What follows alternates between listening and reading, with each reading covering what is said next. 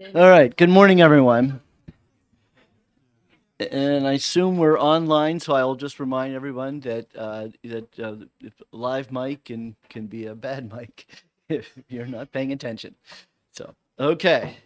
We're going to open it up. This is the first hour here. We're going to try to get everybody to introduce themselves, and of course, I've just put everybody in shuffled the chairs here, and so I guess why don't we start over to the left, Representative Walsh? Why don't you introduce yourself? Tell us a little bit about you. Don't have to be.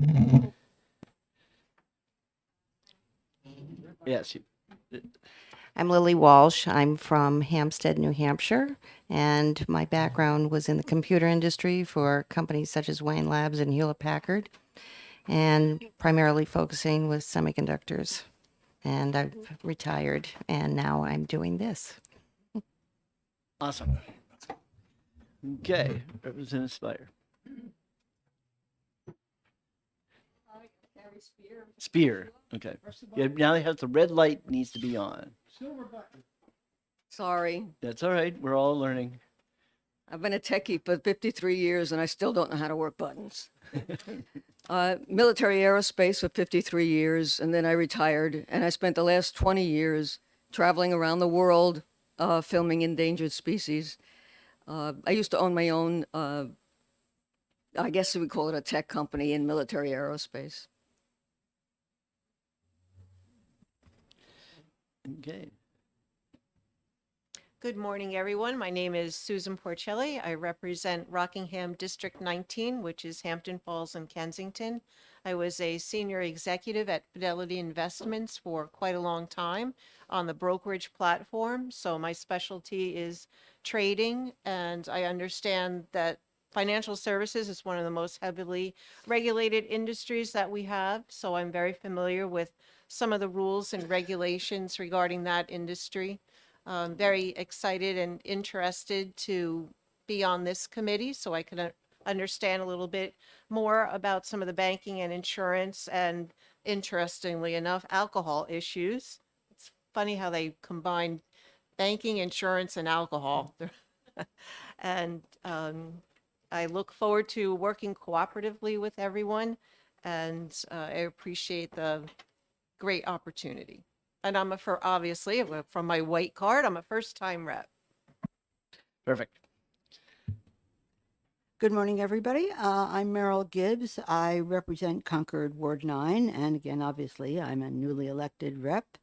I've lived in Concord since 1984, and I'm retired. I had a career of 38 years in civil rights law enforcement.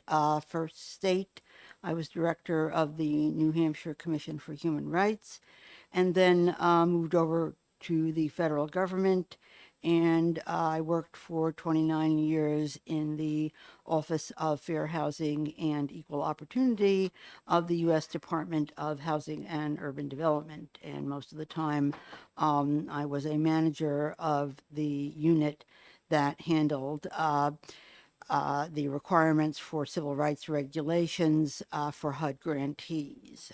So I retired in 2016, and then this year I was asked to run for the House, and so here I am, and I look forward to working with all of you. Excellent. I'm Karen Calabro, Hillsborough District 45, towns of Greenville, Mason, Brookline, and Hollis. I was horrified to discover this year that I've had 40 years of food service experience. I am a physician associate today, but I am still very active in this industry. I am an administrator on New Hampshire Eats. I do a lot of travel around the state and around New England promoting small businesses, small places. I'm trying to expand agritourism in my area. I'm building a network of people in southern New Hampshire if anybody wants to help me. To try and expand this really unique industry to help stabilize small families and people who are trying to improve their economic stability. I'm also really excited to be starting with my husband and developing in the area. We are trying to build small homes for first-time homebuyers and for retirees with a low carbon footprint. My husband is an architect, AIA. I do know business code quite well, and building code. I'm really excited to be part of this. This is actually one of the committees I asked to be on.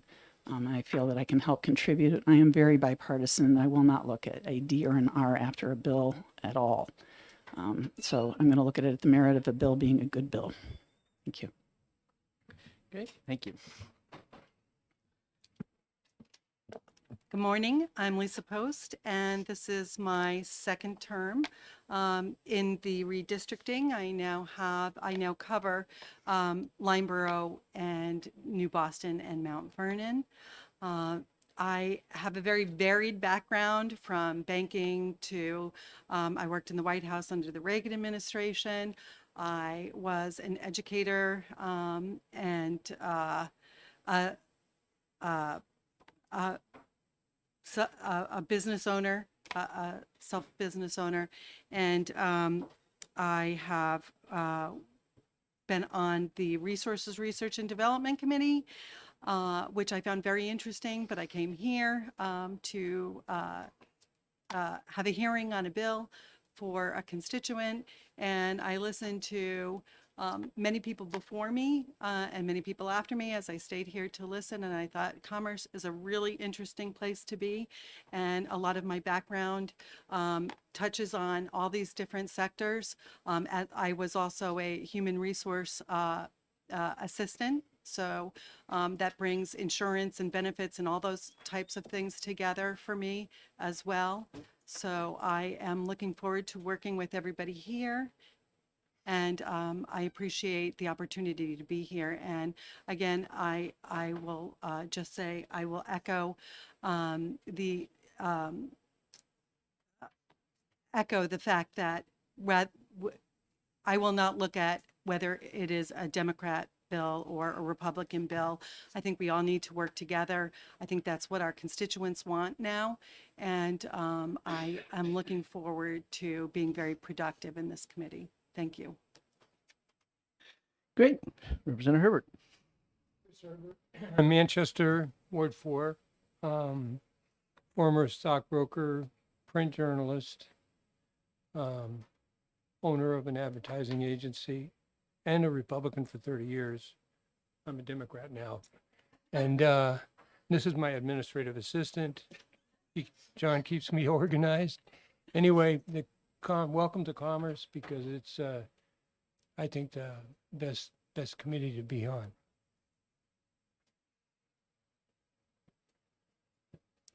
Yep, I got to keep him organized. Representative John Patusik from Rockingham 13, which is Derry. Just plain Derry. There's 10 of us. This is my fourth term. I've done a lot of things in my life. I think my resume has like 8 different careers so far. This is number 8. I love being on Commerce. It's very interesting. I get to know some wonderful people, work with some great people, including the chair.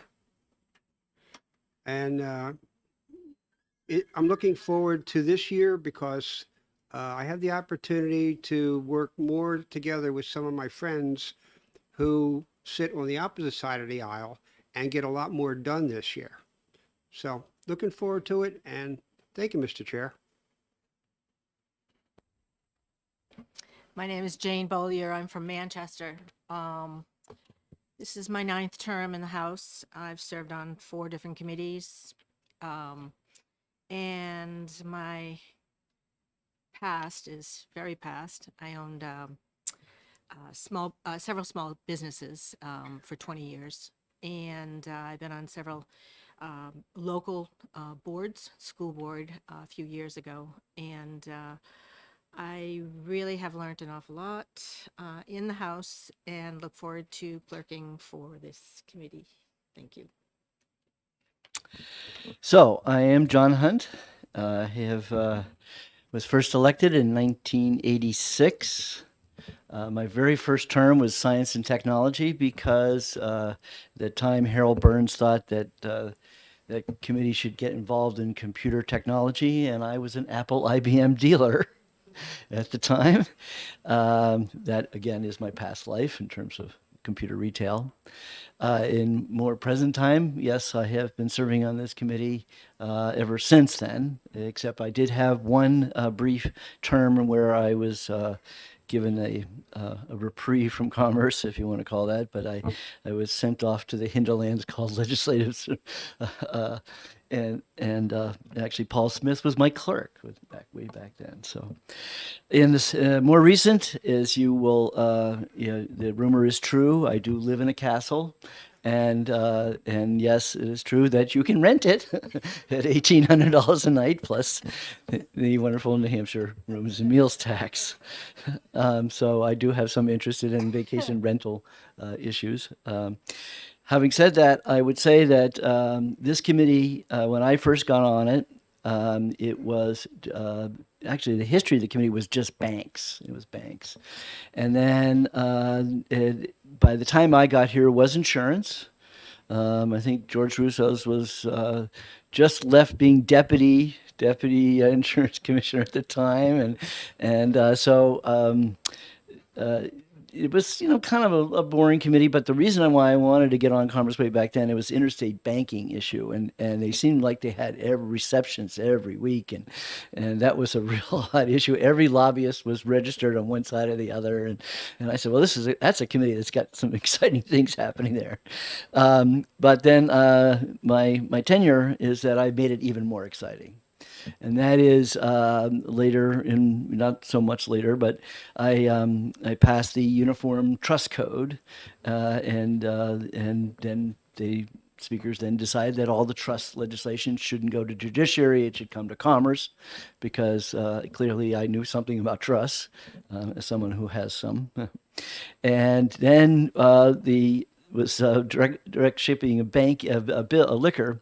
I was in the Beer of the Month Club, and I was being cut off by UPS. And I said, "What do you mean?" Well, we don't think it's legal to deliver it to you. And I said, "Well, show me the law." Well, there was no law, but we made sure there was a law.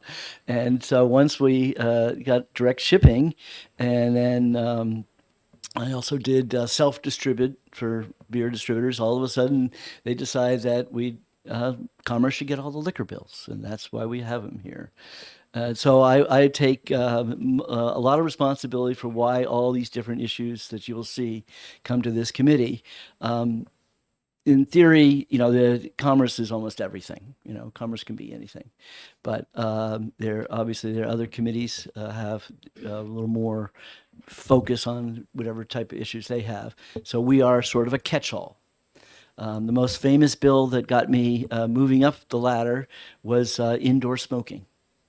I was the one who changed the law on indoor smoking from, looking for non-smoking to turn it out that New Hampshire was, you can only go smoke in designated smoking areas. And so since then, I've served as chair starting. Took me 5 terms before I finally got to be a chair. There was a lot of people here who just hung around long enough that they had more seniority. But then since then I have chaired, and then I have been the ranking minority most of the time. So I am open to always new suggestions, new ideas, but it is true that a former lobbyist once said that I was Kermit the Magnificent, that I will give you the answer before I even heard the question. That some people would say that once you get to know me, you'll get to say is you'll pretty much know where I stand on almost any issues, simply because I've been doing this for so long that I'm pretty consistent, and I do pride myself on being consistent. So, with that. Thank you. My name is Keith Ammon. This is my 4th term, and Lisa Post and I share a district. It's Hillsborough 42. So that, again, is New Boston, Mount Vernon, and Lineborough. I was clerk of this committee last term, so I learned a lot, writing a lot of notes. Before that, I was on Science and Tech, Municipal and County, so I had a little bit of a varied experience. In my early 20s, I got some exposure to corporate finance. That didn't last very long. I went into pharmaceutical IT development. And so that's what most of my career has been spent on. So developing projects that have to do with a lot of data. About 10 years ago, I got interested in blockchain. So I was on the governor's blockchain commission that just wrapped up in December. So we'll have some things to talk about with that.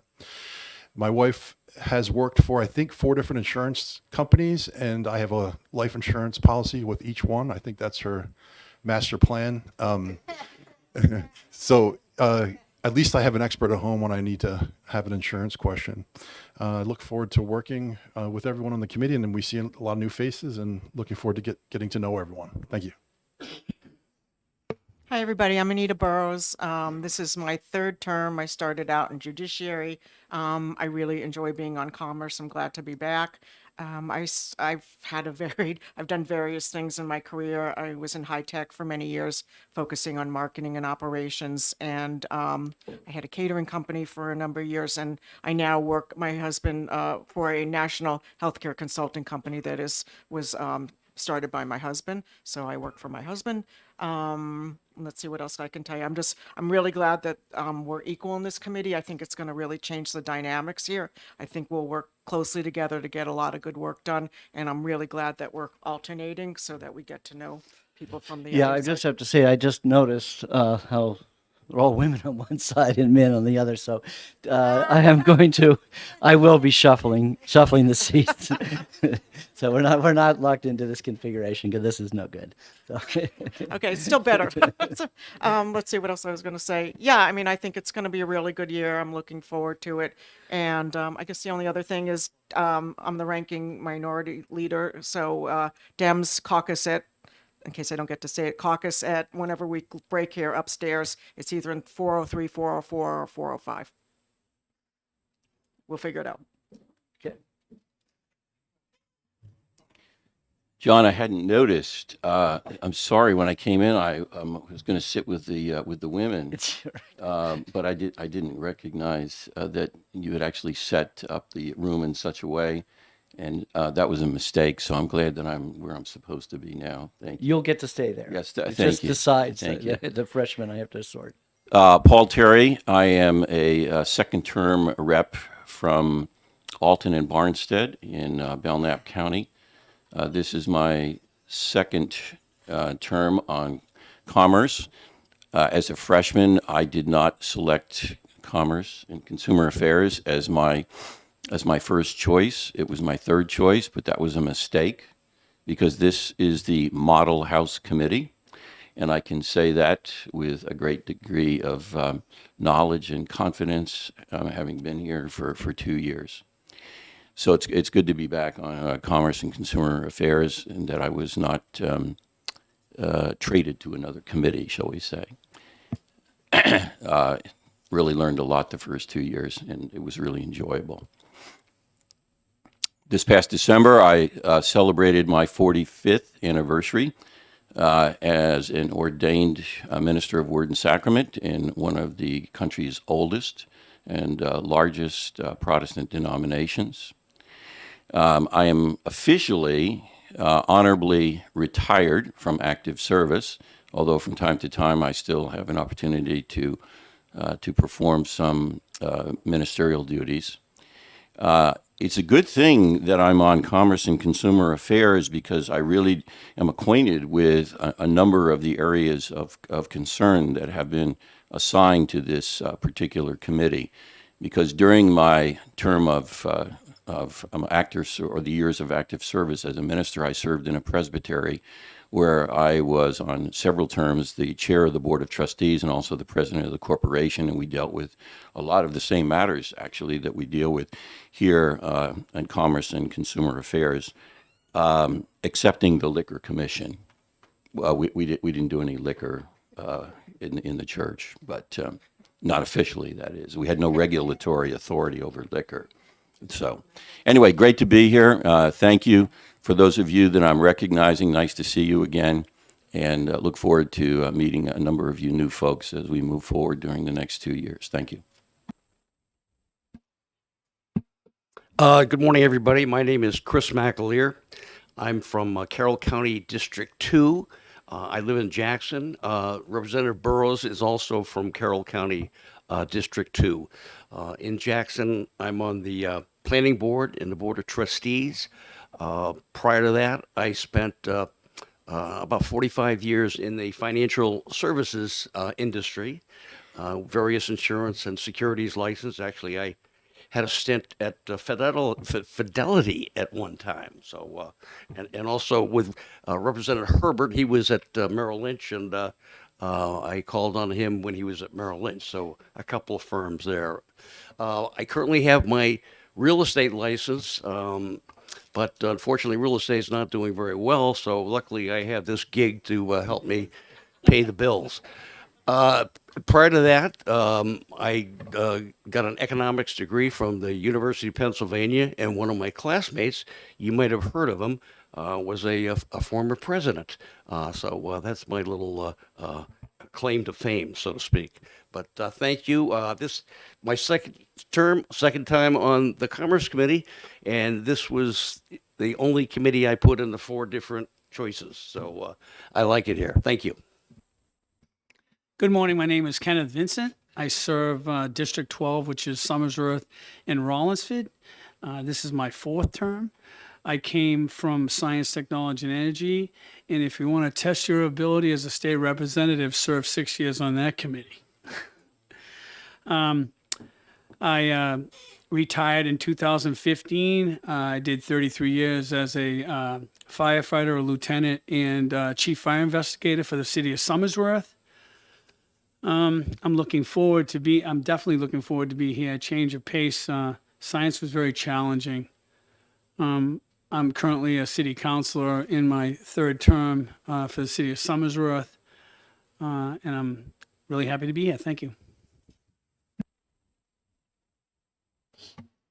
I'm Brian Cole from Manchester, New Hampshire, Hillsborough 26. I own a wholesale import company. We sell tools to retailers throughout the United States. I have a big warehouse in Manchester. It's about 3,000 items, so it's pretty extensive.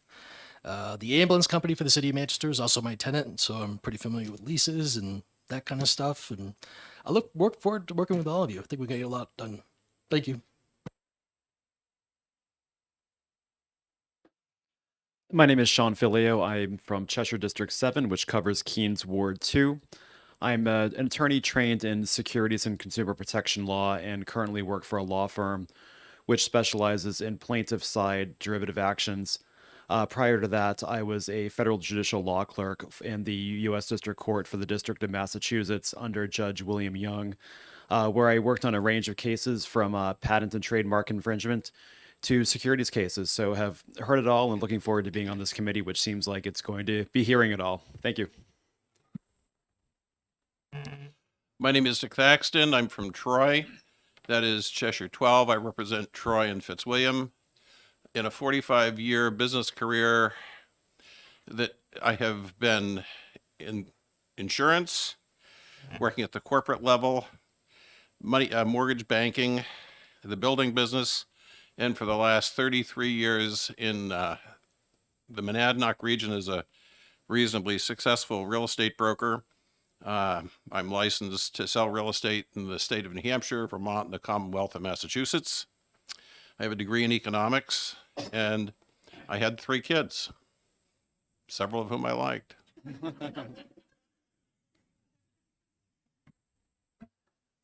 Hi, yeah, my name is Jared Sullivan. I'm a freshman. This year is my first year, obviously. I'm glad to be here. I have a degree in economics, a grad degree in economics. I've been an economist my whole life. I primarily have focused in real estate economics. I'm proud to say I'm one of the nation's leading experts on the warehouse industry. Pretty exciting stuff. But so I do some consulting on that outside of here, since this job, as lucrative as it is, doesn't pay quite enough to survive. So I do some consulting right now. I'm working on a employment analysis for San Antonio. That's the project I'm working on right now. So yeah, that's me. Great. Thank you all. And we're almost right at the time. Yeah, so just a couple things. As you probably notice, there's a lot of folks here visiting us, and all of these people you will get to know, because each one of them is someone who will lobby this committee on various different issues. And in past years I used to schedule a time for it. But it will, as time goes, I'll let them speak. So, but since we have the insurance department here, I probably will start right in with the insurance department, and then afterwards, those lobbyists who represent different insurance industries, I'll invite them to speak or introduce themselves. So, as you probably all noticed, that some phones went off, and this committee is the committee that created the $5 rule. And I'm cutting the slack today because you can't tell somebody a rule until after they had an opportunity to be told about it. We used to have a sign. It would say, right, be in front there. If your cell phone goes off, you owe $5 to the coffee fund. So my recommendation to you all is that when you walk in the building and you sign in for mileage, then you pull your phone out and put it on silent. And that way, if you get into that habit, you will not have to pay the $5. No, I understand that, we all have our first day. That's right. Okay, so we start off with the New Hampshire Insurance Department. And I would say that this is the insurance committee. We do all insurance except workers' comp. Workers' comp is for the labor committee. And but I have been invited every once in a while to participate in workers' comp issues, mainly because usually the speaker appointed forgot that I don't do workers' comp, but that I might be helpful in what it. But otherwise, good morning, Mr. Chairman. Chairman Hunt, thank you for having us. Commissioner, excuse me. It's so nice to be back in person.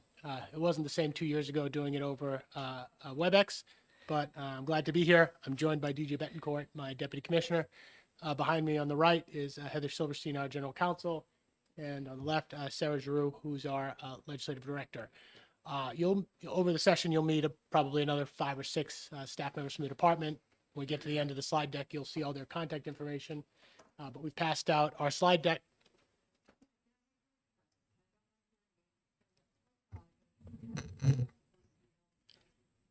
Representative, thank you. I'm sorry you couldn't hear me. Do you want me to start over? Sure. My name is Christopher Nicolopoulos. I'm the commissioner for the New Hampshire Insurance Department. I'm joined by Deputy Commissioner DJ Betancourt, General Counsel Heather Silverstein, and our Legislative Director Sarah Giroux. Over this session, you'll probably meet 5 or 6 other members of our department. At the end of the slide deck, you'll have contact information for all of our representatives. We also passed around my business card that has both my direct dial office phone number, my email, and my cell phone. Feel free to use those when you need to talk to somebody from the department about any insurance issue. The slide deck will roughly approximate what DJ and I are going to talk about today. First off, the mission of the insurance department is to promote good by ensuring the existence of a safe and competitive insurance marketplace, and we do that through the development and enforcement of New Hampshire insurance laws. And we're committed to doing that in an honest, effective, and timely manner. A little bit of background about me. My name is Chris. I've been commissioner since February of 2020. So just to go back and think back to the week before COVID shutdowns happened, and that's when I took the helm at the insurance department. It's been an interesting 30-odd months. Prior to being nominated as insurance commissioner, I spent 5 years as the president and CEO of a statewide trade association for independent insurance agents, New Hampshire Association of Insurance Agents. And prior to that, I spent most of my career in the private practice of law, including some legislative work here. The New Hampshire Insurance Department has 85 full-time staff positions. As of today, 75 odd of those are filled.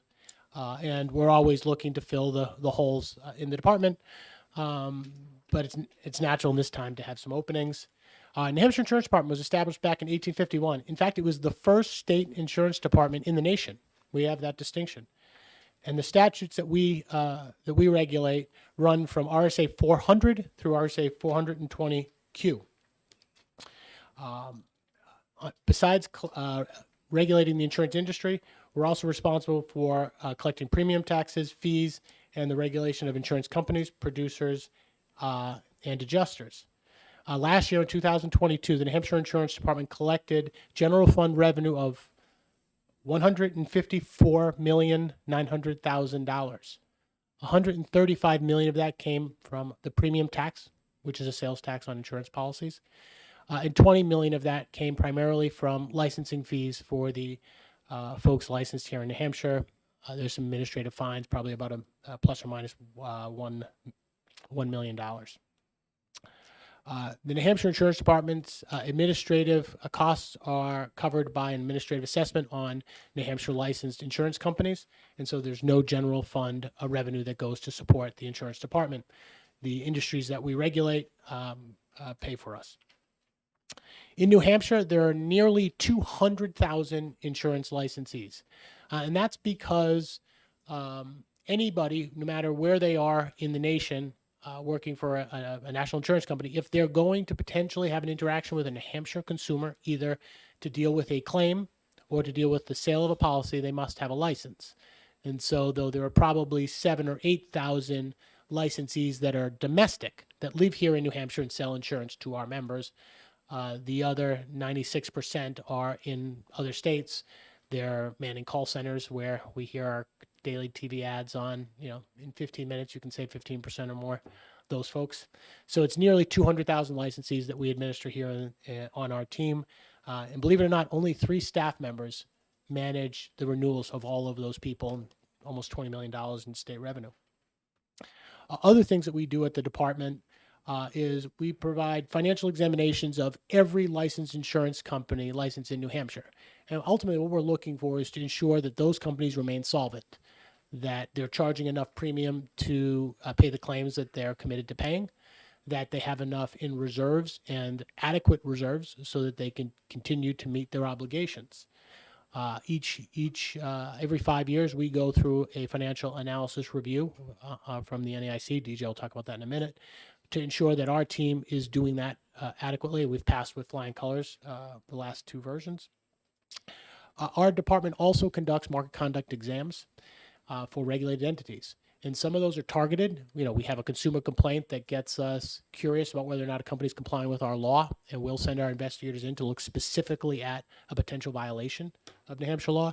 And other ones are just random, that we go in and make sure they're complying with our Claims Settlement Practices Act. We go in and look at 100 or so claim files and determine if they're meeting both our state laws, federal laws, and are being fair to consumers. We have a team that investigates and prosecutes insurance fraud. We have an enforcement division of 3 folks that ensures that our licensees, those 200,000 licensees, are complying with our state law, are disclosing required information about potential criminal acts against them, consumer complaints against them, so that we know that those folks that are holding a New Hampshire insurance license are fit for that distinction. I think DJ is going to talk about some of our more exciting divisions, consumer and legislative, and then I'll wrap up and we'll answer questions. Thank you. Thank you, Commissioner. Thank you, Mr. Chairman. Good morning to the members of the committee. As the Commissioner mentioned, my name is DJ Betancourt. I have the pleasure of serving as the Deputy Commissioner of the Insurance Department. I would note that in a previous life, I sat on your side of the table here, and I will say that I was always much more comfortable being where you are than where I am, but I will certainly do my best. The mission of the Insurance Department really does rise and set on consumer protection. We have a dedicated team of 7 people who the entirety of their day is spent working with consumers who have had an issue come up. We receive approximately 5,000 calls a year into the department. The good news is that 2/3 of those calls are people who are simply looking for information. They are people who unfortunately have had something unfortunate occur. They've got to go to the doctor. They've been in a car accident. They're trying to locate a life insurance policy. And so now they're going through their policy. They're in a moment of stress, and they're trying to understand what all of these technical terms mean for them. And so we're a resource for that. The other quarter of the complaints that come in do turn into formal investigations. The company has mishandled a claim or has engaged in some other activity that is not consistent with New Hampshire law. And in those cases, as the Commissioner mentioned, we have resources to go in to not only address the issue that the consumer is going through, but ensuring that that issue is not part of a broader trend within that company. So we're very, very proud of that team. Just last week, we put out a press release that captured some of the accomplishments of our consumer division, and I won't go through it all, but I do want to brag on them just a little bit. So during 2022, the Consumer Services Unit processed 929 consumer complaint investigations, over 4,000 assistant requests, and 90 applications for external health review. And what that equals in terms of consumer recovery is that we collected an unprecedented $4.1 million for New Hampshire consumers, which eclipsed the 2021 recovery by over $2.8 million. So obviously that is real money by any measure, and we're very proud that we perform that service for Granite Staters. The only thing that we ask consumers after we've helped them is to simply tell other people that we are here, that we are a resource, and that we are available to help them. So as you are traveling throughout your districts, if you have a constituent that's having an issue, as the Commissioner mentioned, please give us a call. We have a team that can dive right in and try to get to it in as timely a manner as humanly possible. Additionally, as the Commissioner mentioned earlier, we do provide expertise. We are a resource to the legislature. As the Commissioner mentioned, we have a team of approximately 3 to 5 people that you'll see here on a consistent basis. Our approach is that we defer to our subject matter experts when coming to testify before the legislature. It's not going to be just the Chris and DJ show. You may see us from time to time, but we have bona fide subject matter experts throughout our department that focus specifically in particular areas of insurance. And so whatever legislation is coming before you, you should have confidence that the individual who's testifying on behalf of this department is an expert and they know what they're talking about. And if they can't give you the answer that you're looking for immediately, they will get it to you in very, very short order. Sarah's the enforcer over there. She's another resource for you, but she makes sure that we are on the straight and narrow.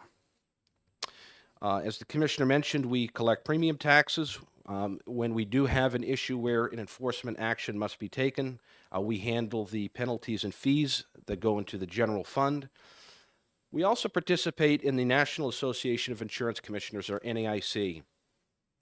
To kind of summarize NAIC, it's important to remember that throughout the history of our country, insurance regulation has been predominantly a state function, and we're very, very proud of that. And the NAIC is a group of the 50 state commissioners as well as 7 territories, and we work as a team. We work as a team for a number of different reasons.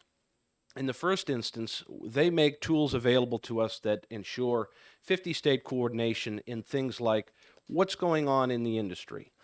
So we have a state-based system by which when we have a consumer complaint come in, it goes into that system.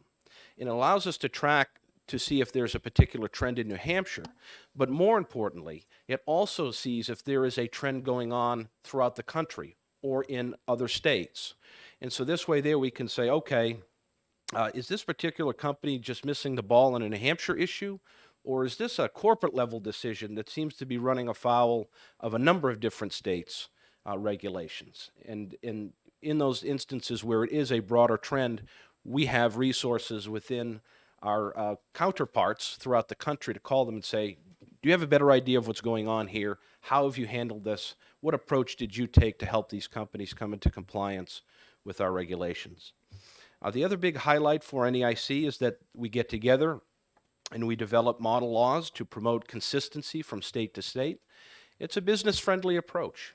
We understand that for companies it can be a real challenge to get to know each of the 50 states' particular nuances within its laws. And we, of course, have our unique features in New Hampshire law, But we do try to make that as uniform as we possibly can, again, for ease of use for not only the companies, but also for the consumers themselves. As I mentioned, we'll be providing subject matter expertise to you. I've covered that slide. And so I think with that, I'll turn it back over to the Commissioner. Thank you. So I think it's first day back. I'll get used to the microphone. In New Hampshire, it's a couple important facts for you to appreciate and understand. We have 57 domestic insurance companies. That means those are companies that are licensed here, as New Hampshire being their primary home. For those companies, we take the lead in all the financial and compliance reviews, making sure that their financial adequacies, financial statements are adequate.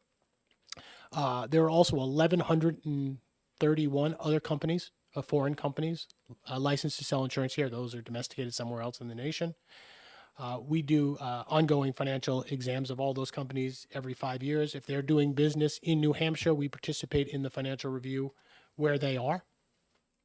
Our teams, a couple of the divisions that we didn't talk about, is on both our life and health side and our P&C side, we have folks that review each and every filing. And so that looks like, when you get your homeowner's policy in the mail or your health policy in the mail, somebody on our team has reviewed each and every sentence of those documents to make sure they comply with New Hampshire law, if applicable, federal law, and that the guidance and outlines within those policies are fair to consumers. And so we have a team, if they're not here so I can admit it, the most boring job in our department, that all day long, all they do is review these forms. And we have laws that govern how most of them should be drafted. And when a policy decision needs to be made, we have a meeting to talk about what the impacts of a language or the market changing. We do the same thing for every rate filing. When an insurance company files new rates here in New Hampshire, we have an actuary who will review that filing, who will look at the assumptions within that filing, will look at the factors that they're using to rate that filing and determine that they're done in a non-discriminatory way, done in compliance with our law, that both charges an adequate premium, but not excessive premium. We have an interest in ensuring that companies don't just buy the market, come here and charge a premium that's lower than they need to pay claims just to grow market share. And our team does that particularly well.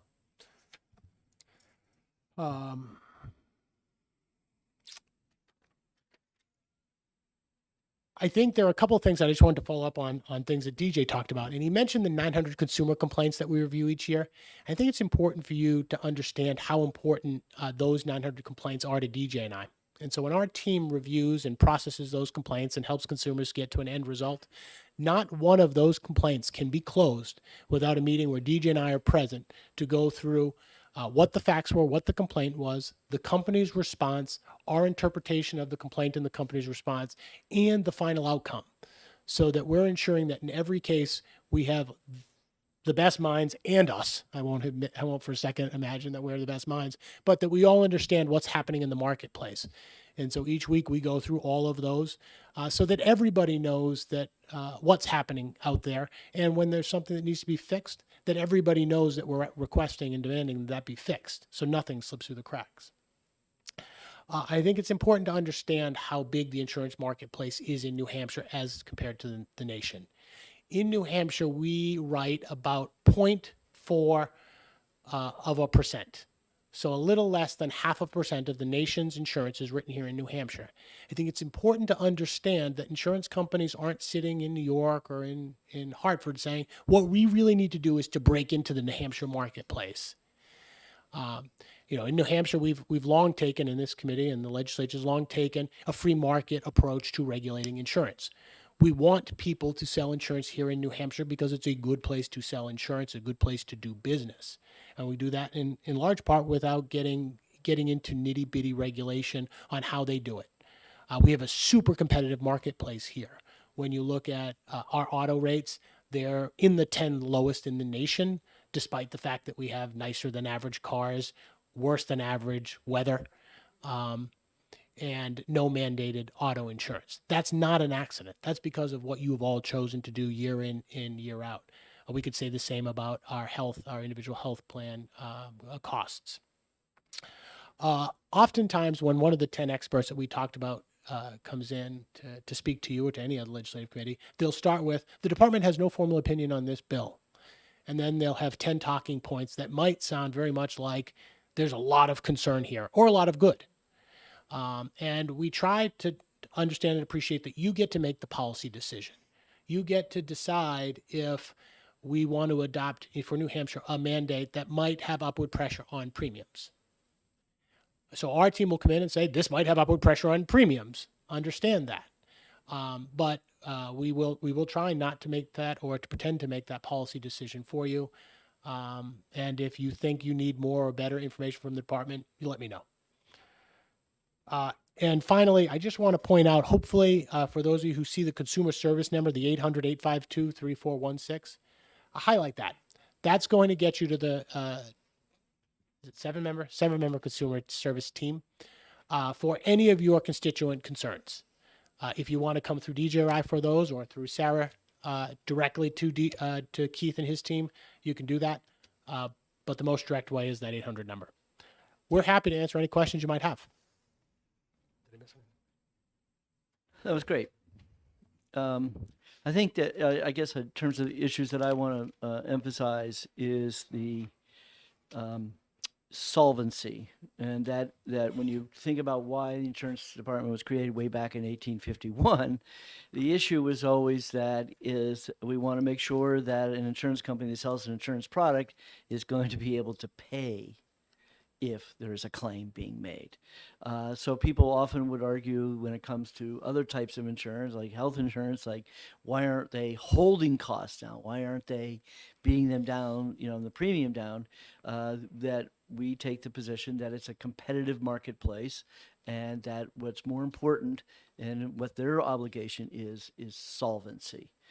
And not necessarily. So if somebody, because you made something that if someone was to come in and offer a very extreme premium, you might caution them, but that at the same time, if they really want to sell that product at that outrageous price, and as long as you feel that they're solvent, but you could then say, gee, you're never going to sell any of these policies. You only might sell one or two, and then therefore you might still have a solvency problem if your premium was too high.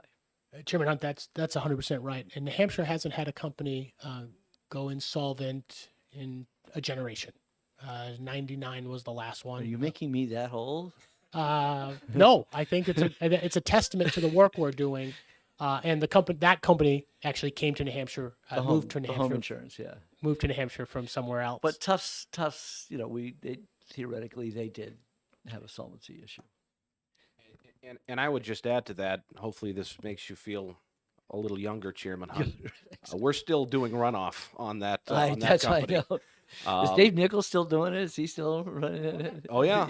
Oh, yeah. No, but I mean, it's a very, very good point because when one of these companies goes belly up, it is an absolute bear of an experience. And it takes an incredibly, incredibly long time to close this thing out. And as the commissioner said, the last one was in 99.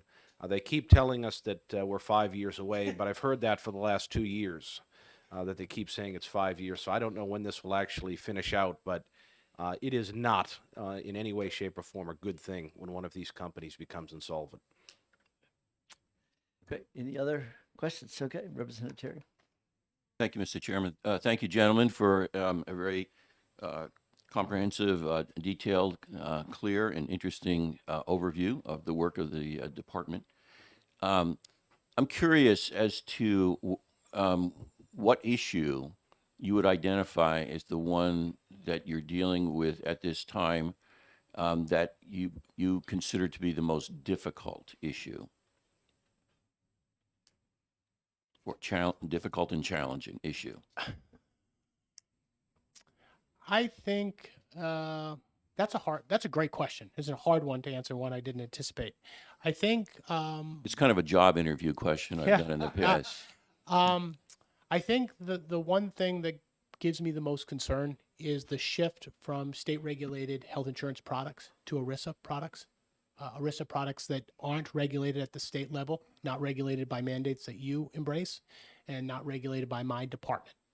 And that's because it is the worst answer I give when I get a call.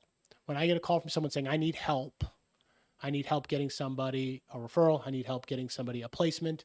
I need help getting a bill cleaned up, whatever that might look like. And it looks like a lot of different things. When it turns into a self-funded product, my wings are somewhat clipped.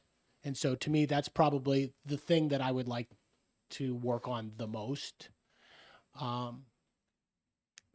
I would just add to piggyback onto that, you know, in the course, the corresponding effect that shift has had on New Hampshire's small group market. Our small group market has been shrinking for a number of years now, and obviously that has consequences on our state's employers and ultimately the coverage that they can provide to their employees. The other thing that I would mention, it's a little bit on the lighter side, and the commissioners touched upon it, and I've touched upon it, but I'll hit it just one more time. And that is letting the public know that we're there. I sit right outside of kind of the admin who handles most of the incoming to the commissioner and I, and it drives me crazy that at least once or twice a week she receives a call from a consumer looking to buy an insurance policy from us. There's just a little bit of a disconnect there between what it is we do and what it is that they're looking for. And obviously, we can't help a consumer that doesn't know that we exist and that we are a resource to help them. You know, the good news is that obviously we've entered a different phase of the pandemic, and it's now allowing us to re-engage in our outreach events. We're doing a lot of different events, different targeting of population groups. I'm very excited to say that in 2 weeks, we're starting our insurance course at New England College. That obviously is geared toward helping to train the next generation of insurance professionals. But we're here for the public. And so to the extent that you can help us spread that word, it would be deeply appreciated. Representative McAleer. Thank you, Chairman Hunt. You mentioned, I think you said something like 4 million in claims that you got refunded from people. I'm interested in how does that pan out? I mean, is there any one area that is particularly claim worthy, or? The one area where you would see the biggest number would be, say, a life insurance claim where we help resolve an issue with payment of a claim. And so you're going to get potentially a $250,000 or $1 million resolution when those stand out. I think in large part, the kind of lion's share outside of that will be a big health insurance claims. You know, somebody has a hip replaced while they're out of state in, say, Montana. They forget to get, just making this up as we go, they forget to get pre-auth, and the bill comes to their out-of-state health insurer who says, wait a minute, you told us this was going to be an inpatient or an outpatient, it became an inpatient, and the bill gets rejected for lacking pre-auth. DJ and I spent several weeks on the call with the commissioner in Montana, with the hospital, and with the health insurer. We get it resolved in one swoop. That might be, was it $80,000, $60,000? And then there are the smallest claim that we resolved this year is somebody who had insurance premium, monthly insurance premium bill sent to them. And it said in the footnote of the pre-printed invoice, $3 of this premium is for a paper billing fee. We have that bill this year. The fact of the matter is that was a pre-printed form, and that wasn't in fact part of the $17 premium. But we took the position that you're saying it's for a paper billing fee. They're not paper billing, and so you have to give them the $3 back. And so we spent an hour in a meeting discussing how we're going to mandate this company send the $3 check back, and then they did. So that's the range. I would say that one of the things I'm very proud of this committee have accomplished, we'll briefly touch upon them when we talk about the Consumer Protection Act, but in the Consumer Protection Act, there are 4 entities that have an exemption from the Consumer Protection Act, and one of them is the Insurance Department. And this committee actually passed the statute that required restitution by the Insurance Department to ensure that every consumer is made whole. So I would say that that's one of our accomplishments when it comes to this issue. And it works perfectly. I think the department, because we have the staff and the expertise to do it. But the other thing it does is it turns out that there are occasions where we find companies. This year, 2021, Actually, one of them will fall in 22, one of them will fall in 23. But we had a company that was fined $250,000. Paid that, and a check that I have received but have not cashed yet for 23 will be a $257,000. And this is just a company doing something wrong several hundred times. And we said, enough. Representative Ammon. Thank you, Mr. Chair. Thank you both for coming to testify and instruct us.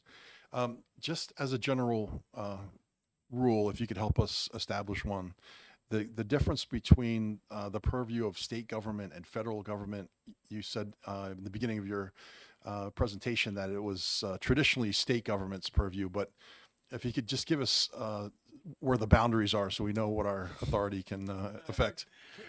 Representative, I appreciate the question, and unfortunately, there's no way in the amount of time that any of us have today to lay out all the boundaries. I think it's helpful to understand that the vast majority of P&C insurance, the kind of car, house, business insurance, is going to be regulated entirely here in New Hampshire.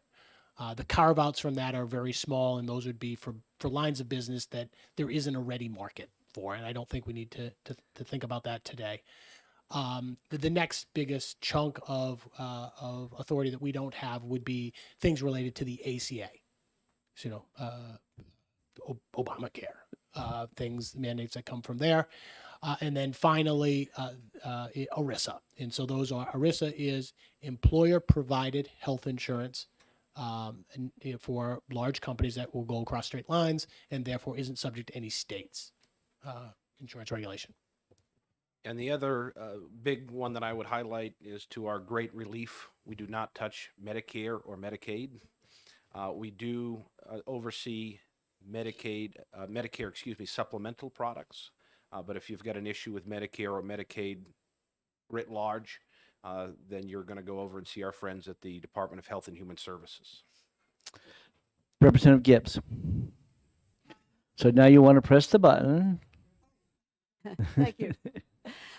Yes, your discussion brought up a question that I'm going to try and summarize where this question comes from.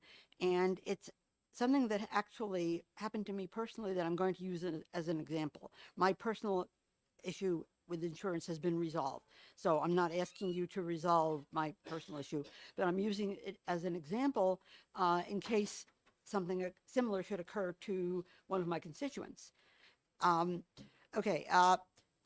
I retired, I retained my federal employee health insurance, federal Blue Cross Blue Shield. So when I became eligible for Medicare, I got only Part A hospitalization. I did not get Part B because I was already paying for my federal employee insurance. Then I had surgery, and I stayed overnight, but apparently, technically, the hospital considered it to be outpatient surgery, even though I stayed overnight. The result was that Medicare and Blue Cross kept passing the bill back and forth, each of them refusing to pay it, and the hospital sending me a bill for $37,000. And this was eventually resolved because it was technically outpatient. Blue Cross did pay it, but if a constituent were to come to me with such a question, is that something that I would tell them to call you or the Department of Health and Human Services, or who could help them with that? I'm going to go on a limb here and say it's always probably quicker just to say call Chris and DJ. And if we need to call our friends over at HHS, we're happy to do it. When you're dealing with combined services like this, and when you're looking at coordination of benefits, typically the reason that those bills get hung up is because both the primary insurance and the federal insurance will have expectations for how the other's bills get delivered, and when those aren't done, when the EOBs, the explanation of benefits, aren't provided to Blue Cross's liking, you'll see that nothing happens, total inaction. And so if you were to call me in that case, I would call my folks at Anthem and say, resolve this. And in a day, they'd call me back and say, I just need the EOB. And we would then call the provider and say, give us the EOB so we can make this go away. But our department would be absolutely the place to handle those. Thank you. Representative Vila. I'm sure you Get can't. close. You have All to right. get close. If you turn yours off, the speaker should work. Oh, Yeah, okay. good. Last year, the year before, and for several years, there's been a lot of discussion about paid family leave. And so I was wondering if there was a document you could provide us with to just help us become more educated on how that works. Sure, absolutely. The first thing to note is it's been a wonderful collaboration between our department, the Department of Administrative Services, and the Department of Employment Security. We've kind of become the three amigos in standing up the state's paid family leave program. There is a lot of information out there right now. The enrollment for individuals into the program just opened January 1st. The enrollment period for the business community opened, I want to say, December 15th. My understanding is that preliminary enrollment for the business community has been healthy, has been strong. So obviously that's very, very encouraging news.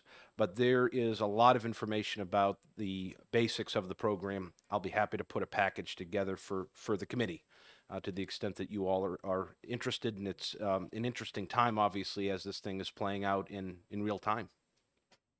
You're welcome. Further question? New question, Okay.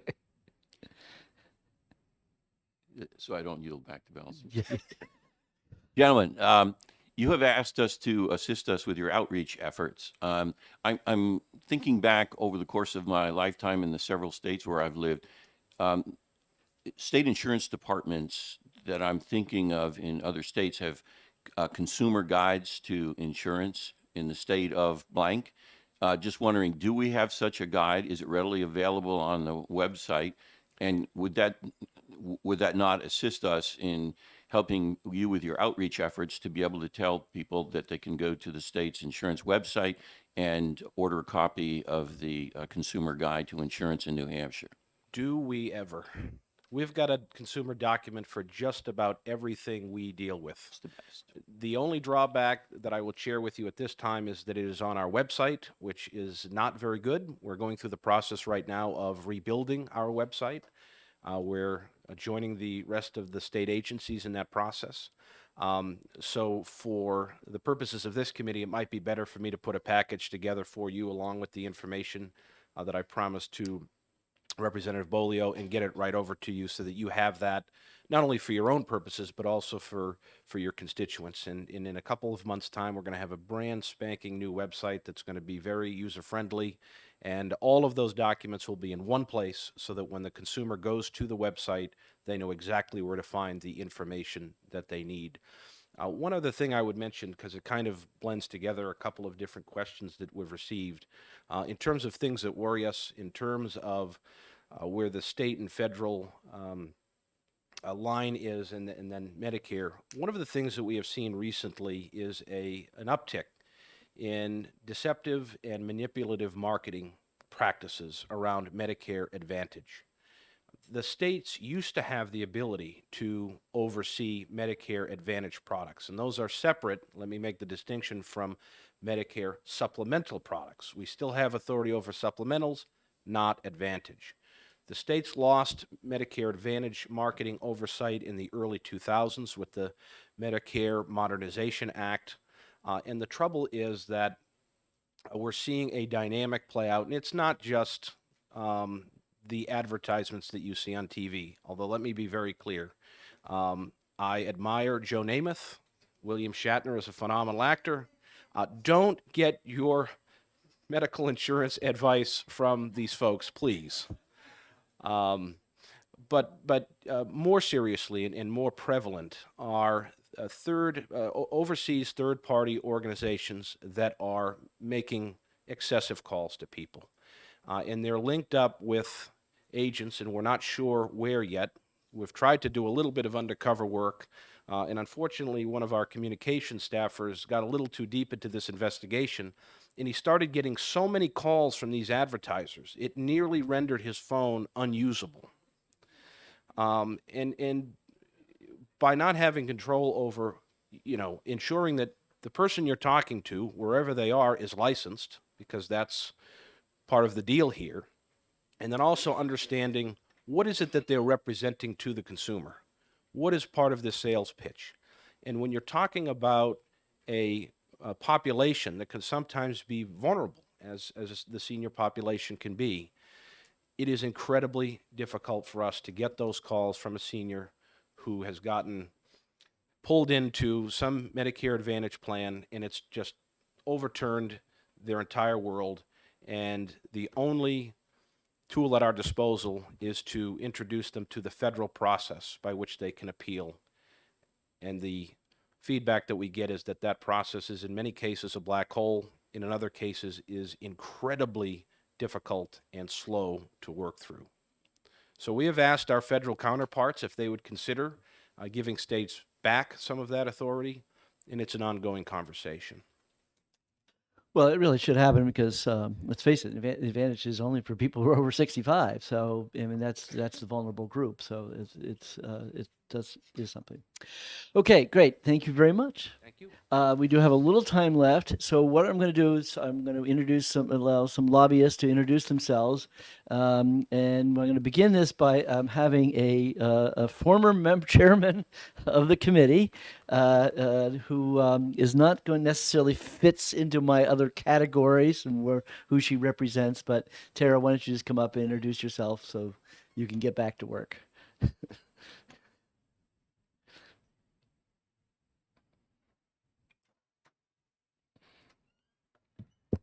Thank you, Chairman Hunt, and hello to all of the former members and welcome to all the new members of the committee.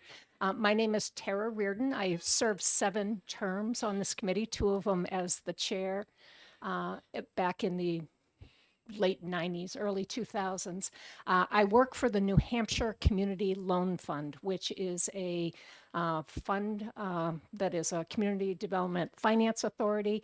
And the biggest program of that fund is a program called ROC&H, and it stands for Resident Owned Communities New Hampshire. New Hampshire is a real in the forefront of manufactured housing communities where the residents have bought the land under their homes, and we have 145 of them. We have as many as there are nationwide because it started here. It's a really important source of affordable housing for the state.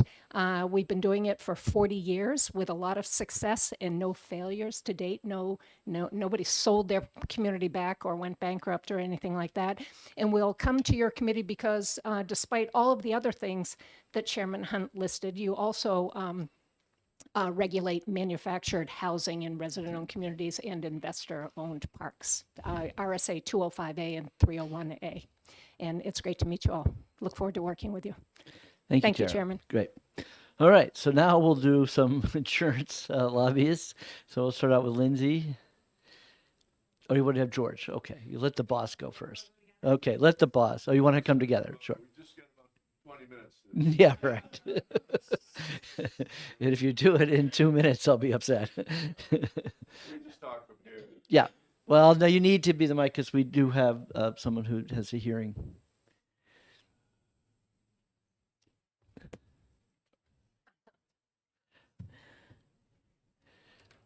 Thank you. Good morning, members of the committee. I'm Lindsay Nato, and this is my partner, George Roussos. We are attorneys at the Orrin Reno Law Firm just down the street in Concord.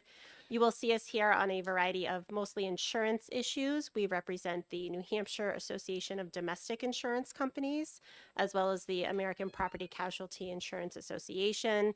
Those are both trade organizations for property and casualty companies. We also represent several individual companies in the area, and we also will see you on health insurance bills as well. Did I miss anything? No, but I'd just like to say thank you again for this opportunity. It's great to be introduced to the new representatives and to see those of you who are returning. It's always a pleasure to come before House Commerce. I think it is certainly from our clients' perspective the most important committee in the legislature. As Commissioner Nicolopoulos mentioned, New Hampshire has got a competitive environment for insurance, and that's due largely to the laws that you have passed and the laws that you have decided not to pass which make it a good environment for insurance companies to do business. And then the second part of that is the quality of insurance regulation. These are the things that companies look to when they decide where to do business. And New Hampshire fares very well, both in the legislative side of things, the business-friendly outlook of the state generally, and also the quality of insurance regulation. And a lot of our time is spent dealing with the insurance department, representing our company clients, and they play a very important role. As I think was emphasized, it's state regulation, apart from health insurance, which is a totally other being. It is this, unlike banking and securities, which are of equal size roughly to the trillions of dollars in the insurance business. It really is the state regulators that have all the authority, again, other than health insurance, to regulate what insurance companies' practices are. So it's a very important job. Anyway, thank you, Mr. Chairman. Great. So just, although we talked about domestic insurance companies and foreign. Foreign does not mean international. Foreign means other states. Domestic is are regulated here by the state. We have a domestic, and George represents the domestic. So if you have a domestic insurance company problem, don't bother calling Chris and DJ. Just call George, because George. Okay, next row. Mike and.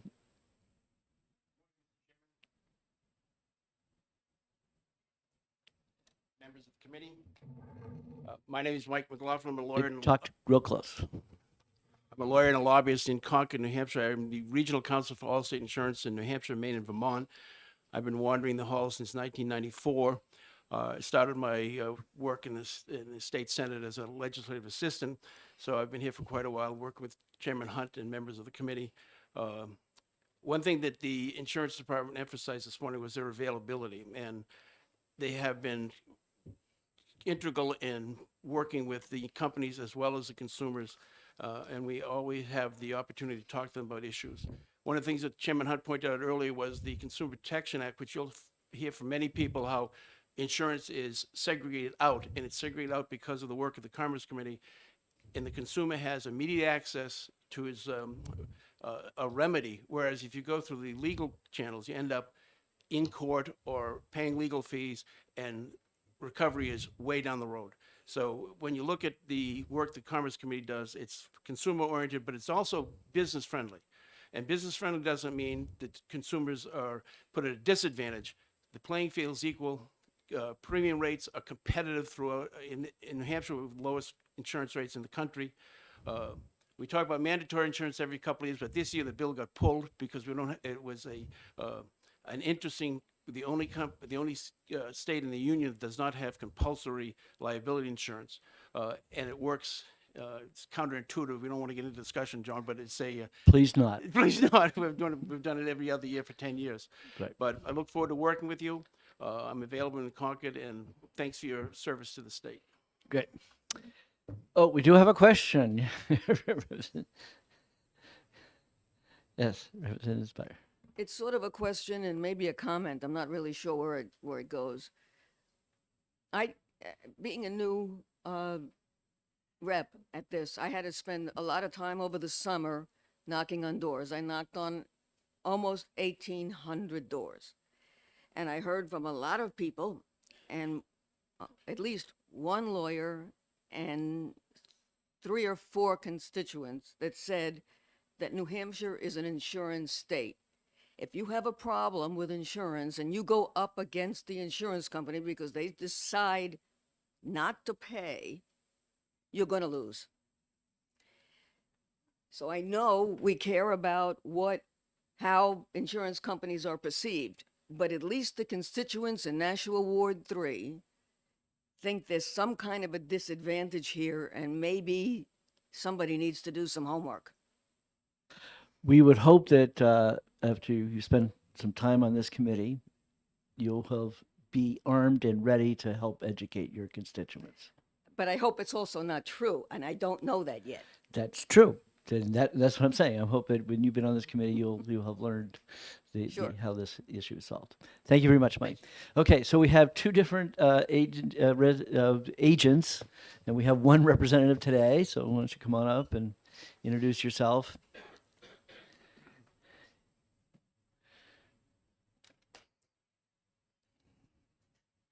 Thank you. Excuse me. Thank you, Mr. Chairman. My name is Joan Peugeot. I'm the president of the New Hampshire Association of Insurance Agents. Our association represents and has members of independent insurance agents throughout the state. They have about 230-ish offices from Colebrook and north down to Nashua and south. I would hope, Representative, that anybody that has a problem would talk to their independent agent. We have our office right on Garvin's Falls Road here in Concord. I'm certainly available at any time to try to help a consumer. We work very closely with the insurance department and with all of our members, both independent agents, and we have carriers that are also members of ours to make sure that consumers are properly covered throughout the state. Thank you. Thank you. Is there anybody else from represent the insurance or wants to weigh in at this moment and introduce themselves? Okay. Oh.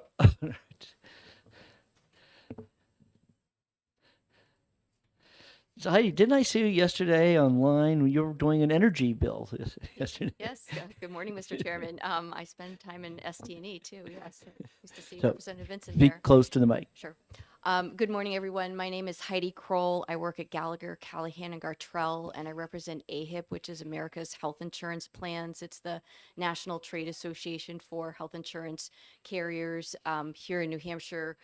We have a number of members. I'm sure we're going to forget somebody, but Anthem, Cigna, Harvard Pilgrim, Centene. We have MCOs that are members. So I'm not an insurance company, but represent the trade association. They have representatives throughout the country in every state. I look forward to meeting all of you and working with you. Our overarching goal is to try to ensure that consumers here in New Hampshire have affordable, high quality health care and access to that affordable, high quality health care. So thank you very much. Okay, thank you. Oh, we do have a question, Heidi. No, I don't. Oh. I just have a question. I just have a comment about lobbyists in general. Many of the new members may, put lobbyists put lobbyists on one side and on the other side, but they're here to educate, and they are available if there are any questions you have on any bills. They've been very resourceful, and I just want to give a good plug to the lobbyists who are also educators. Okay. Yes, okay, come on. Thank you, Chairman Hunt. I'm Sabrina Dunlap. I'm Director of Government Relations at Anthem Blue Cross Blue Shield. And I just wanted to introduce myself. Many of you might know Paula Rogers, who was in this role for over 10 years. And thankfully, Paula is still around. She's doing some consulting work for us, and she's wonderful and a wealth of knowledge. But anyway, Anthem has been in New Hampshire a very long time. And I am always happy to take calls and questions, whether it's a constituent issue or you're having an issue, whatever it is.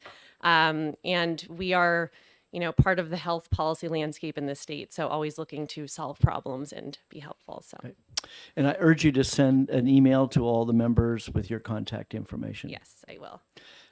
I would say that Anthem plays a very large part in our health insurance in the state. So she's a very good person to know when you have a constituent complaint or constituent issue. Yes. All right. Thank you. Thank you. Okay, having done that, well, now we'll go to banking. Now, Amelia was not able to make it. And who's here from the banking department? Oh, they're okay. Great. Thank you. They won't come in until insurance is left. Right? Okay.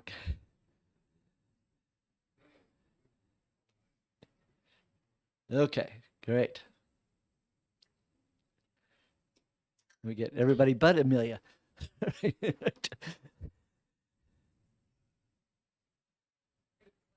you're, yes, no problem.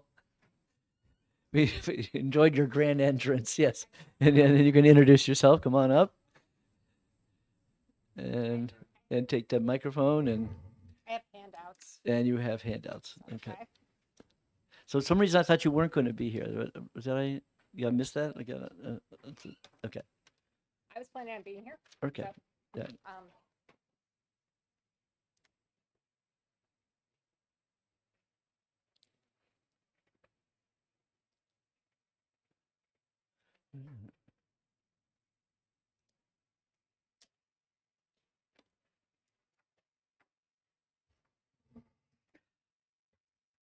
Good morning. Good morning. For the record, my name's Amelia Galdieri. I'm the bank commissioner for the state of New Hampshire. Just give it a minute for the handout to float around here. Make sure I hopefully brought enough.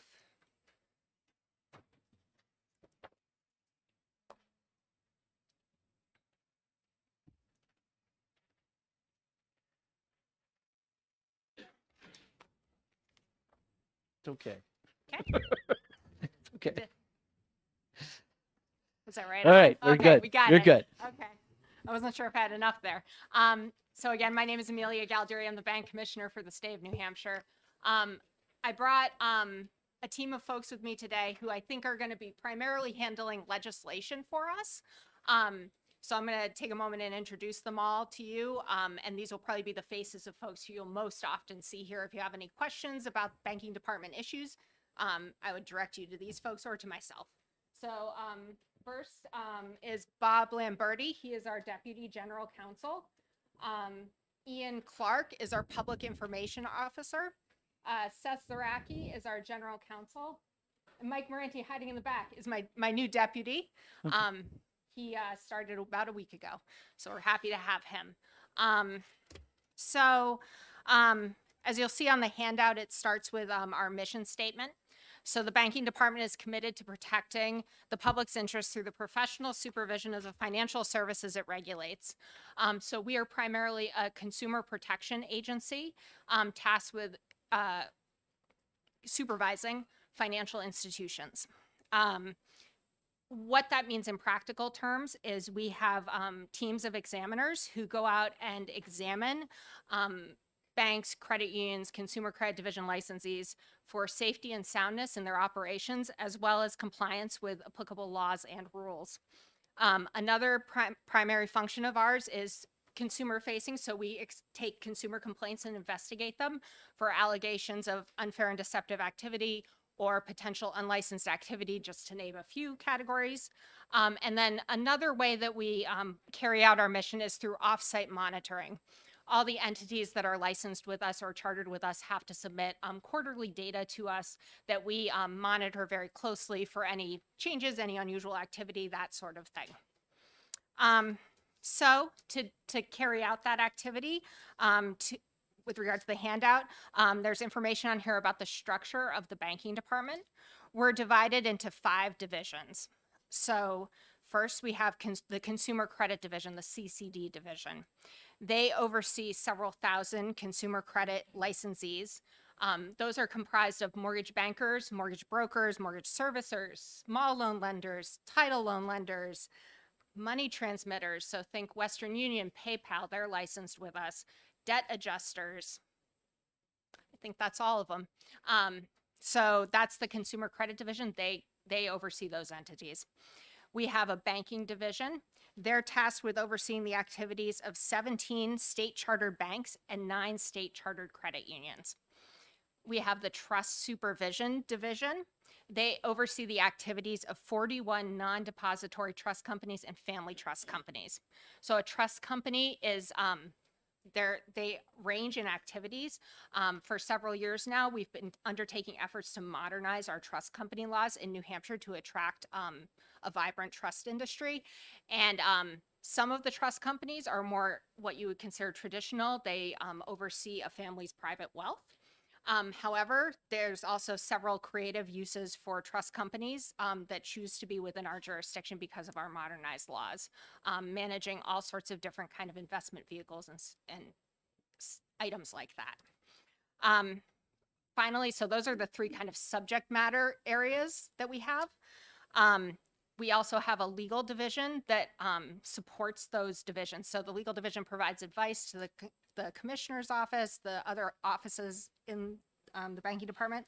They investigate consumer complaints and allegations of unlicensed activity. They may commence an enforcement action based on what they find in those complaints or from referrals from the exam team. And additionally, they assist with legislative efforts. So you'll notice I have a couple of them here with me today.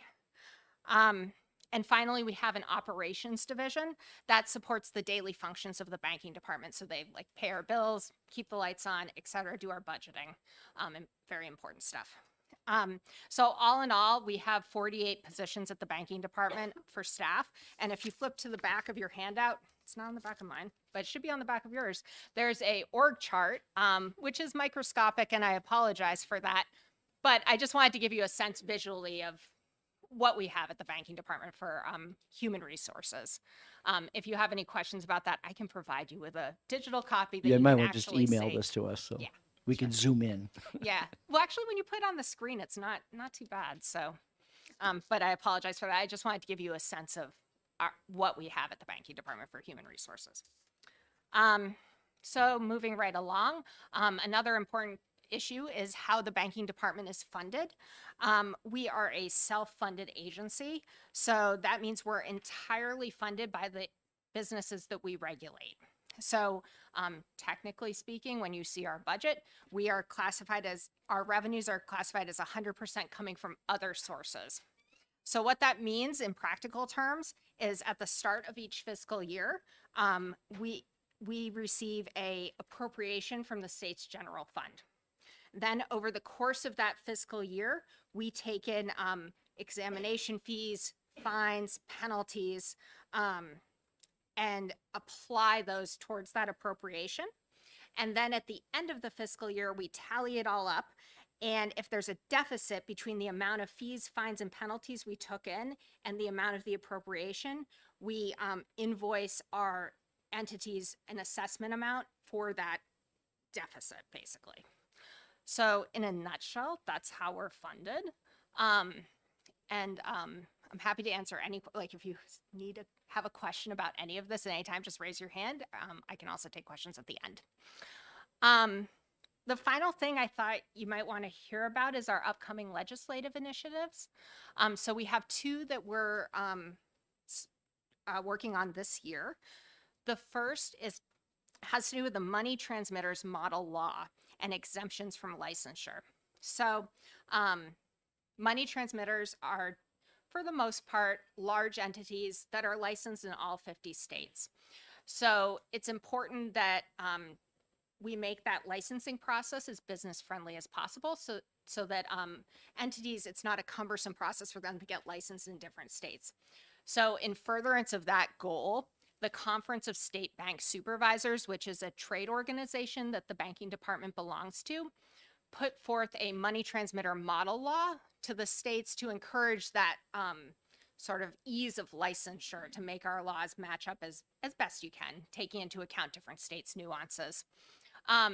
So that was kind of a new initiative from the CSBS that we've been getting our arms around. And we decided this year that it would take a lot of resources to try to fully make that work for New Hampshire. So we focused on a section of that model law, which is the exemptions from licensure, because one thing we've heard from licensed entities is that there were certain exemptions in other states' laws that we didn't have in our law. And when we reviewed those, they made a lot of sense to us. So we thought that since we had received a lot of phone calls about that, a lot of inquiries, it would make sense to take that portion of the model law as a first step in trying to move it into our law for money transmitters. So that's the first legislative initiative we're working on. The second one is more of a technical fix. So the banking department sets, by statute, sets the interest rate for escrow accounts associated with mortgages. So if you have an escrow for your taxes, to pay your taxes or your homeowner's insurance. the interest rate for that escrow account is set by statute. So a couple years ago, we had a bill that changed how we calculated that interest rate. So it used to be, before that bill, we would have all the state chartered banks submit their savings account rates to us. And we would tally them up and average them and subtract one. And that would be the interest rate for escrow accounts. And as you might imagine, that was kind of a cumbersome process. It involved the entities reporting to us. We had to do some math. That's not so bad. But you can imagine that it was a bit cumbersome. So, and for years and years and years, it was always zero. So a couple of years ago, we changed that law, working in conjunction with the bankers, to tie that interest rate amount to the federal funds rate. So when we did that, however, we inadvertently missed that that same exact language was in the consumer credit mortgage banker broker law. So then we realized it and we had a problem because we still had to sort of calculate that rate for all the mortgage companies. So this year we've sought to make those match. We're also working with the Bankers Association to work out some kinks that they've uncovered in the course of the last couple years, trying to work through that change. So that's the other major legislative initiative that we're working on this year. And then obviously we will be tracking any other bills that might apply to us. So I think that's all I have prepared. I'm happy to answer any questions or talk about anything else anyone is interested in. Representative Gibbs. Could you explain a little bit about exemptions from licensure for money transmitters? Sure. Again, money transmitters, think Western Union is a kind of more traditional model of one. Also, PayPal is a money transmitter. It's basically anybody who, say, I took $5 from you and gave it to Representative Hunt, I would be a money transmitter if I engaged in that business regularly. So there's a series under our law, and I hope you don't make me reel them off. I'm not prepared to reel off all the exemptions, but there are several exemptions to licensure under current law. One example of one that we didn't have in our law that is in the model law is an exemption for if, say, it's going to money transmitters are one of our more complicated business models to explain. So I'm going to probably oversimplify it and hope that my money transmitter expert who's listening at the office doesn't yell at me. Picture you have a bank account and your bank contracts with a third party money transmitter to say you want to send me money through your bank account. Just like Venmo? They are like Venmo, but Venmo would not be one that I'm talking about. Citizens Bank, my bank has one called Zelle. I haven't used it, but it's Zell's on the there. other one. Yeah, Zelle could be an example. I'm not sure that they are technically a third party. I would have to, it's very contract driven, how they contract with the bank. But for example purposes, think of that. We, in our law currently, don't have an exemption. So that third party has to be licensed by us. However, in most instances, the bank is the one that holds the liability. I can't speak exactly to Zelle, so please put that aside for this purpose, but they have a contract that governs, say they mess up that transfer, the bank is the one who's responsible at the end of the day, not the money transmitter. In that instance, we feel there's enough protection for the consumer because the bank will be standing behind that transaction that the third party wouldn't need a license in that scenario. So that's an example of one of the exemptions. So it isn't that there would be no regulation, Oh, it's no. that some other entity is already regulated, so you don't need additional regulation. Correct. Thank Correct. you. I mean, some of them are also kind of, as somebody who's not like, I have subject matter experts in money transmission. Some of them struck me. I was like, oh, is this an issue? But one of them is the U.S. Postal Service. Apparently, some states have tried to bring enforcement actions against the U.S. Postal Service for transmitting money. We've never done that. It never seemed like something to do, but that is on the list in the proposed bill. So things like that. Does Thank that you. answer your question? Thank you.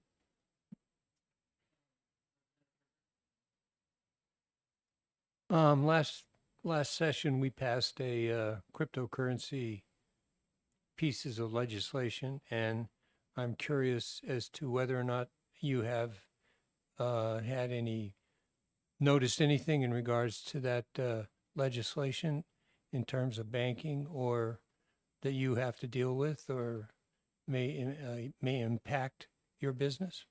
So I believe what you're referring to is the UCC governing commercial transactions in cryptocurrency.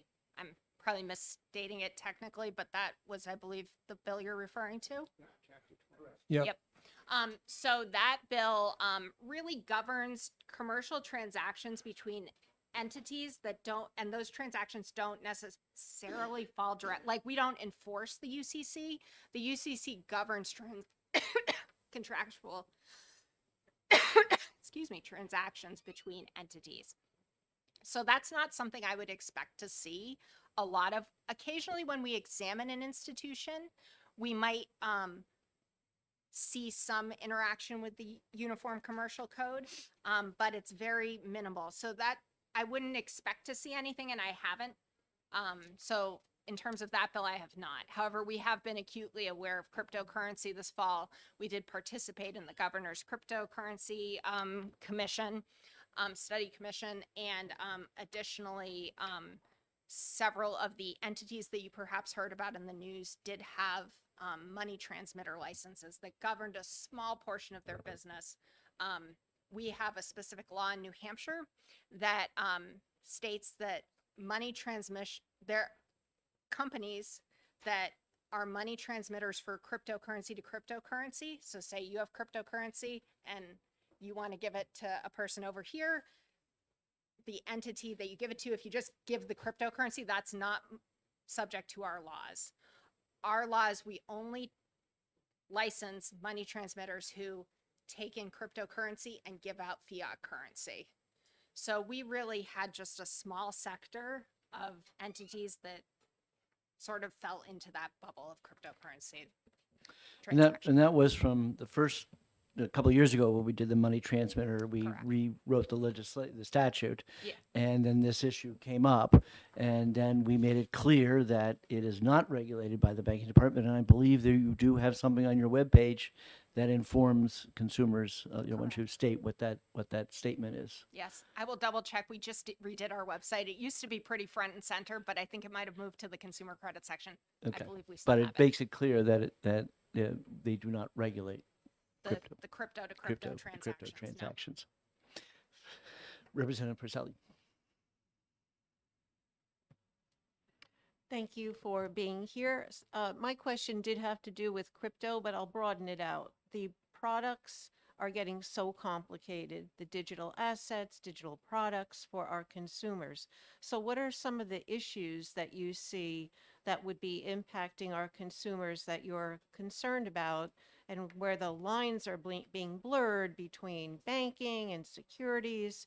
What are you on the lookout to protect consumers that we might want to keep on our radar? So I think consumer education is always important. A lot of this requires very clear statements, because you might notice I slow down when I talk about the cryptocurrency. I want to be really clear about what we regulate and what we don't, because that really governs the sort of relief that a consumer can potentially have. Because if it falls under our jurisdiction, it's exempt from the Consumer Protection Act, and we would handle any sort of enforcement action associated with it.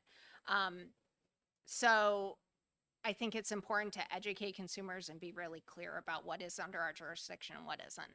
That would be something that is constantly on my mind. And are there any particular concerns that you have that we would need to take a look at as far as some of the newer products?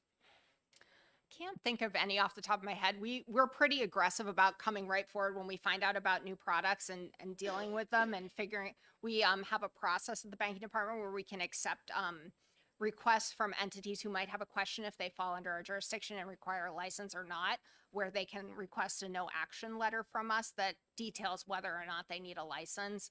So we try to stay on top of it as best we can through monitoring those and consumer complaints, and try to really get out ahead of it. Representative Burrows. Thank you, Mr. Chair. 2 quick questions. One, Keith could probably, I'm sorry, Representative Ammon could probably answer this too. Has the Governor's Commission on Crypto come out with a report at this time, or is it forthcoming? I believe it was submitted to the governor. I'm not sure if it's been uploaded to the website yet. No, I haven't checked their website. I apologize. Yeah. Yeah, it's been delivered to the governor. He's still reading it, Okay. but it hasn't been made public. So it should be any day or week, you know, I next would week think or two. very soon. Yeah, It was a week or so, a couple weeks ago now. Time flies. Yeah. We're very busy at the banking And department. I it's pretty apologize. comprehensive reports, about 50 pages. So Follow up. And just a quick question. Do you have on your website a list of the personnel and how we contact them about different issues? Yeah, I believe so. Okay. Yep. It's kind of divided up. I apologize. We did just get a new website. Actually, Ian's the person who is our web person. But I believe it's divided up by division. So if you Okay. go to that, it should take you to a contact. Perfect. Thank you. Representative Terry. Thank you, Mr. Chairman, and thank you, Commissioner Galdieri, for your overview of the State Banking Department and your work and the response to questions thus far. A couple questions. Members of the committee will be familiar with these because I asked the same of the insurance department folks. What's the most difficult issue that you're dealing with right now as a department? And number two, I'm looking at your webpage here on my phone. There is a consumer complaint form and instructions. Do you have something comparable to what the insurance department has, and that is a consumer guide to understand the services that are provided by the state banking department for their education and their knowledge? So 2 questions, please. Thank you. So we do have several brochures that Ian is very diligently updating. They had gotten a bit out of date, but we're working on updating them and making sure they're available in a digital format. We do have a guide on there for how to fill out a consumer complaint, and we have people who are available at all times to answer the phone and answer any questions people may have. First- That was the second question. Okay, good. And can you remind me of the first question again? Yeah, I the apologize. most difficult issue with which the department is dealing at this time. Okay. So I'd say, a couple of things about that. We are, as I'm sure everyone talks about who will come before you, keeping, obtaining, retaining knowledgeable and experienced staff is always something that's on the forefront. I feel very lucky at the banking department. We have, compared to some agencies, I shouldn't even say this out loud, but we have a pretty good retention rate of staff. We have several long-term staff, some who have been working for over 30 years at the banking department. So I feel really lucky in that regard, but it is something that I constantly work at to maintain. I feel like one of my primary jobs as commissioner is keeping and retaining those staff because I can't do it all. I need experts who know what they're doing to help me every day. So that's always in the forefront of my mind. I feel lucky that it's not a big problem, but it's not a big problem because we're constantly working at it. And then in terms of like more of a subject matter kind of thing, we have been dealing with a lot of cryptocurrency inquiries. We obviously staff the commission and are constantly responding to inquiries about it. Trying to get our arms around new products that might be related to cryptocurrency. I don't know if that's necessarily a problem, but it's just a part of our job that we are constantly faced with and trying to get our arms around.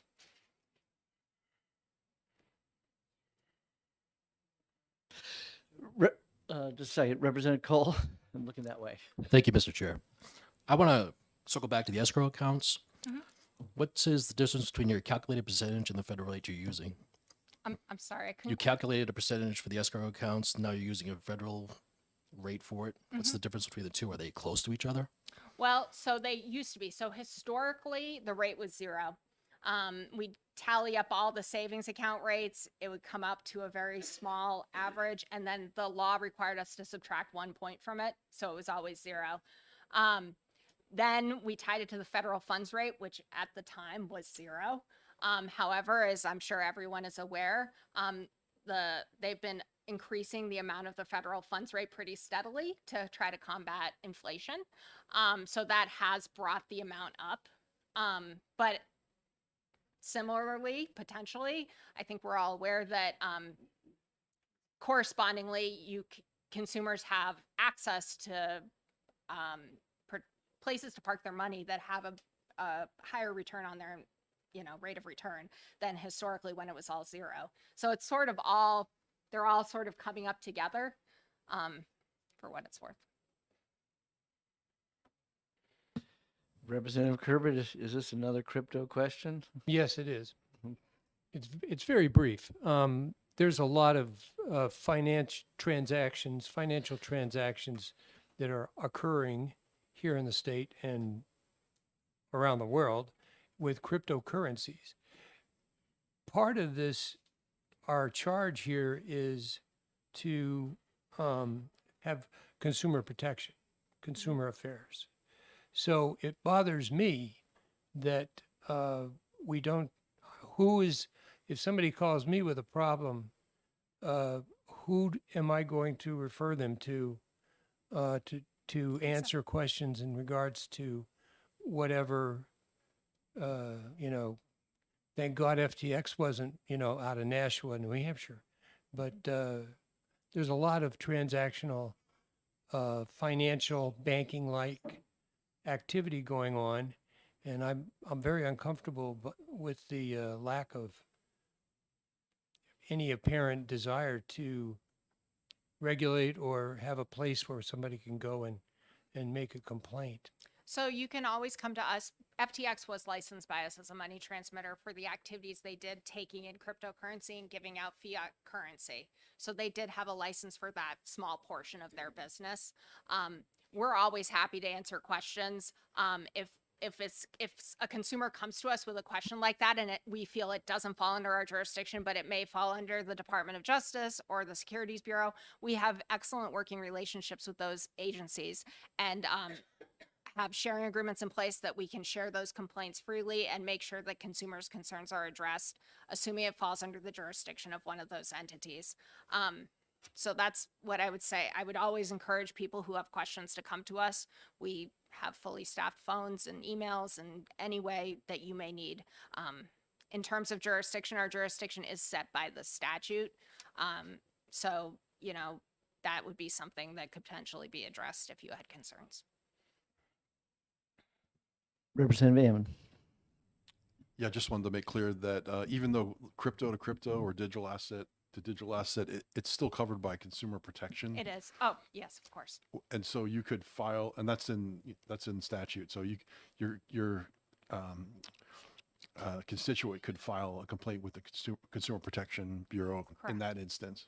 Yep.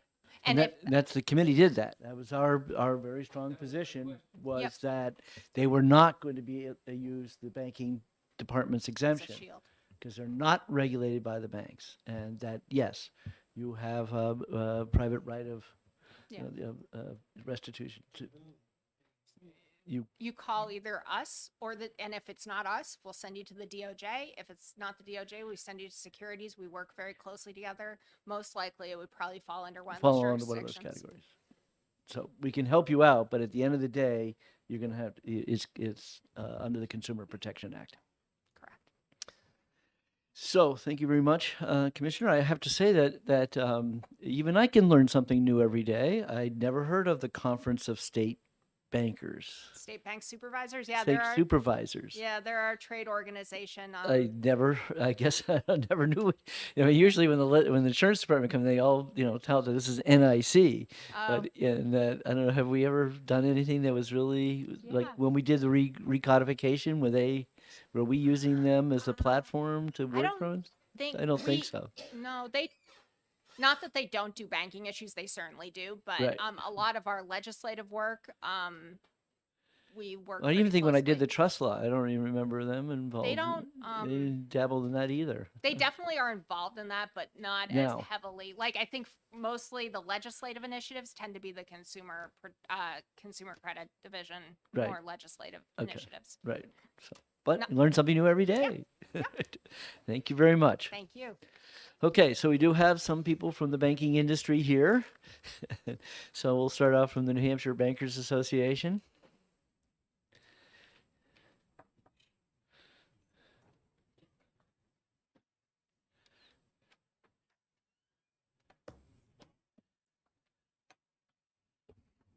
Good morning. Thank Good you, morning. Chairman Hunt. Appreciate the opportunity to introduce ourselves today.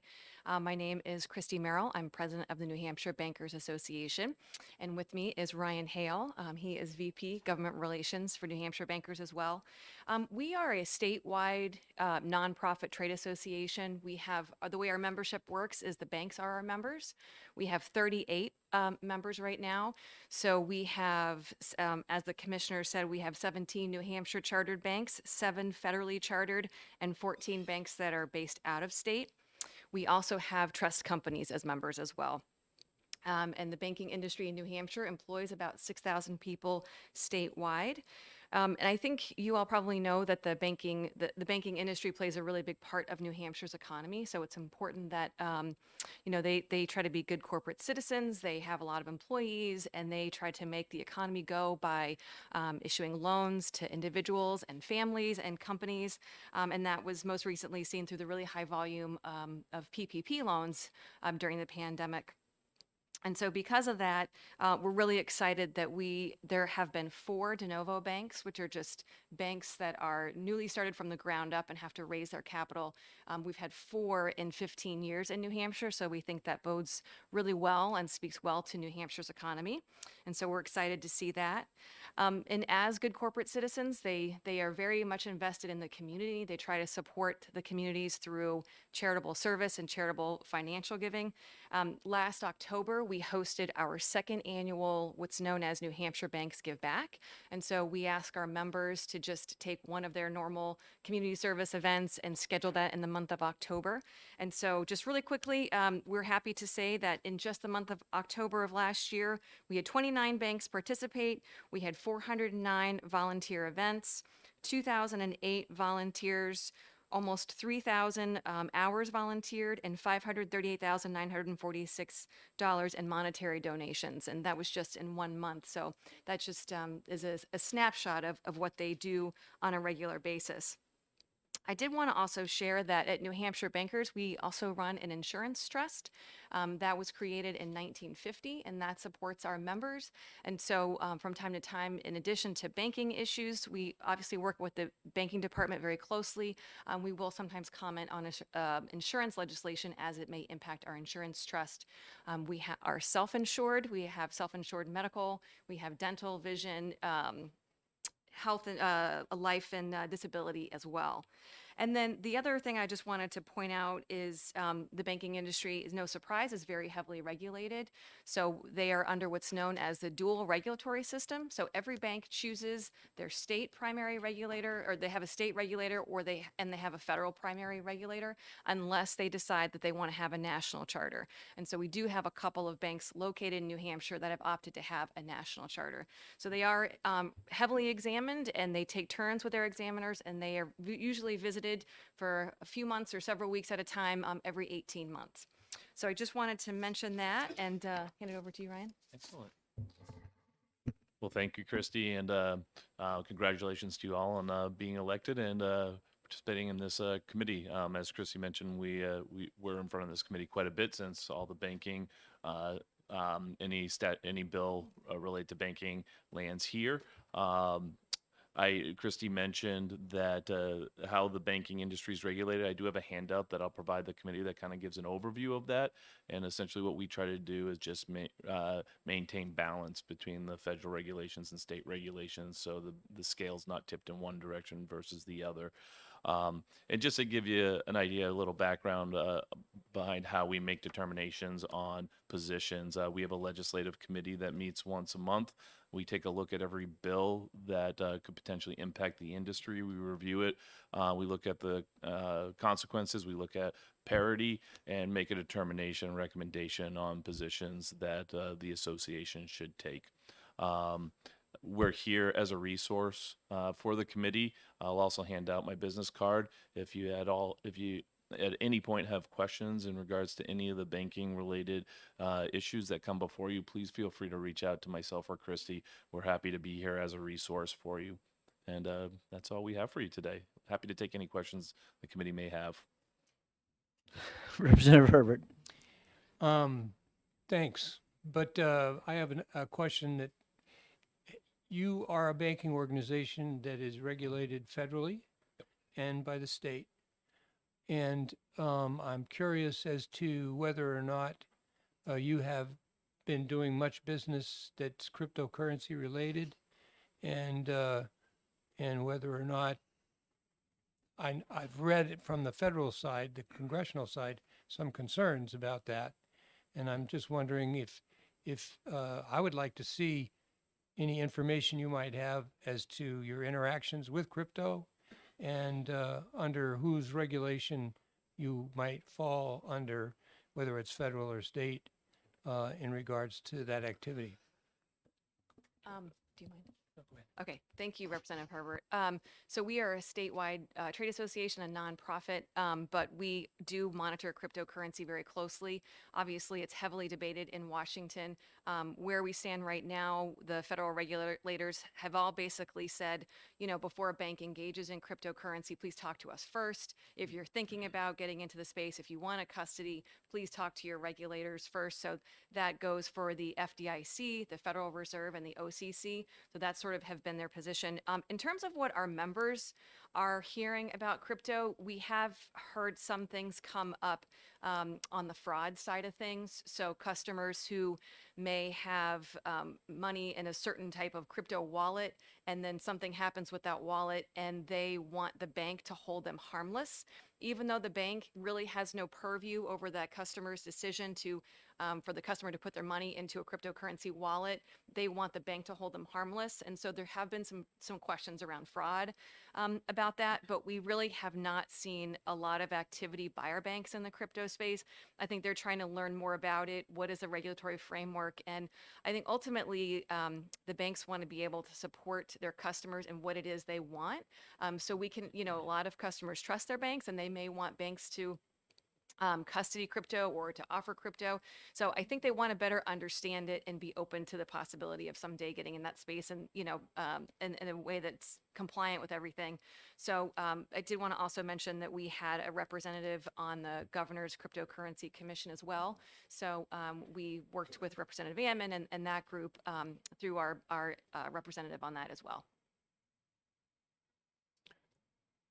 I would like for you to pay close attention, and it disturbs me a little that this committee really didn't get any information to amount to much in the last session. There is a report that's coming forward, and I'm looking forward to seeing that information. But my main concern is that the citizens I represent don't end up being on the hook for something that was not foreseen. And we passed the legislation, so it's in part our responsibility, I think, to make sure it's good legislation or not.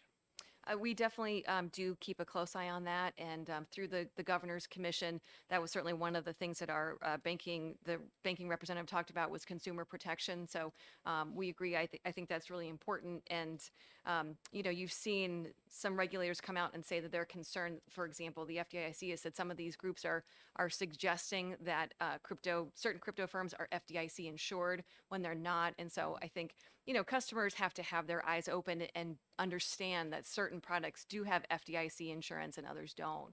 There are savvy investors, and that's the way they want to invest their money, and they should be able to do that.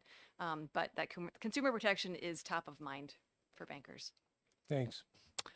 Thank you very much. Thank you. And just to reiterate, if you all have any questions from constituents about any banking issues, please don't hesitate to reach out. Okay, great. Thank you. Yes, Representative Barros. Thank you, guys. So are you guys doing credit unions? Who's doing the credit unions now? I know Rath is.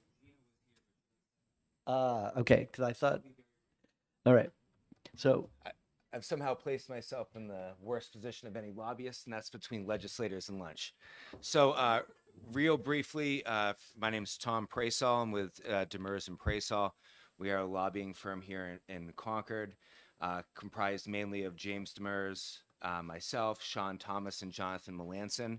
We have about 40 clients in this industry space. We have the Mortgage Bankers and Brokers Association of New Hampshire, which is a statewide trade association comprised of mortgage banking professionals. We work collaboratively with the banking department, the Bankers Association, the credit unions, and others on a variety of issues. We also represent Bank of America and One Financial. In addition, if I can take just 10 seconds and tell you we have, again, 40 clients, many of which come before this committee. So we also represent the Retail Association, Walmart, FedEx. We represent Centene Corporation, which you just heard from the previous insurance department is one of the state's managed care organizations, as well as pharma and several individual pharmaceutical companies. So one of us will typically be before this committee on a regular basis. And as everyone who's spoken before me has said, please use us as a resource if you have any questions. We're here to help, and if we don't know the answer, we will get it for you as soon as we can. So with that, I'll let So, you. Tom, why don't you just give everybody the other names within Demers? Yep, James Demers, myself, Tom Praisall, Sean Thomas, and Jonathan Melanson are the primary folks in our firm. And they are a tag team, so you never know who you're going to get in any given day. Yep. So, But we'll all find out the answer to any question you may have within reason. thank you, Tom. Thank you. Okay, so the Medical Society, excuse me, the Hospital Association, I'm sorry.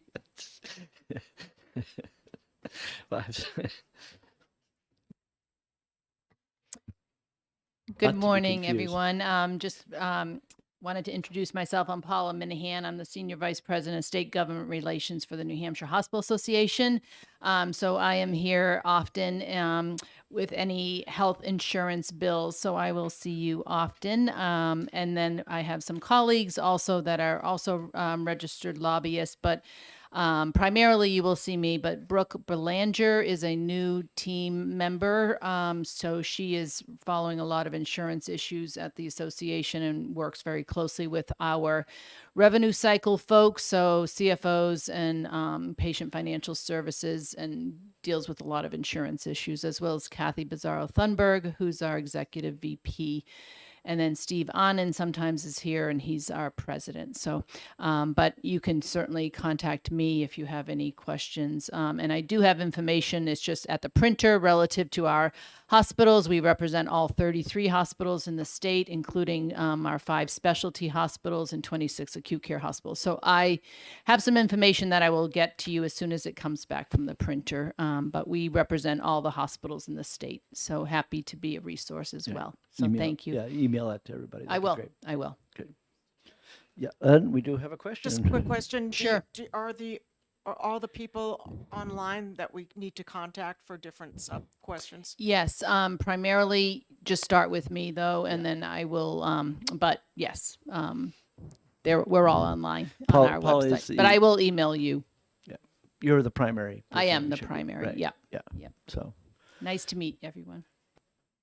Given that hospitals represent such a huge portion of our economy, you would absolutely think commerce will see Paula plenty. So, do you have a question? Well, more of a request. Yeah. First of all, thank you for asking the various organizations to email their information to Yep. us. I'm trying to store everything electronically as much as I can. I am the same way.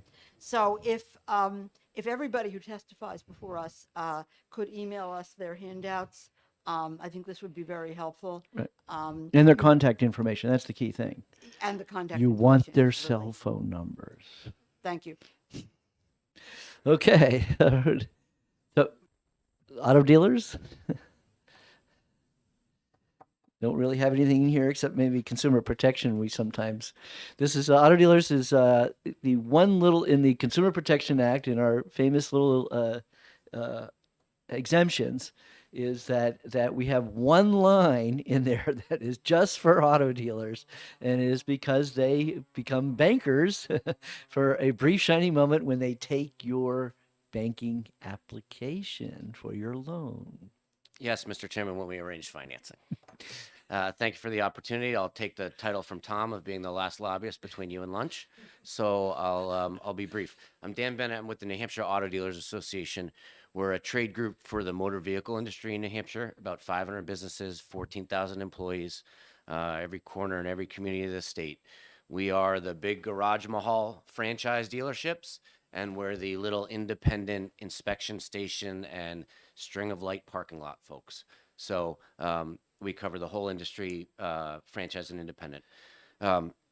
We are regulated by the insurance department, who you heard before, primarily because a lot of our members are collision repairers. So you may hear from us on collision repair issues, insurance-related issues. It's really a three-legged stool between the consumer, the repairer, and the carrier in the collision repair world. And then with the banking department, we are licensed primarily as retail sellers. In a few instances, we're sales finance companies, which are the buy here, pay here, which is when the dealer also acts as the bank, but primarily it's as retail sellers.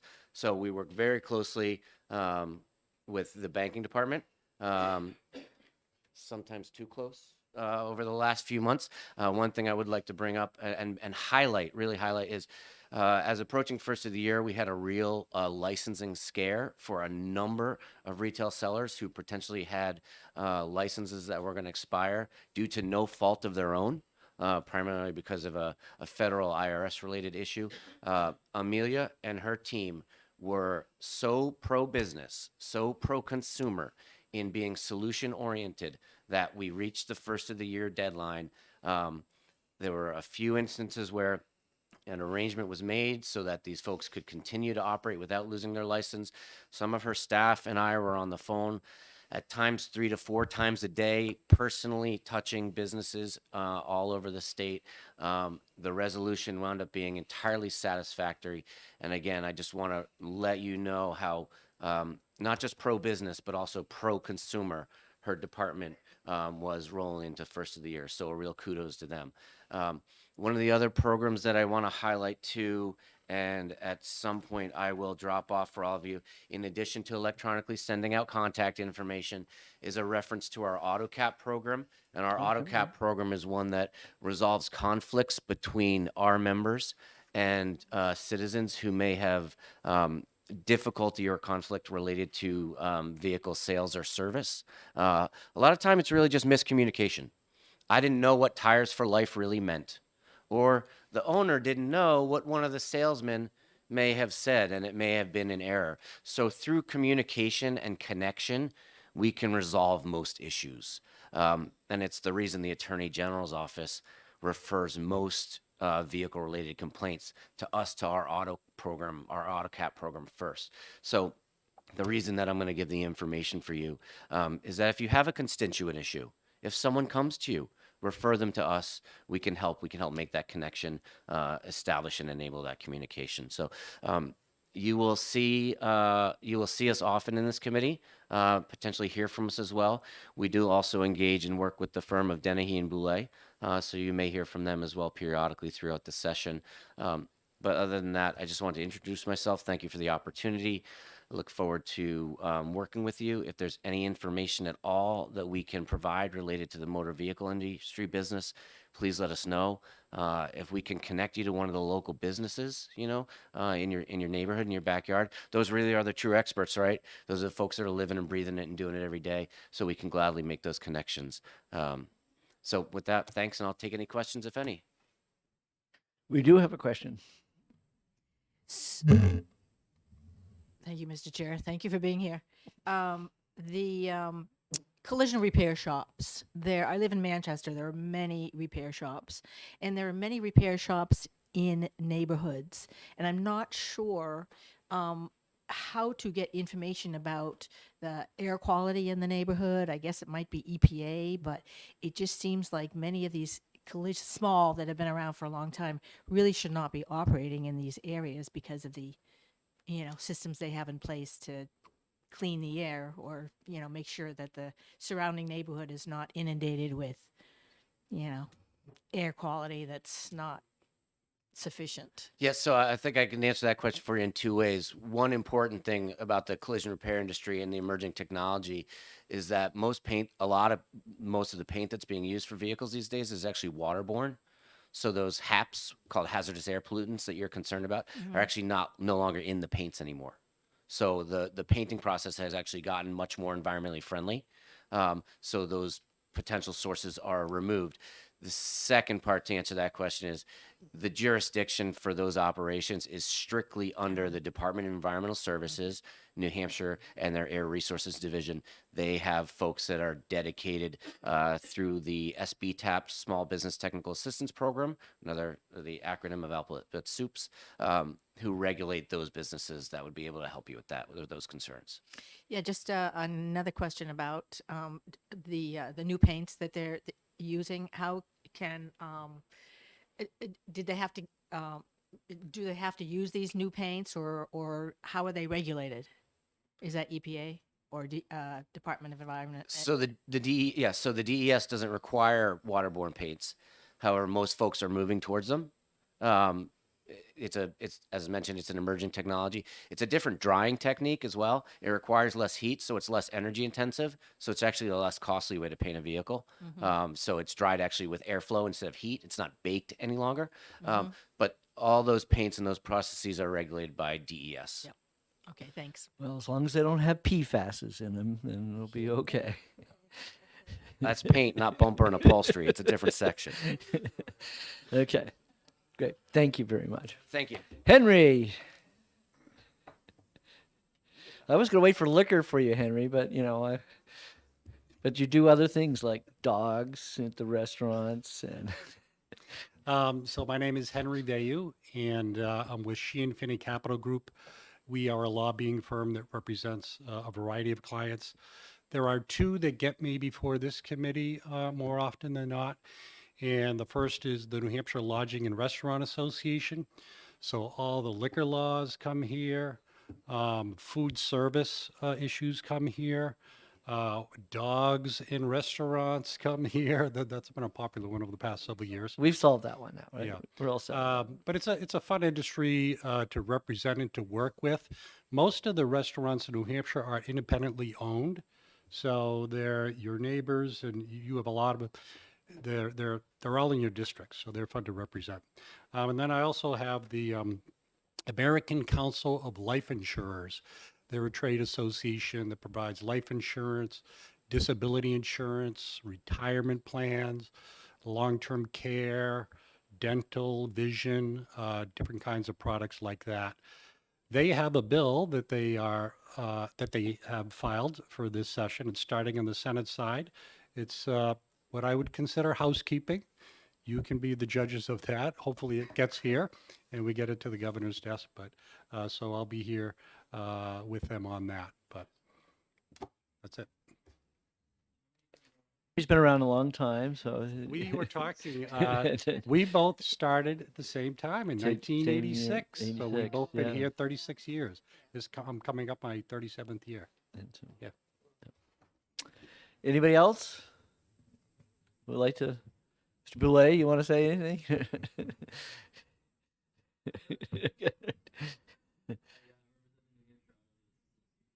That's true. Okay. It's all set. Whatever he said. Okay, great. Thank you all very much. And we'll break for lunch, and we'll see you all back at 1:15.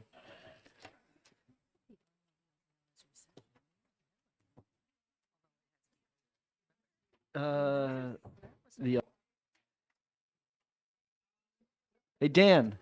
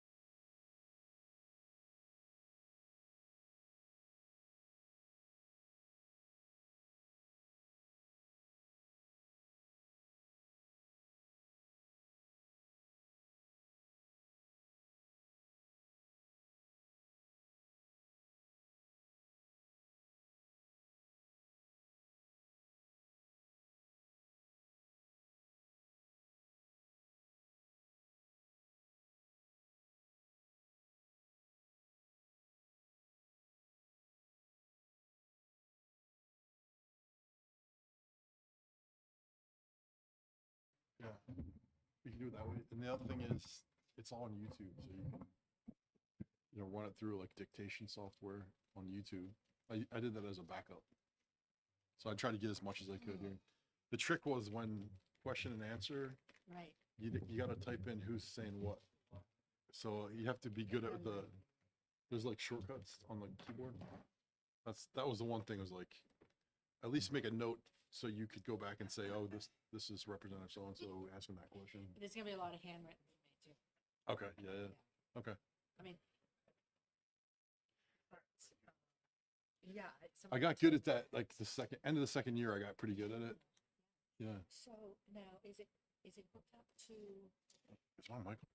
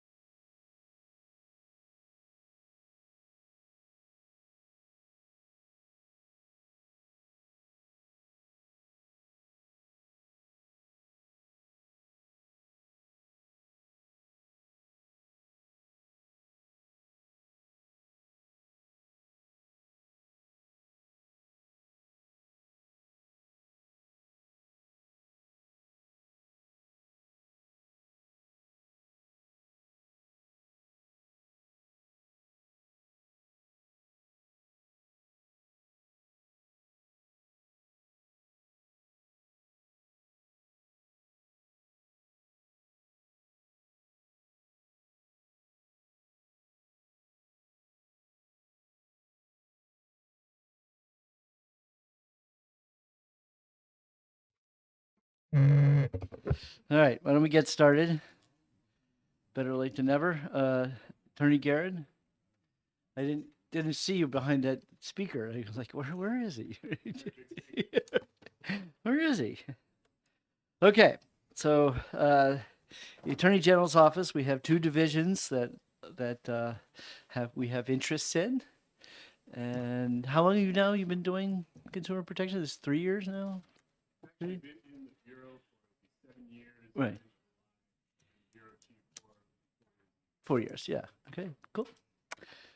Great. So all I ask is pull your mic, hit the button and pull it close. Right. The red is on. Yes, there you go. Contrary to everything else. Yeah, great. Right. So think of it as when you're in front of the Supreme Court, right? It's hot mic. Hear me okay? Yep. Ready? Yes. Morning, or afternoon, everybody. My name is Brandon Garrod. I'm the chief of the Consumer Protection and Antitrust Bureau at the New Hampshire Department of Justice. So I'm going to do two things. Well, I'll do three things for you this afternoon. I'm going to give you an overview of the Consumer Protection and Antitrust Bureau, both the makeup of the Bureau and the various areas of law that we enforce.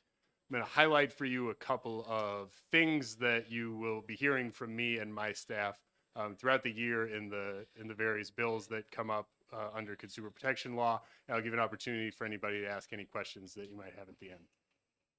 So the Consumer Protection Bureau of the Attorney General's Office, Consumer Protection and Antitrust Bureau of the Attorney General's Office, I believe is the second largest bureau in the office behind the Criminal Bureau, and we handle an incredibly diverse body of things. At the heart of what we do, though, is New Hampshire's Consumer Protection Act, which is RSA 358A. It makes it unlawful for anyone in the course of commerce to engage in unfair or deceptive acts or practices. The statute gives a number of examples of things that are, by definition, unfair and deceptive acts or practices. Things like representing that a product has specific endorsements when it actually doesn't have those endorsements. Things like making a representation that a product, will produce a certain result when in fact that's not true. It also includes an extremely broad catch-all, which is anything that meets the legal definition of unfair or deceptive acts or practices that's committed in the course of commerce falls within our statute. So there's two big parts to that. The first is it has to be in the course of commerce. So we do not have any authority over private transactions. One sale between one person to another, somebody sells their car on Facebook Marketplace. We have no authority to regulate that sale at all. That's something that if somebody made a misrepresentation in the course of that sale, that would have to be handled through the private civil courts.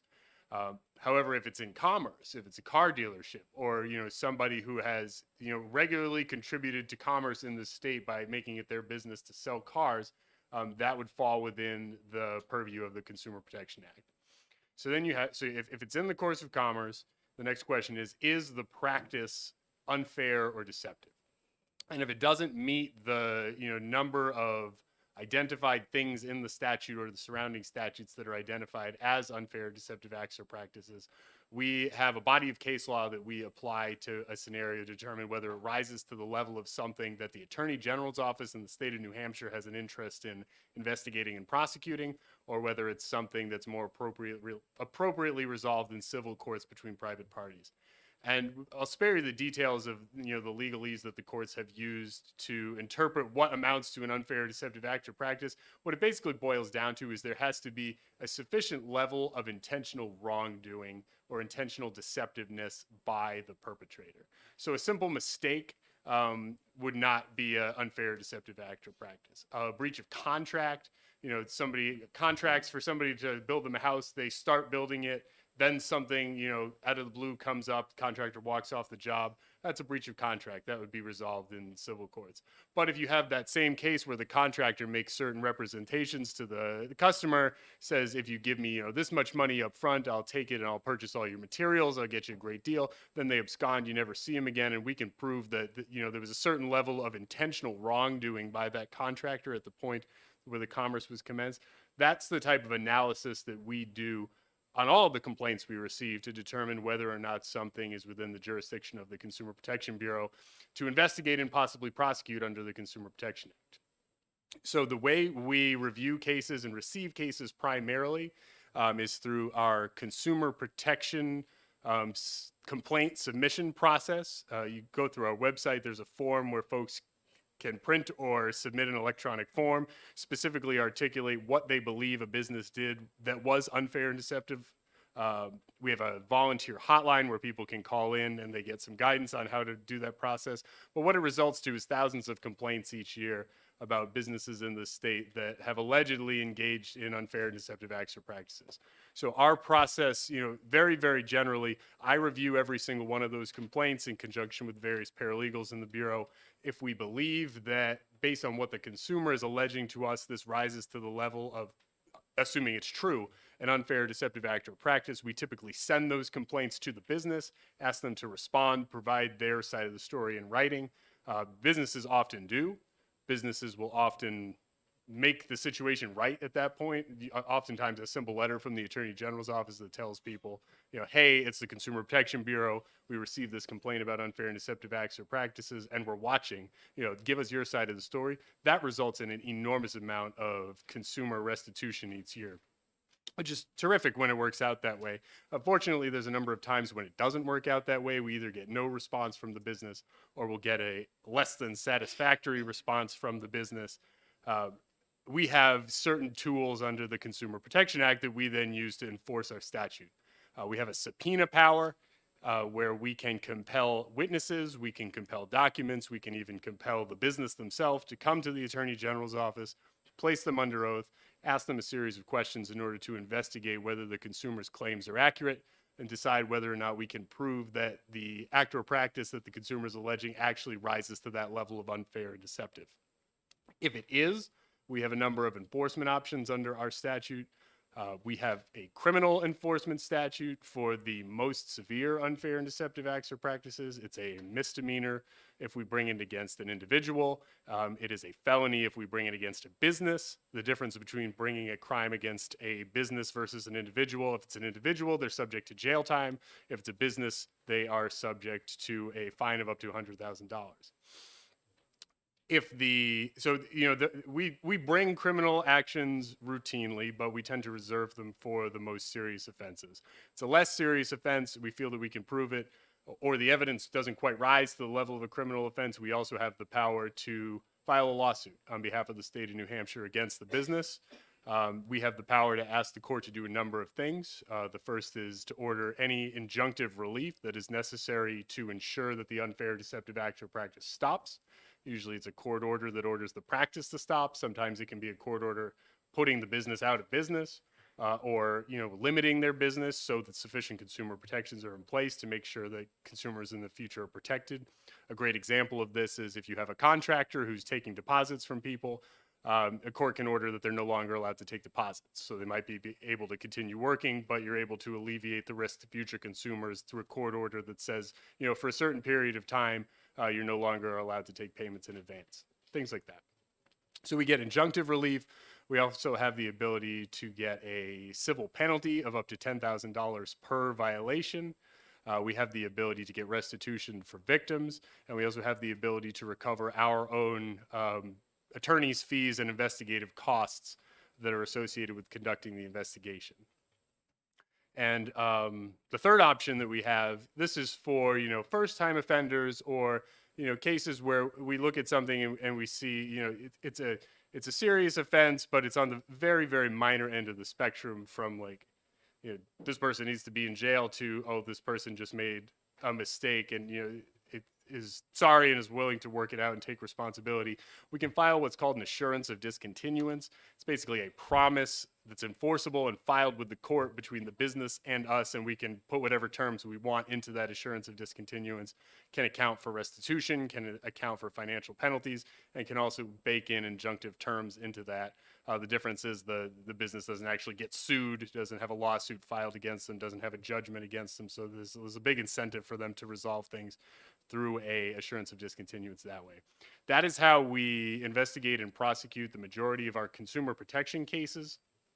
The Consumer Protection Act is designed so that the enforcement for it is shared. It's not all the Attorney General's office.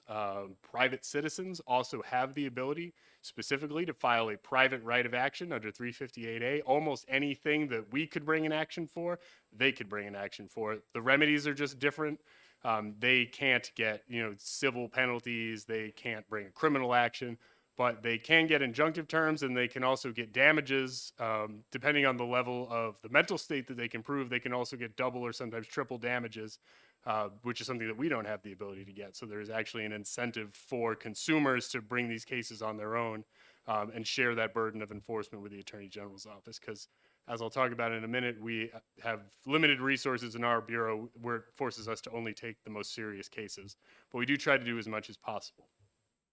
That's our consumer protection work. The Bureau also does a number of other things. So it's Consumer Protection and Antitrust Bureau. So I'll talk a little bit about our antitrust enforcement.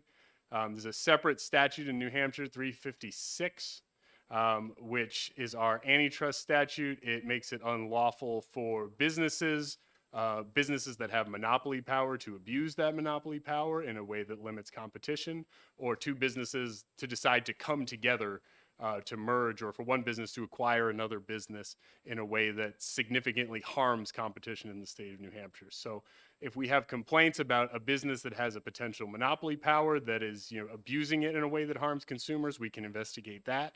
If you have two businesses that are merging, or one business that is buying another, our Antitrust Bureau is very busy in reviewing those proposed transactions to determine whether on the other side of that, and you have one corporate entity, whether that will be harmful for consumers, because now there's less choice in the market, there's less competition, and there's less incentive to keep prices low.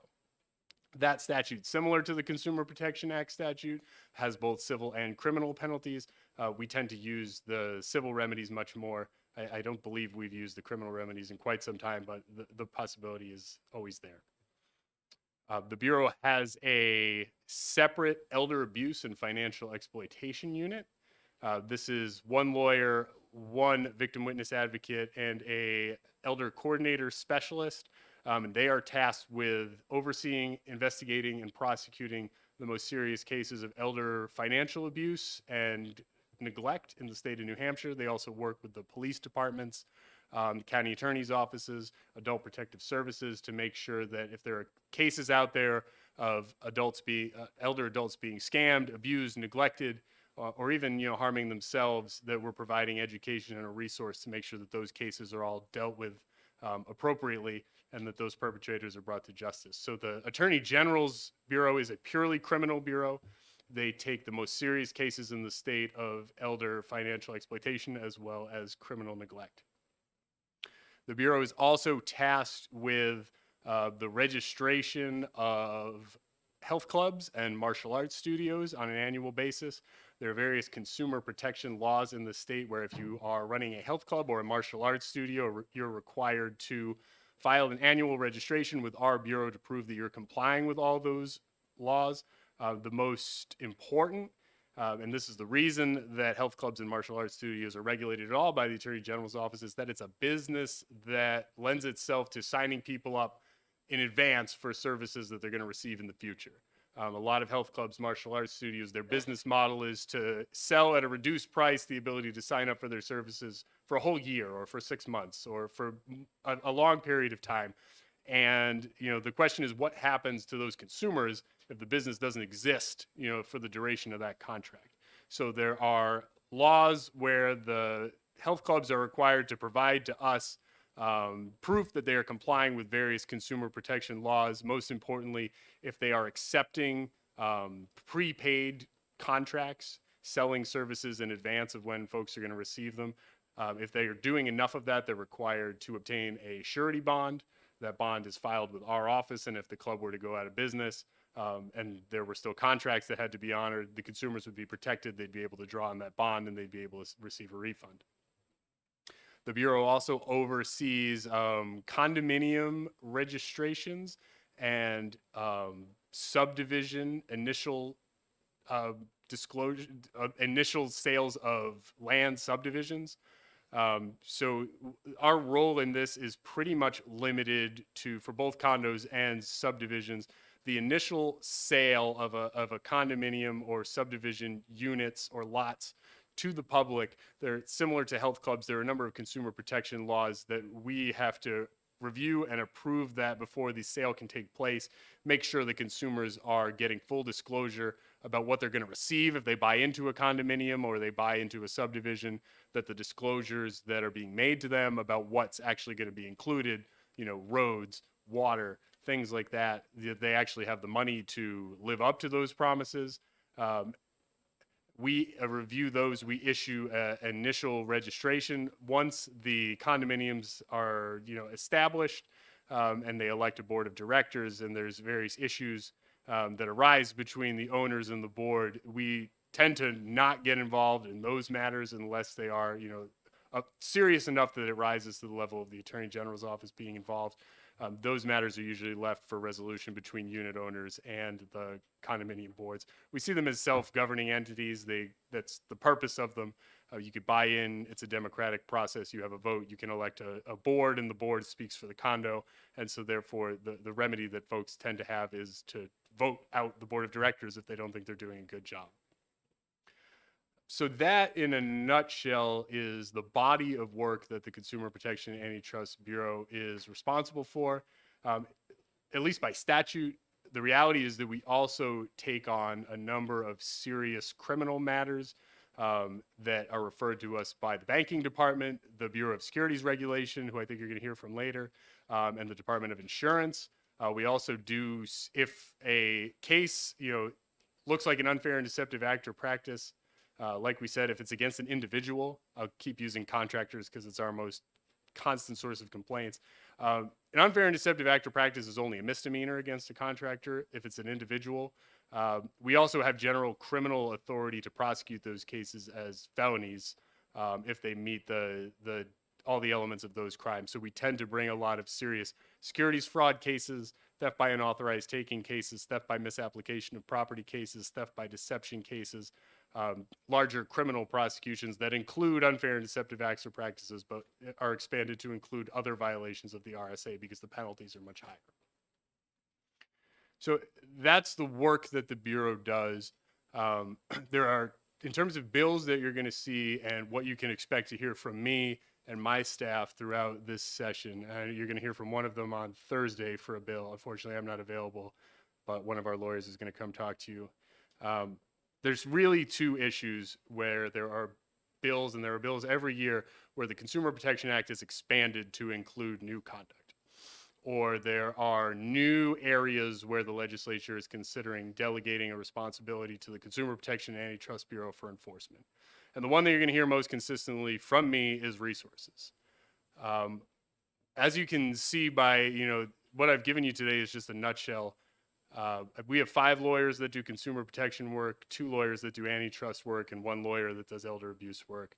And each one of them is about at capacity. We try to take everything that we can, but each time that the statute is expanded, it merits a consideration of resources, because every time the Bureau's work goes up, caseloads go up, expectations go up, and we want to make sure that we can continue to operate at the highest possible level to hold these perpetrators accountable. But, as the statute gets expanded, more and more stuff is, added to it. We tend to come over and have the conversation about resources to give you an idea of, realistically, is the thing that you're proposing adding something that we could fulfill with the resources we have, or whether it would be something that would require more. So that's something that you can expect to hear from us this year. The second thing is enforceability.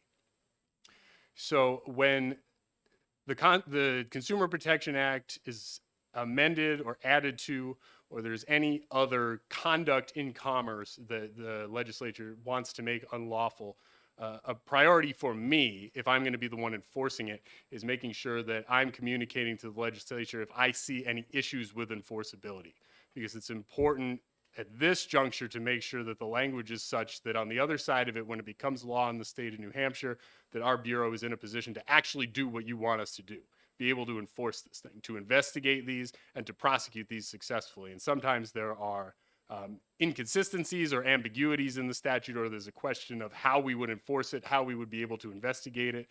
We tend to be here to testify and bring those issues to your attention.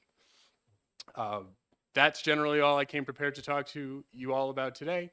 I look forward, although I won't see you on Thursday, I'll see you a number of times throughout this legislative session. I look forward to speaking with all of you and answering any questions you have throughout the year, and also right now if anybody has any questions.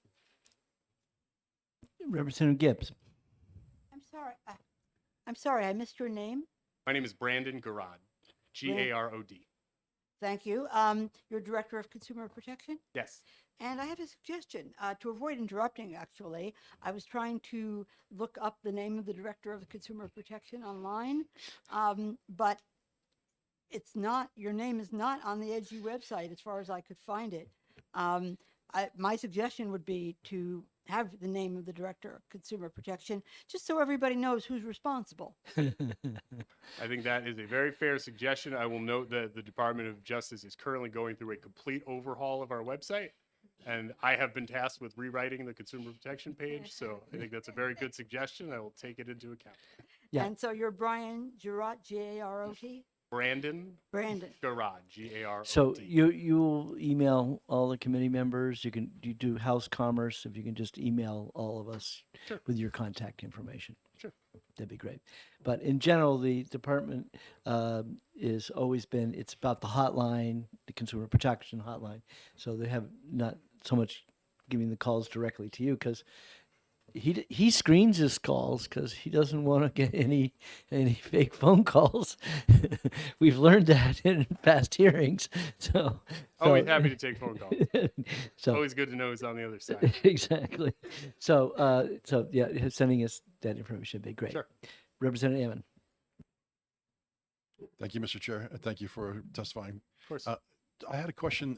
Are there any instances where there would be a class action taken? Let's say there's a contractor who's doing the same thing to multiple people around the state, and maybe some of those people don't even know that it was done to them. Is there any class action enforcement? So the Consumer Protection Act includes the ability for class action lawsuits, but I think it's important to note that a true class action lawsuit is a civil lawsuit brought on behalf of a larger class. It's a private civil remedy. The Attorney General's office doesn't have the ability to bring a class action lawsuit. But what you're referring to, a situation where multiple consumers are harmed by the same person, that is something that almost exclusively that's what we look at. When I say, we're looking at the most serious cases, it's the ones that are affecting multiple people. And we have the ability to bring an unfair and deceptive act or practices, either a criminal case or a civil case, and to name multiple victims in that. So it's not a traditional class action, so to speak, but all the rights and remedies that I talked about earlier, we can get that for multiple people in one civil complaint or through multiple criminal prosecutions. Yes, Representative Beelum. Thank you. We had a few bills last year regarding condominium associations, and there seems to be a trend. I know in Manchester, I'm from Manchester, where the managers of the condominium associations or the property needs to be addressed before the board is addressed. So the association members are not able to speak to board members. They have to address their issues with managers and not the board. Are you involved with any of those issues? So part of the Condominium Act and part of our registration process, they have to pass bylaws. We review the bylaws initially.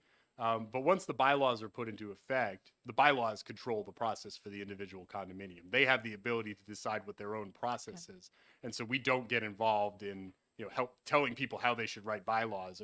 That's the responsibility. We look at it from the initial, this is what's going to be disclosed to consumers. This is what people are buying into. And if it complies with law, we register them. If they want to change bylaws later on, then they have to vote for it and approve it as part of a democratic process of being in a condominium. So it all depends on the individual condominium. If that's the process that they voted on and anticipated in their bylaws, then that's what they have to comply with. And if it's not in their bylaws, then So who do there's they a go very to? extensive condominium act that lays out, various requirements. A lot of it defers to the bylaws. We also have published rules for condominiums. So a combination of the bylaws and the rules, but it would depend on the specific situation. Yep. Okay, thank you. Yeah. Great. Thank you very much. Thank you all. That was very impressive. I think you covered it all. I think so. Okay, so the other element of the Attorney General's office is the Charitable Trust Division. And Attorney Garrett, so this is another one that I picked up over time. Charitable trust statutes, all the bills used to all go to judiciary, and not sure which bill I was a star on that, but he has Terry Knowles, who was running the division for a very long time, and she always made sure all those bills came to here. Right? So, welcome to the Commerce Committee. No, thank you very much, Mr. Chairman. Good afternoon, everyone. My name is Michael Haley. I am the Assistant Director of Charitable Trusts. The director, unfortunately, was not able to make it today. I've been with the Attorney General's office since August of 2020, and I've been in the Charitable Trusts unit since August of this year. So I'm relatively new. Bear with me. Have you met Terry yet?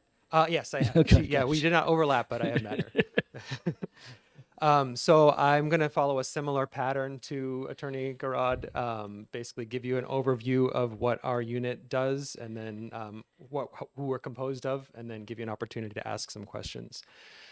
So the regulation of charitable trusts by the Office of the Attorney General is a very old tradition in the common law. It goes back to 1601 under the reign of Elizabeth I. So we're to create a dedicated charitable trust unit is the state of New Hampshire. So that happened in 1943. So we have big shoes to fill, and we take that responsibility very seriously. Our mission is to protect the public's interest in the assets and organizations that are dedicated to charitable purposes in the state of New Hampshire. And so you probably have the first question is, what is a charity?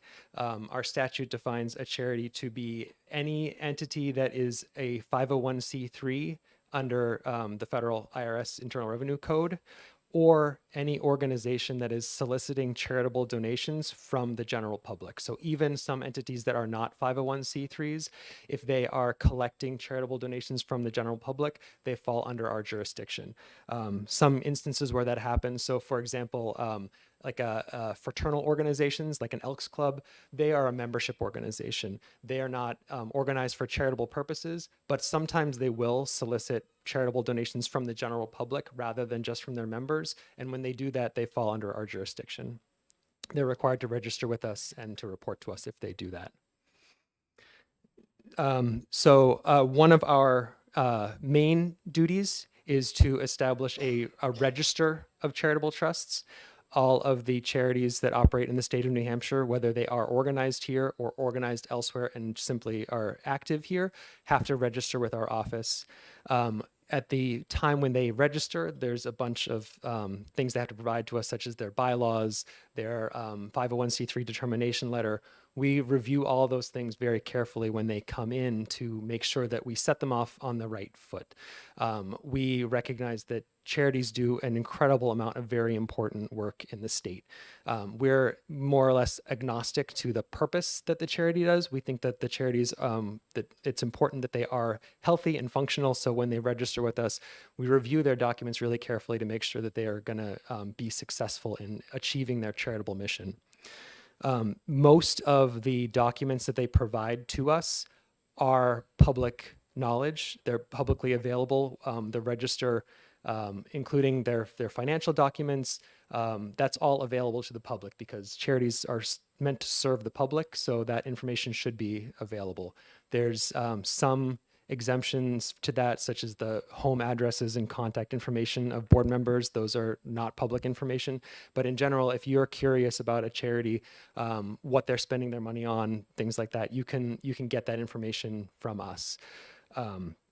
We also publish a directory of charities that's available on our webpage, and it just is a full list of all the charities that are registered with us and whether they are in good standing with us if they are not in good standing. And then there's also a third designation called suspended, which sounds bad, but it actually just means that they're a very small organization that has applied to suspend their reporting requirements with us for a period of 5 years, especially if they're if they're a $5,000 a year organization. It's a little bit taxing for them to have to submit annual reports all the time, so they can apply to suspend.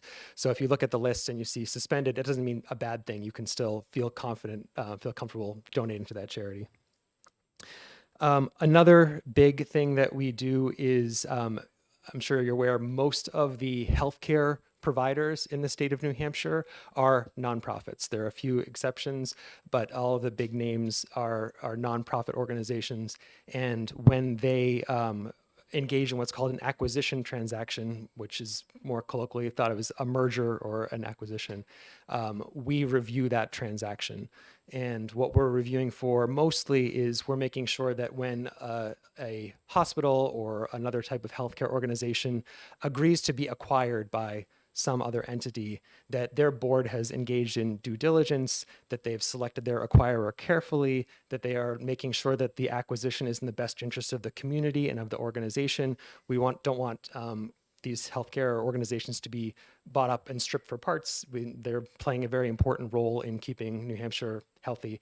So we review that. We make sure that if there are charitable assets that are being exchanged, that they're being exchanged for fair value. There are a number of other factors that we'll go through. And we currently have 3 of those transactions that we're looking at right now. Healthcare charitable trusts are also required every 5 years at least to put together a community needs assessment.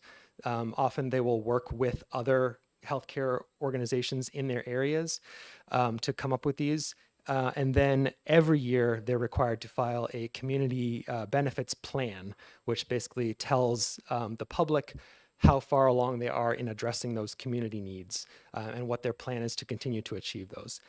They can update their community needs assessment more often than 5 years, but that's the minimum. And then they provide us with their updates every year. We post all of those on our website, so you're welcome to go and see how all these charitable trusts or healthcare charitable trusts are doing in their addressing of community needs there. We also register professional fundraisers and fundraising counsel. Many of you may have received a call at home from someone saying, I'm raising money for veterans. Would you like to give a donation? A lot of charitable organizations engage with these call centers, essentially, who will solicit donations on their behalf. And that's legal. We can't stop them from contracting to do that. We want to make sure, however, that when people make those donations, they know what percentage of their donation is going to the charity and what percentage is going to the person who's making the call. So they're required to report that information to us. We make that publicly available. So if you receive one of those calls, we encourage people to look on our website, see what the arrangement is. And if you think that it's better that you just give directly to the charity, that you make that decision for yourself. We also work on what's called commercial co-ventures and charitable sales promotions. You may have seen, especially with the conflict in the Ukraine recently, you've gone to maybe a restaurant and they say, for every beer you purchase, $1 will go towards Ukraine. The restaurant is not a charitable nonprofit, so typically they will have to contract with a nonprofit, and they are raising money on their behalf. We'll review that contract and we'll make sure that it meets the standards that are laid out in the statute. Let's see. We don't have very much involvement with the charitable gaming. That's mostly handled by the Lottery Commission. However, if a charity is required to register with us, as in they're not one of those fraternal organizations that's not required, then they have to be in good standing with us in order to qualify for charitable gaming. So that's our interaction with them. We'll see, typically the Lottery Commission will just have to look at our list and see if someone is in good standing before they'll permit them to have a license. And there may be some back and forth if they're not in good standing for one reason or another. We do also collaborate with the with the Criminal Bureau. We'll collaborate with the Consumer Protection and Antitrust under some circumstances if there's some crossover with those two things. And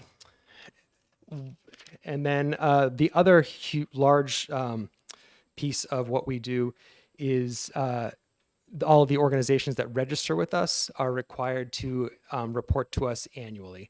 And what they report is also available to the public, and we review those reports for a number of things. If a charity appears to be having some kind of financial trouble, we might inquire what's going on with them. Another thing that we look for very carefully is charities are supposed to be operating for the benefit of their charitable purpose and not for the benefit of the directors on their board of directors. So we have a statute that that deals with what are called pecuniary benefits transactions. Other states refer to those as conflict of interest transactions, which is a term you may be more familiar with. Essentially, if a charity engages in a contract or a payment to a member of its board of directors, there's a series of processes that have to be followed to ensure that that actually is in the best interest of the charity. And very frequently it is. So you may be someone who, you may sit on a board of directors and also independently own a heating oil company. And in order to benefit the charity, you want to sell your heating oil to the charity at a cut rate. So it actually benefits them. You're still receiving money off of it, but you may not even be making a profit. That's all above board. But in order to be sure that it is, we require that that the board vote in the absence of that person who's in that contract to make sure that it is in the best interest. If it exceeds a certain threshold, it has to be disclosed to our office before it happens. And there also has to be publication in a newspaper so that the public is aware that this is happening. So those are our larger duties. We also have a handful of other activities, such as when someone's will includes a donation to a charity, the probate court notifies us. We'll be part of that proceeding. And if there's a trust established, we'll review accountings of that trust. Sometimes over time, the trust will essentially run out of money. It doesn't make sense to maintain it any longer, and it will appear that the investment of the fund is not prudent, and we'll want to make sure that that the investment process is changed so that the trust continues to make money and continues to support the purpose that it's set up for. State or municipalities and counties also all have trustees of trust funds. So this is money that is held in trust by the trustees of trust funds that for some purpose that someone donated to the town. Oftentimes it's to fund a park or to have a scholarship at a school. These are kind of common types of trusts that trustees of trust funds in towns will hold. And we receive reports from the towns of the balances of all of their funds, their investment policies, things like that, and we review those to ensure that they're sustainable, and also sometimes to ensure that they are legal. So oftentimes a trust was set up over 100 years ago that is for a purpose that our state Supreme Court has recognized is no longer lawful. The most common example of that is a scholarship for Protestant students. That would be something that would set up pretty commonly a while ago, and now we know that our Constitution does not allow us to distinguish between people of different faiths. So our office will get involved to help the trustees in court to modify that trust and ensure that it's not discriminatory on the basis of religion. Our primary focus is providing this public information that I just laid out, but also recognizing that this is that nonprofit sector is an $11 billion a year industry in New Hampshire, and that 15% of New Hampshire's workforce is employed by a nonprofit. We recognize that these are very important entities. So rather than take enforcement, our first course of action is always education. We don't want to shut down these charities that are doing important work. So when we see an issue, the first thing we try to do is to work with the charities and most times what has happened is that people with very good intentions just didn't quite understand what they were legally required to do. We set them on the right track and they keep going. It's occasionally, unfortunately, the case that it's not that innocent, that there's theft, that there's misappropriation of funds, and in those cases we will take the entities to court. Sometimes we will have a receiver appointed to take over administration of the charity until it can be set back on its proper footing. We don't like to shut these charities down if they are doing important work. We like to get the bad actors out of the picture and then put new board members, new executive director in place who can set the charity on its way. The only other things I would mention are, so we do have jurisdiction over conservation easements if they are donated conservation easements. Those are charitable trusts. If someone donates a conservation easement, and we have a process where if someone wants to modify a conservation easement, then they have to involve our office. Oftentimes, if it's simply to add more land to a conservation easement or release a restriction so that it's actually more protective of the land, we won't have any issue with that. But if someone wants to relocate the conserved land to a different location or carve out this piece and add this piece, we'll be closely involved in that. Oftentimes that will require us going to court to get court approval of that change. And our office is always a party to those proceedings. So we do all that. We have the director and myself are the two attorneys in the office. We have a financial analyst. We have 2 investigative paralegals, 2 paralegals, and an administrative assistant. And we also are self-funded. So we charge fees for the registrations and annual reporting. We don't get general funds for any of what we do. But that's pretty much our office, and I'm happy to take any questions. I guess I forgot about all these activities, and now I remember what it was. It was pecuniary benefits. That's what because it used to go to judiciary, Oh, and then but Cullimore, his position was if you were on the board, you can't do anything for an organization, and everybody was not happy with that decision, so they brought the bill to Commerce, and we created that pecuniary benefit statute.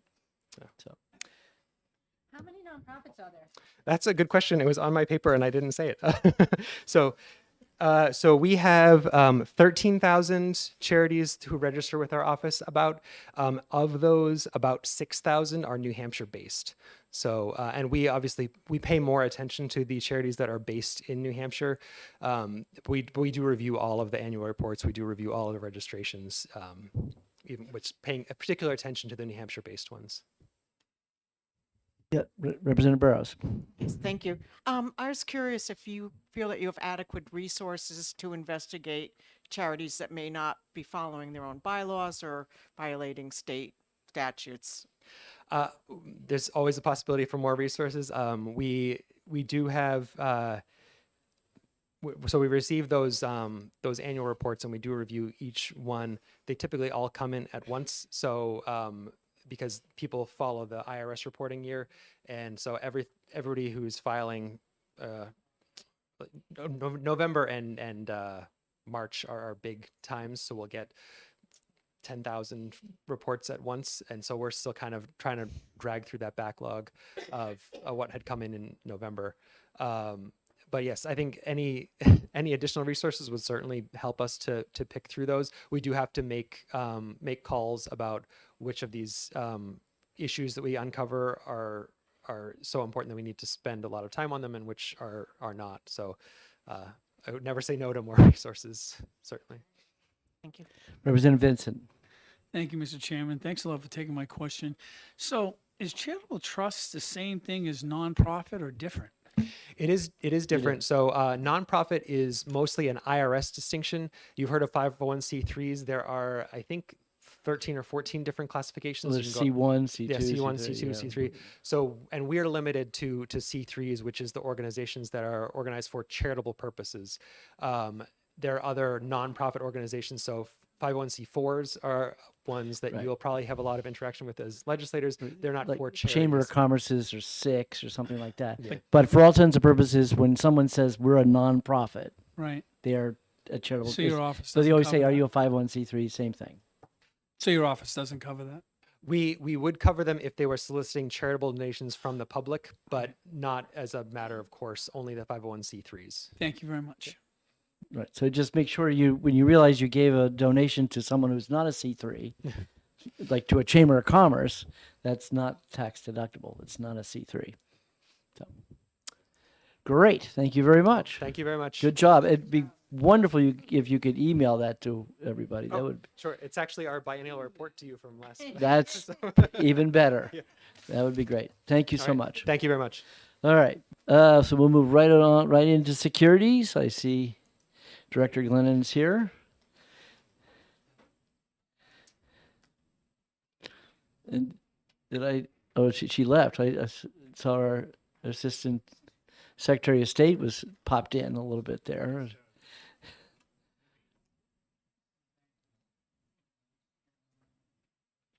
So, kind of interesting. The Consumer Protection Division was just created in the 70s, 75. I remember that because that's my year I graduated from high school.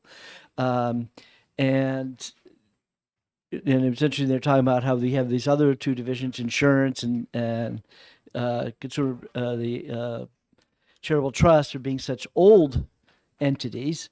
So now we're talking about a relatively young entities because securities was created, I think, just when I got elected and just when I first came in, right? 80. Yes, that's correct, Mr. Chairman. Also, creating exclusive jurisdiction within those agencies, to enforce their respective laws, be it insurance, securities, Right. Public Utilities Commission, and Right, the like. and it being added to the Consumer Protection Act as an exemption.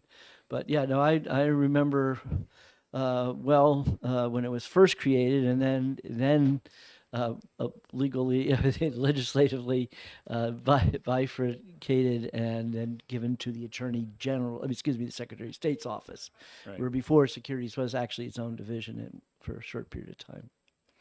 So, Well, very good. welcome. Well, thank you, Mr. Chair. We really appreciate the opportunity to present this afternoon before the Commerce Committee to provide you with an overview of the Bureau of Securities.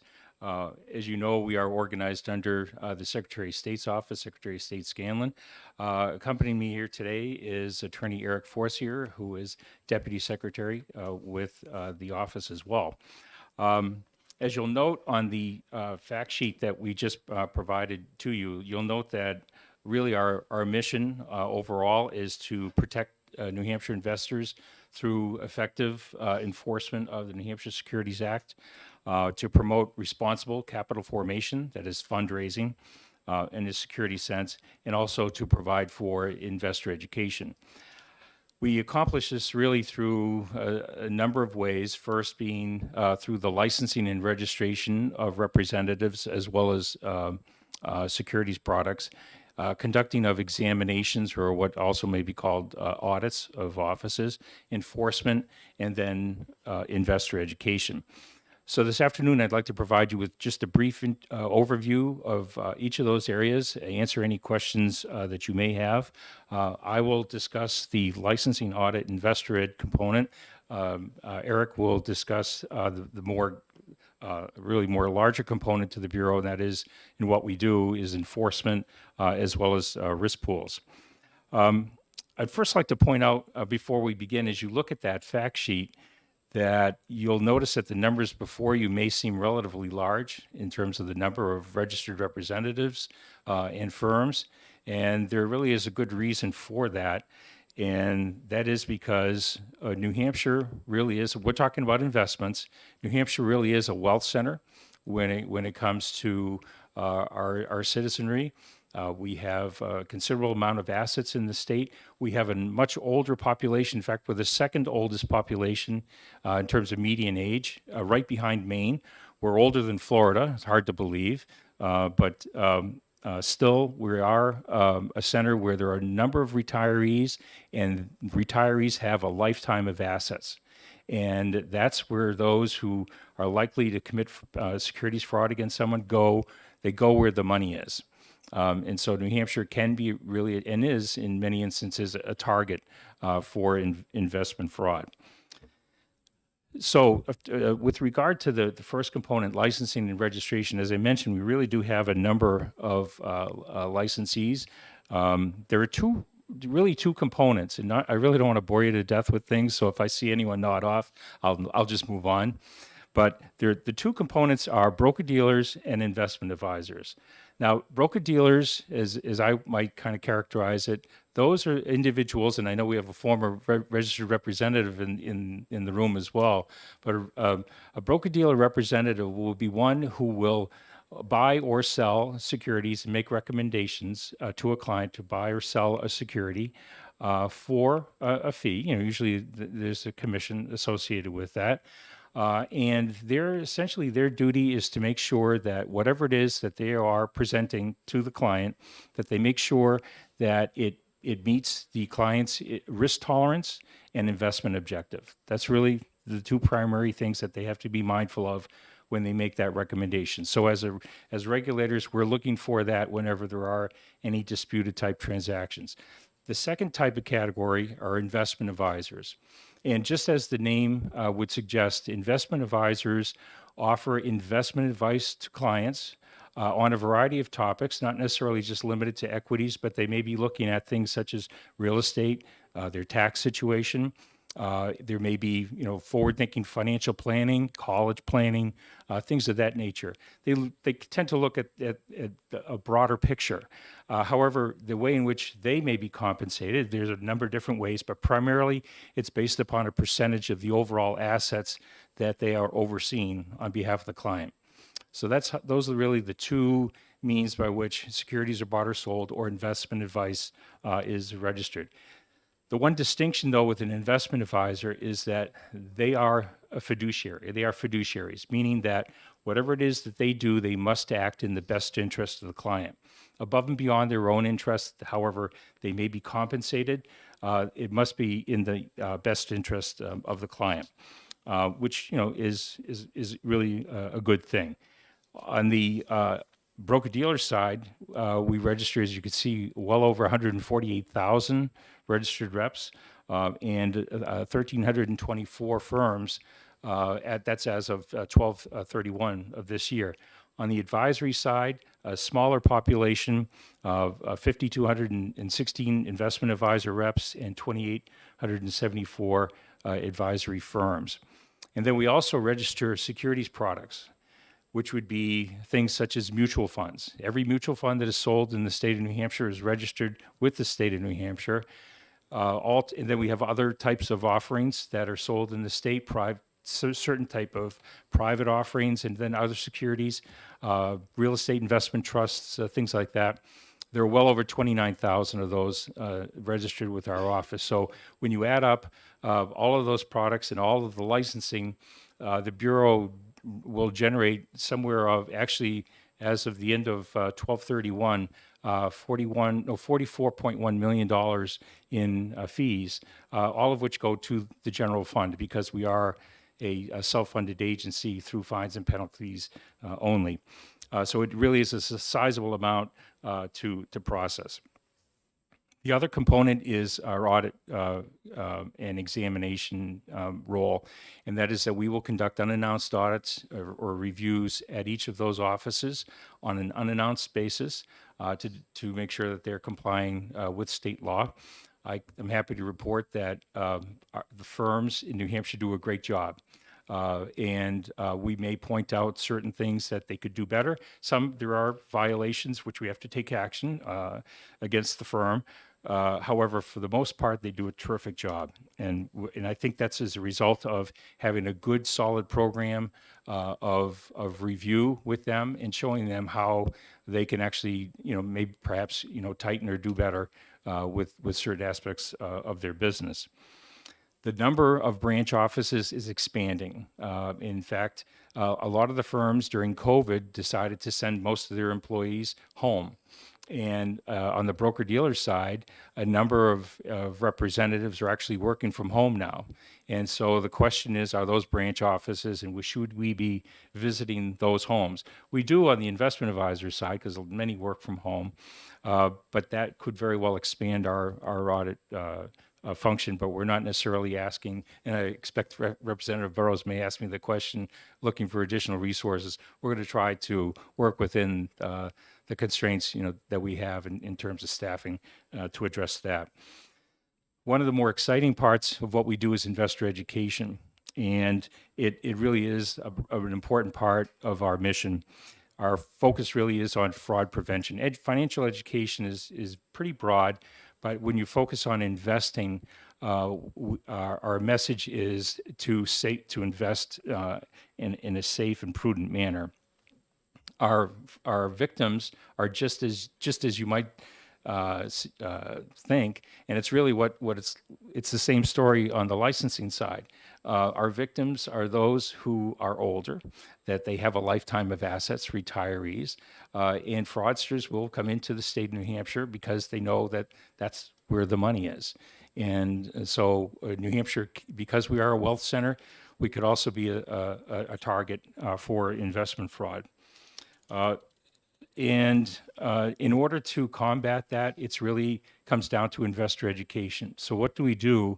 We do a considerable amount of outreach to seniors, particularly organizations including lifelong learning centers, such as OSHER, which is organized through Dartmouth College, the OLI program, which is administered through Granite State College, as well as independent living organizations. They're all prime targets, and so that's where we really need to and have been consistently educating the public.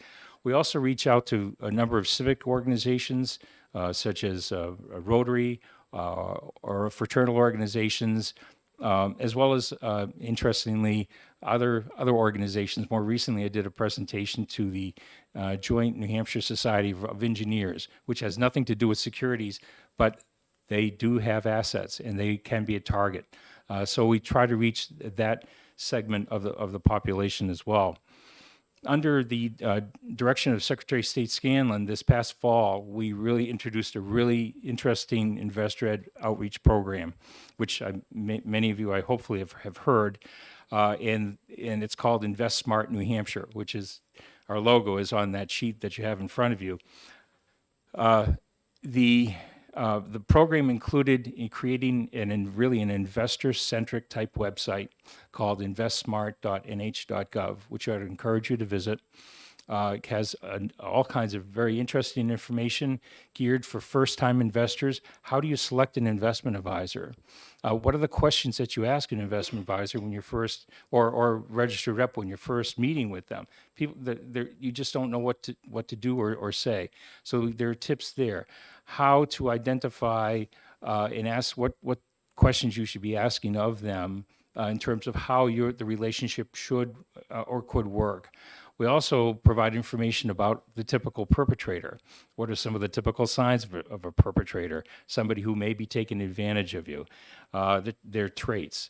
And then we focus on resources for seniors, and then other things which reaching the more younger generation, a podcast series, and then resources for teachers, as well as a printable resource and printed resource, which Attorney Forcier, if I could just ask you, I hate to have you passing these around, but we just developed a New Hampshire investor guide for those returning representatives. You may have received one in your mailbox during, I think, what I shouldn't call it veto day, but that's all I know it is to be. And it was in your mailbox, but for some of the newer representatives to this committee, you'll find that this is a really nice source of information on how to invest wisely. First off, it's available to the general public at no cost. In fact, if you would like additional copies, my contact information is on that sheet. You can just ask me whatever it is that you need in terms of quantity. The guide covers a number of really interesting topics, such as the selection of an advisor, but what are investments and why should you invest? some of the typical scams or frauds that may be conducted or you have to be mindful of, and a host of other topics which I think is useful. This is available both in English and Spanish as well. So if you have a population of Spanish-speaking individuals, let us know, and we'll get those to you as well. So that comprises the new InvestSmart NH type program.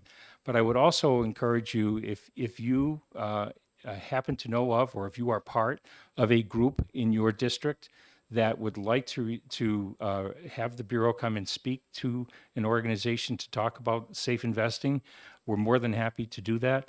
We'll provide each participant, obviously, with a copy of our investor guide and try to tailor our presentation to your group. It doesn't matter what it is, nor whether it's daytime or evening. Please just reach out to us, and we're certainly available to present. At this point, I'd like to turn it over to Eric, who will talk about our enforcement component as well as risk pools. Thank you, Barry.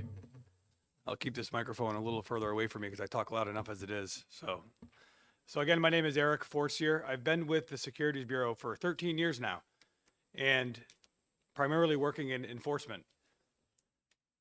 The best part of our job is being able to help New Hampshire consumers, big or small. We have people come in who have lost money. That is a small sliver of their portfolio, but they're troubled by what happened, or it's their entire life savings, be it 10 grand or over $1 million. We treat everybody the same. We take complaints from consumers, and the best part of our job is helping those consumers out, primarily recovering, if we can, losses that may have been incurred as a result of violating our law, but bringing bad actors to justice. I'll echo what Barry said. The firms in New Hampshire do a great job. The people in New Hampshire investing on behalf of New Hampshire residents do a great job, but not all of them. And the ones that don't end up in our enforcement unit. So I've been there 13 years. We operate on complaints primarily. So we receive complaints from New Hampshire consumers or people outside of New Hampshire doing business with New Hampshire consumers. We primarily receive them from consumers themselves. Sometimes we receive referrals from other state agencies or federal agencies, but most often a case started with our office starts with somebody walking in or calling and talking about a problem they have with a broker or an investment advisor or just somebody selling them securities, because you don't necessarily have to be licensed to be selling securities to New Hampshire residents. So they come in all forms. On average, and this is just an average, we have about 70 investigations a year, mostly emanating from complaints, but sometimes they're tips. Sometimes we see issues in the marketplace and we can bring enforcement matters related to that. But there's about 70 or so in the pipeline every year. We also have about 40 enforcement actions that we end up filing every year. Some are very big, some are very small. Some of them are very defunct companies that have no assets left, and it's come to our attention because it's been a total fraud that's been well reported everywhere. Some of them we help uncover and we help reveal. But we have about 40 cases a year. Usually they're administrative that provides a wide range of tools to the enforcement unit to bring relief and expose frauds, even Ponzi schemes in New Hampshire. We've uncovered some of those, but we usually bring administrative cases. But we also have, the legislature has granted us wide authority to go to Superior Court and bring relief in Superior Court. So we will bring primarily administrative cases, but we do go to Superior Court to freeze assets or to enforce compliance with our orders or our subpoenas. So we're in court as well. A lot of our cases are sales practice violations. A broker broke our law in engaging in a transaction that was, say, unsuitable or unfair to the consumer. Call them minor, but those result in losses that really harm people. So we have those types of sale practice violation cases, but it really runs the gambit. We have total, complete fraud cases as well as the other side of that spectrum. Whether they're using online advertising or print, people are responding to ads from fraudsters online or in print and losing significant amounts of money. And a lot of our cases are in that world as well, but it really runs the gambit. The types of cases we see often, time and time again, is promissory note cases. A note is a security. There are some exemptions and there are some carve-outs that apply, but generally a note is a security. So when people borrow money from somebody, particularly when they're borrowing that money to engage in an enterprise to turn a profit for that lender, it's a security. We have those types of cases. We have cases where people will open up an LLC and sell interest in their LLC to their friends, neighbors, random people online. Those are securities. So we have the types of cases that are not your typical investment advisor and broker dealer cases. We have plenty of those, but we also have half our world is also those other types of securities transactions that I just told you about, and I'm happy to talk about further. We routinely work with criminal authorities. You heard Brandon Garrod from the Consumer Protection Bureau. We have a great relationship with the Attorney General's office, and we work closely with them in making sure that people who violate our securities laws, because there are criminal components to it, get brought to justice. So we'll regularly meet with them at the AG's office. Brandon's unit will engage in referrals that anything we think might be a crime, we bring it over to them. Sometimes it's not a securities violation, a securities fraud, and they'll charge it as theft. But oftentimes when you violate the Securities Act and you committed securities fraud, you've also committed theft. So we are proud in our track record in working with the Attorney General's office and other criminal prosecutors. We've worked on some federal cases with the U.S. Attorney's Office and the FBI, and we actually have some great cases with the county attorneys as well. So we have regular working relationships with all the criminal authorities, and in the past 10 years or so, we've brought, I think, a record number of securities cases that have gone criminal. We've really brought people to justice in that realm, and it's, I think, sent an appropriate message. And I've personally worked on a lot of those cases and testified in grand juries, and we've been very successful, knock on wood, in Superior Court and on criminal cases, because it's hard to explain to a jury and jury instructions securities. So that's one hurdle that we've done well on. We also routinely work with the Securities and Exchange Commission. As you can imagine, a lot of the cases we look at and the transactions we're looking at cross state lines. And so we regularly work with and bring cases, I wouldn't say joint because they're a separate agency, but we concurrent cases and parallel cases all the time. And so we have a great working relationship with the Boston Regional Office of the SEC, and we routinely work on cases with them, referrals back and forth. We have a great working relationship with the banking and insurance departments here in the state. We meet with them regularly. I pick up the phone and talk to them weekly. There's a lot of cases that have both banking, insurance, or insurance, banking, and securities components. So by statute, we regularly meet, but more often than required by statute, we're talking. And we're regularly engaging each other because there's a lot of, particularly with insurance, overlap. We routinely work with our neighboring states of Massachusetts, Vermont, Maine, and other states in New England on cases because, again, a lot of these brokers, investment advisors, products are being sold across state lines, and we work together to bring those to a conclusion as well. We regularly bring in about $1 to $2 million in fines and penalties. As Barry alluded, we're a self-funded agency. The registration fees, licensing fees, and the fees that Barry spoke about are directly to the general fund. We operate self-funded on the fines and penalties that we administer against these agencies every year, against these firms and brokers. Not all of them pay it, and we also are a collection agency of sorts. We definitely have judgments against people for victims in New Hampshire that we are, every year, we seem to add more to the debt list of consumers and victims in New Hampshire that are owed money. We continue to pursue that, but we still are able to stay self-funded with the penalties that we're able to get from firms that can pay. We regularly provide assistance that don't really rise to enforcement, but we get calls from consumers all the time. They can't get access to their accounts. We quickly help them with that. Their broker's not calling them back. We quickly help them with that. I found this stock certificate. I'm an administrator of an estate, and I found this in the bottom drawer. Is this worth anything? Those are always fun. We chase those down. But we do provide that help to consumers on a regular basis as well. We're heavily involved in the North American Securities Administrators Association. That's the conglomerate of state securities regulators in North America.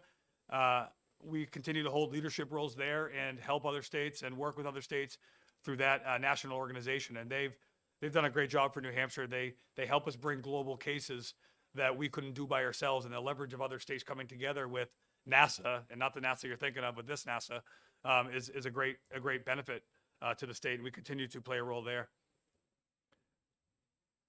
We also regulate pooled risk management programs, as Barry alluded to. That's RSA 5B. Those are when political subdivisions come together and pool money for the purchase of health insurance, property, casualty insurance, and different insurances. It's a statute that allows these communities to come together to pool their money, because there's always a better deal to be had when you pool your money together and you're a larger group, especially with the tax benefits provided by RSA 5B. So they are significant. There's 5 pools in New Hampshire. They annually file with us, and we continue to monitor and ensure their compliance with RSA 5B. And that's a big role in our office, and continues to be a big role, and it's sort of the other facet of our office. They provide a great benefit to the New Hampshire political subdivisions, and it takes a lot of resources to monitor their compliance and making sure that surplus is returned as they're supposed to under the law. We can talk about this further, but we've had a number of cases that have gone to the Supreme Court enforcing compliance with RSA 5B that we've been successful in returning tens of millions of dollars to communities in the form of surplus that should have been returned a long time ago. And that's another big part of our office, where the enforcement team is approximately, give or take, 6 attorneys, but they have varying functions in the office with examinations and audits, and so they don't all spend full time on enforcement. But give or take, we have 6 attorneys working every day and helping New Hampshire investors, which is something I'm personally really proud about having done for the past 13 years. And anytime there's any legislation before this committee or before the legislature, you'll hear me and Barry pounding that consumer protection drum. We are a consumer protection agency, and we will carefully review legislation. We recognize benefits of new products and new ideas, but we have to always pound that drum because it's important. Products are changing every day. I'm sure we're going to see legislation, and we have seen legislation, and we'll continue to try to protect our investigative authority. We should be able to continue to investigate, and securities is such a broad sweeping term. It's meant to encompass all types of activities that are changing every day, and we'll try to continue to safeguard that authority. And that's where you'll see us this year and years to come before this legislature. That's all I've got on I'm happy to take any questions. I talk fast, so slow me down and ask me to repeat. I'd be happy to do so.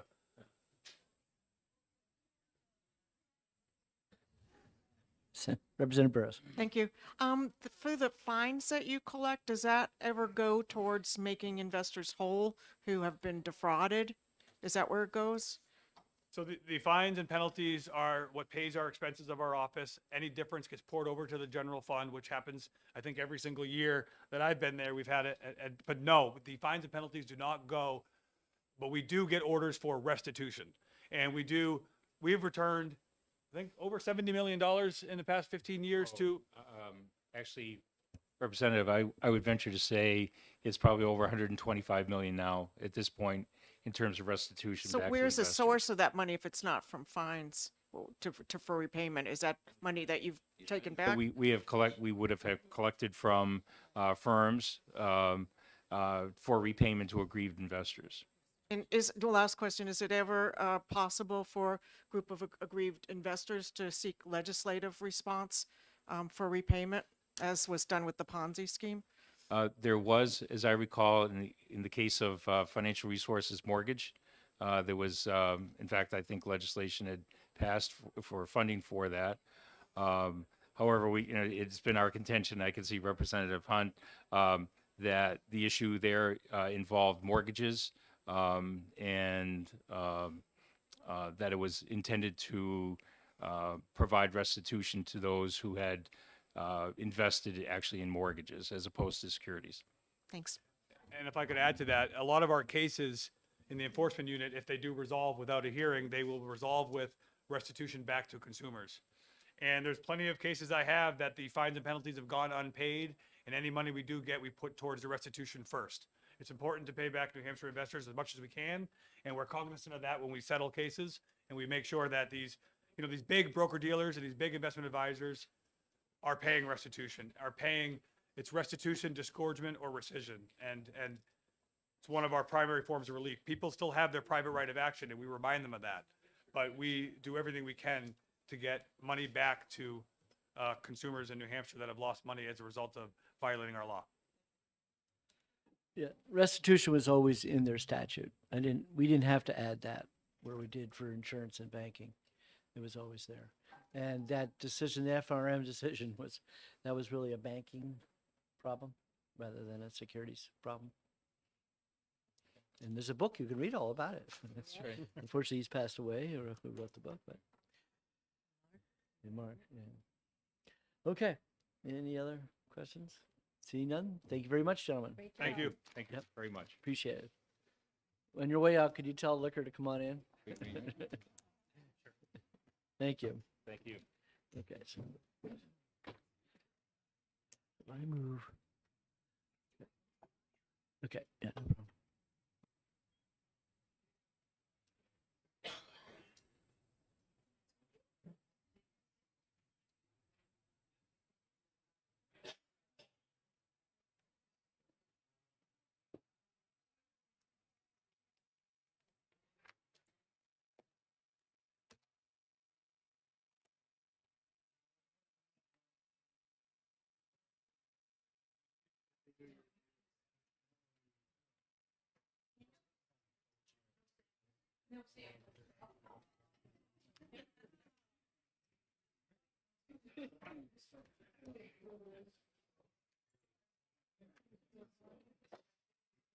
Say, don't let me forget that. I won't forget mine either. Chief, when we have boards come up, we're gonna pull that chair into the middle. You too.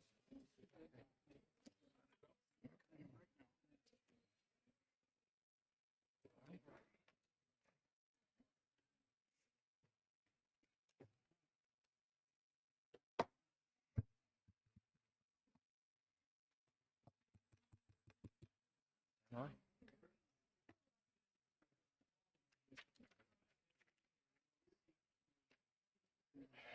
Did you do any handout? Hmm? They're handing around. Going on.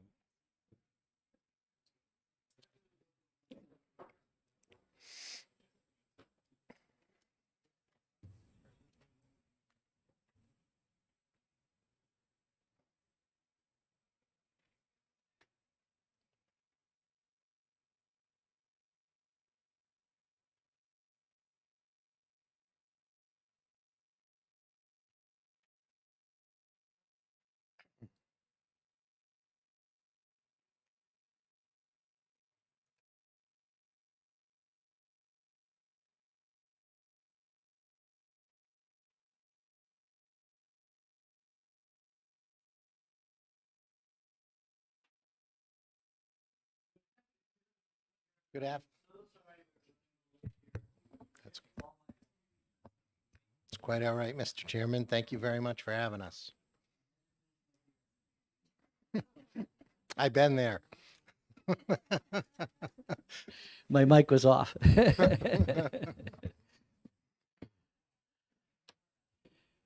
Go ahead. Okay. So good afternoon, everyone. Good afternoon, members of the committee, Mr. Chairman. I'm Joseph Malik. I'm the chairman of the New Hampshire Liquor Commission.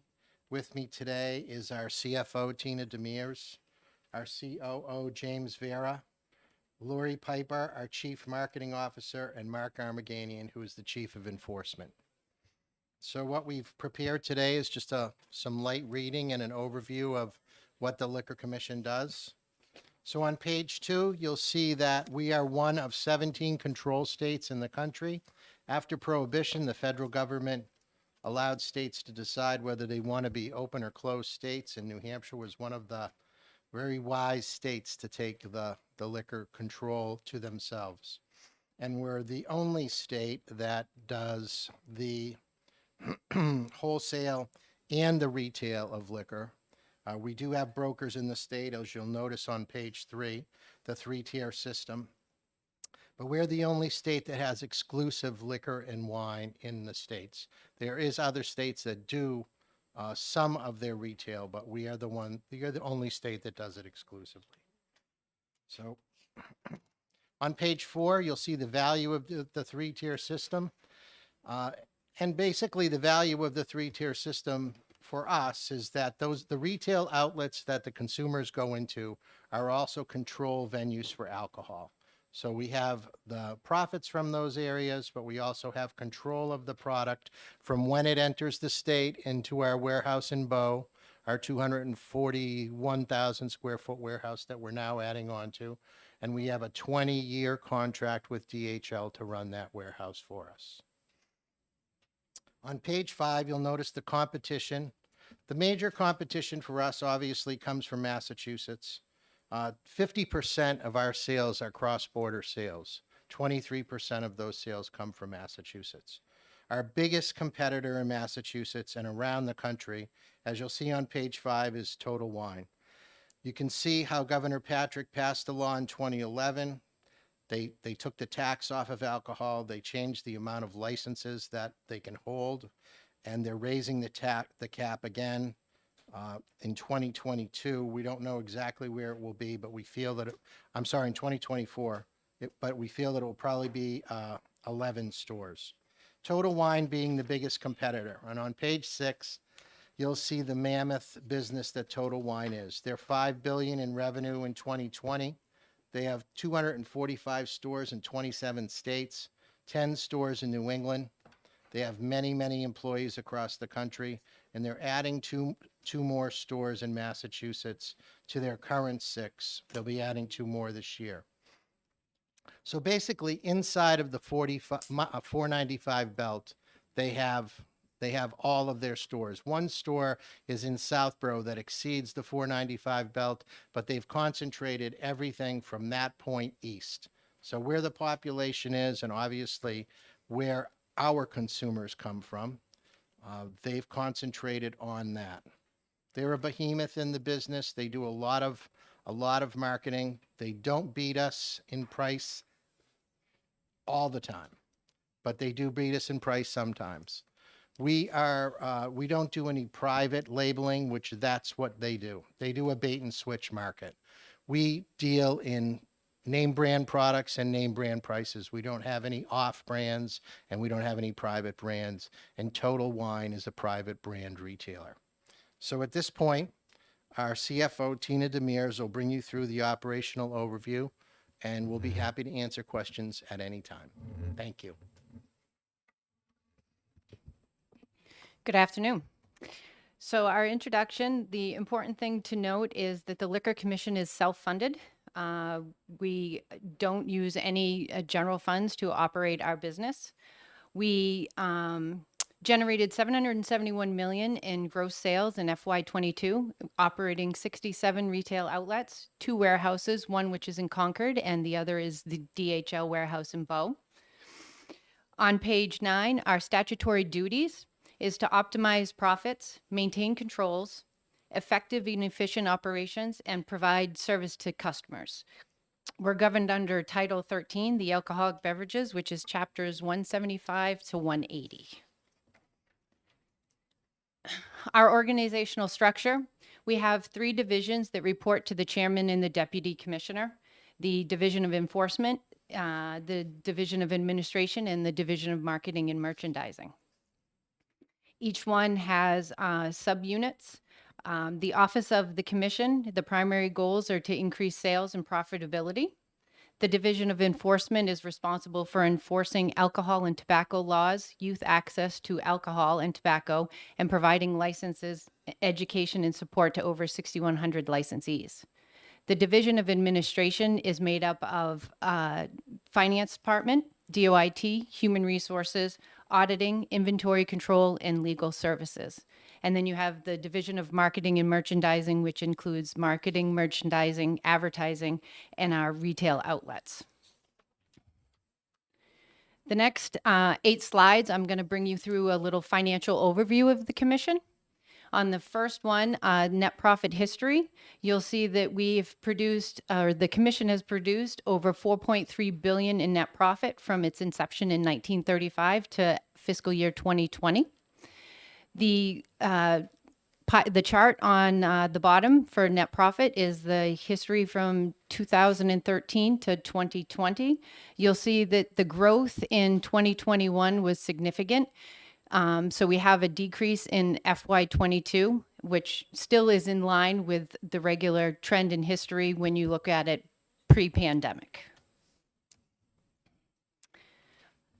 The next slide, revenue trends and transfer language. This one is important because we just want to make sure everybody is aware where our funds are transferred to. So there are 2 RSAs governing revenue transfers that are prior to our transfer to the general fund.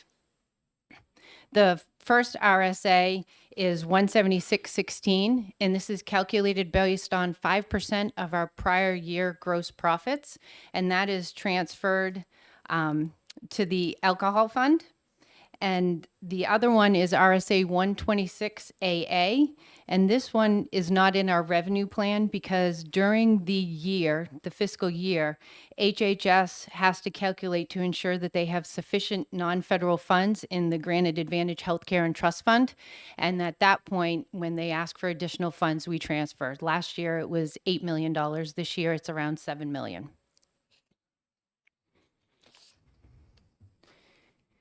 The next slide is our revenue and expenses. It's a 5-year history. Our FY22 revenue, as we said, has decreased, but is in a normal trend of our historic growth. Our expenses are consistent with our expense to revenue ratio. It's around 30%. On slide 15, the revenue history by category. Our revenue is broken down into 3 sources. You have beer tax and permits, the liquor and wine revenue, and then we have other revenue, which includes licensing, lottery, direct shipping permits, and other miscellaneous revenue. Slide 16 is a history of beer tax and gallonage. As with the sale of alcohol, beer tax had an increase in FY21, but is back to the normal levels in FY22 at 12.6 million, or 41.9 million gallons. On slide 17, it's our sales by customer type and by category. So you'll see on the top line that retail is 383 million, or 50% of our sales. Wine for retail is 173 million, or 22.6%. So our total retail is 556 million, or 72.7% of our sales. And if you look at the 2 pie charts, they're broken down by spirits and by wine by those categories. So you'll see that retail spirits are 85% of that category. And on the wine side, the retail is about 55%.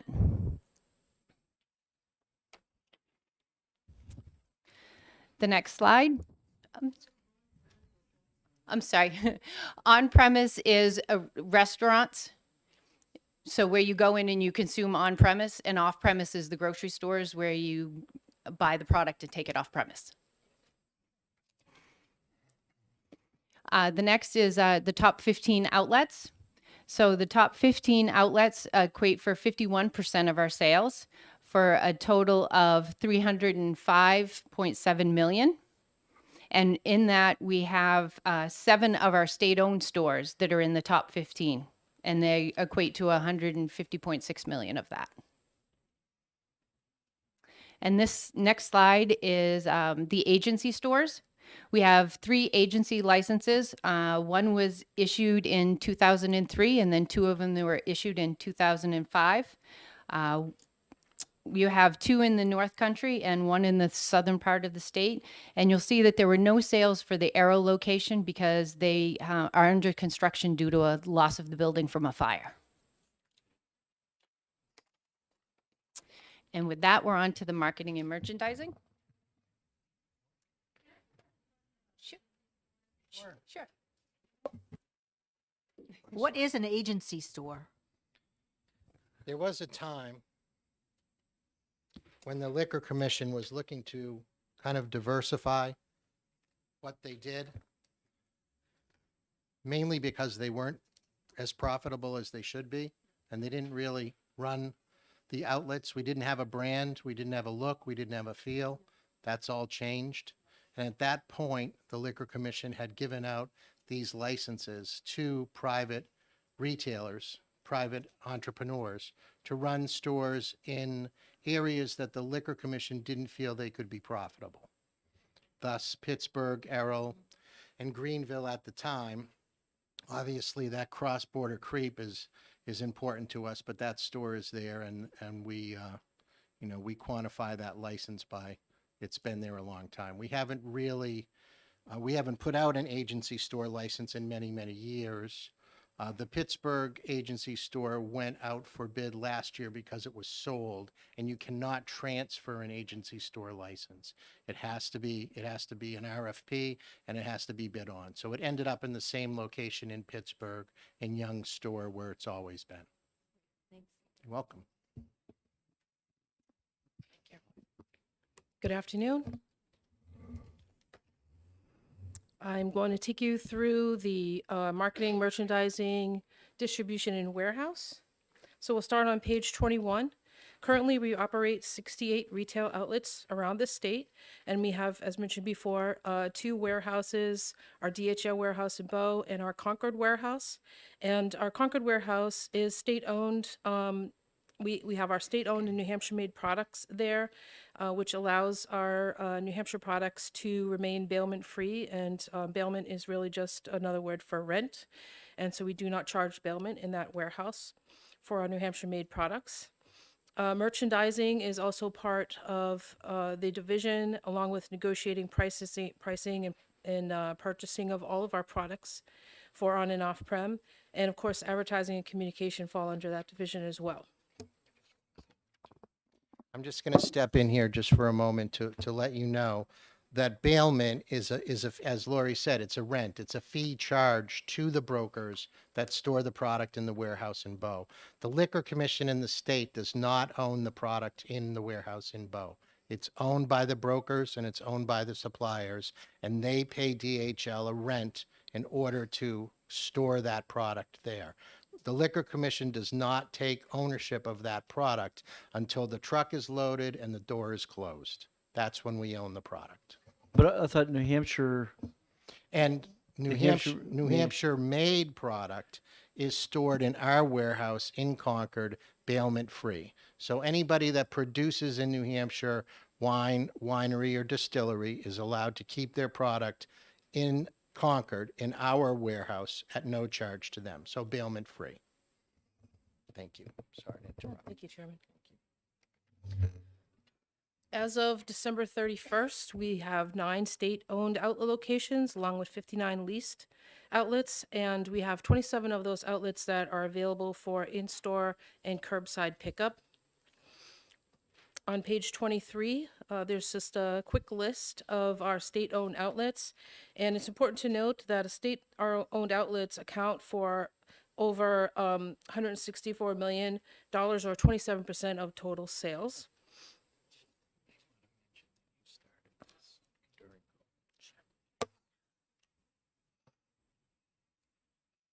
We have some outlet changes. I'm on page 24. So since 2012, we've renovated, relocated, or constructed 40 new outlet locations in more than 35 communities.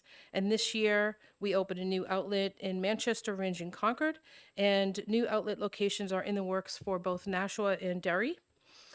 The Liquor Commission, with the guidance of its consultant, HNTB, and the NHDOJ, continue to redevelop 2 state-owned properties located alongside Interstate 95 North and South in Hampton. These will be very similar to what you find at our Hooksett locations currently. On page 25, we have our Claremont outlet, and it went from 5,600 square feet to over 10,000 square feet, and a sales increase of 0.8%. Our next outlet is Ringe on page 26. Again, an increase in square footage to 10,325 with a sales increase of over 23%. That was not all mine purchases. On page 27, there's a beautiful photo of our Concord outlet at Exit 17. We went from 4,000 square feet to over 13,000 square feet with an increase in sales of 2.9% for that outlet. On page 28, One of our newest outlets in Manchester, Gold Street, over 12,000 square feet outlet, and the FY23 year-to-date sales, $2.2 million for that location. I'll talk a little bit about our marketing, or what you probably best know as marketing communications, and some of our goals. So through our marketing, we secure products, we manage the merchandising, and of course we promote the products. Really, our goals is to bring the best products and values to our customers through a really positive shopping experience. We want to engage with our customers online and in outlet. We support our New Hampshire businesses. We want to position ourselves as best in class, and we do this in a few different ways. We host world-class events, and that attracts top industry professionals. We engage celebrities when we can, and that kind of heightens our engagement with customers. They love that. And we also use cutting-edge marketing tactics. We provide excellent customer service, and we try to innovate in all areas on a continual basis. On page 30, talk a little bit about our web and our e-com. Our website is very robust. It's a great place for our customers to go and learn more about our products and availability. We have over 125,000 visitors a month to that webpage, which is really great. We did start our curbside and in-store pickup when the pandemic hit and people were no longer wanting to go and visit retail outlets and shop. We very quickly got up to speed with a curbside and in-store pickup option. That program's been doing really well. We currently have 27 locations across the state where you can use our pickup or curbside service. And your order can be ready in 90 minutes. I mean, that's pretty quick. And you can choose to go in or just pull up to the curb. And currently, we have 3.1 million in sales. That was for FY22. That's a 15% increase over FY21. And since the inception in September 2020, we're at 7.6 million year to date since we implemented, which is really great. Our top stores for curbside are Salem, West Lebanon, and Hampton North. On page 31, just a quick overview of some of our in-outlet activations. We currently publish a sales flyer every month. And when we can, as mentioned before, we like to take advantage of our celebrities. Our customers love it. They love learning about their products. And a couple of photos there at the bottom, you can see some of our merchandising in our outlets and some of our really powerful displays. They are very shoppable. They're eye-catching. They support our highest gross profit products, and our customers just love them. On page 32, just a broad brush about our monthly sales. Every month we have a sale, a different sale.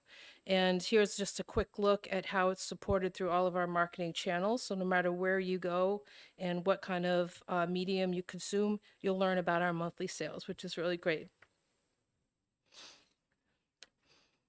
On the next page, 33, just a little bit about our social media. Everybody's online now. Everybody has social media accounts and our email marketing as well. We have a very robust strategy. You can see some of our followers there on our 3 main social channels. And we do send out 7 targeted emails every single month to different subscribers. We have over 25,000 subscribers. On page 34, this is just an example of one of our brand building campaigns. This was our Keep It Local, which supported our New Hampshire wineries and distilleries. And we had a great kickoff event. We discounted the New Hampshire products. They had prominent display in our outlets. We built a specialized web presence where customers could go and learn more about each of those distilleries and wineries, an interactive map, if you will, and also supported that with social media. On page 35, a little bit about our Google reviews. We do watch them. We do pay attention to what people are saying through Google. And we do have 91% of our reviews over time are 4- and 5-star ratings. And you can see just a quick table there of how many have come in for that time period.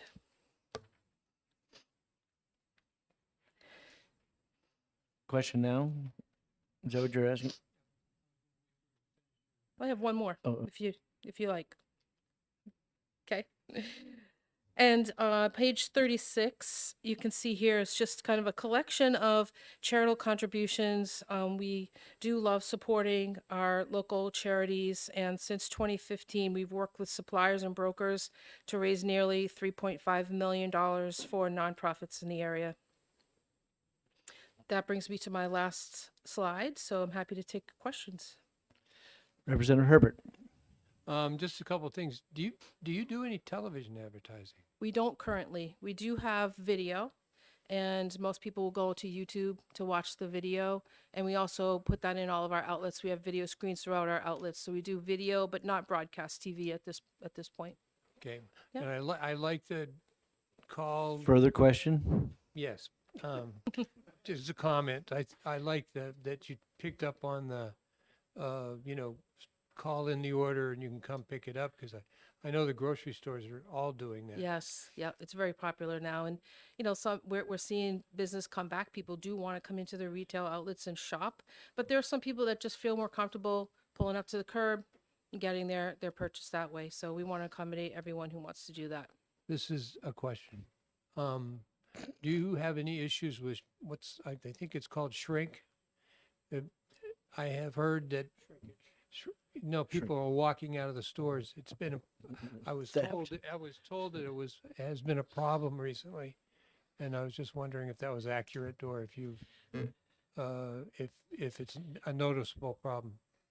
Well, in certain locations it is, but it still remains a very minute number. It's 0.5% of our sales. So it's a very small number. The chief can speak to it a little bit when he comes up, but it's certainly something that has grown in recent years. Thank you. Well, that stirs some questions. Go ahead. I just want to make a comment about local New Hampshire made. I think you guys have done a great job over the last 10, 15 years with promoting local, because years ago, they really had an issue, especially the wineries, with shelf space in the stores, and you've done a great job. This committee got the commission to move the rack up to the front of the store. And they have their own section as well. So thank you very much for the. So Representative Calabro, Calabro. I had a question as to a lot of times I will see, as a restaurateur, I will see people pulling up and I will see them filling their entire vans full of liquor with mass plates. What exactly is, if anything, being done to curtail that kind of behavior?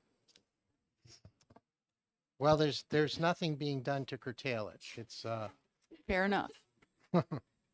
It's so this has been an ongoing issue. Obviously, we did have one of our counselors was involved in accusations in the store.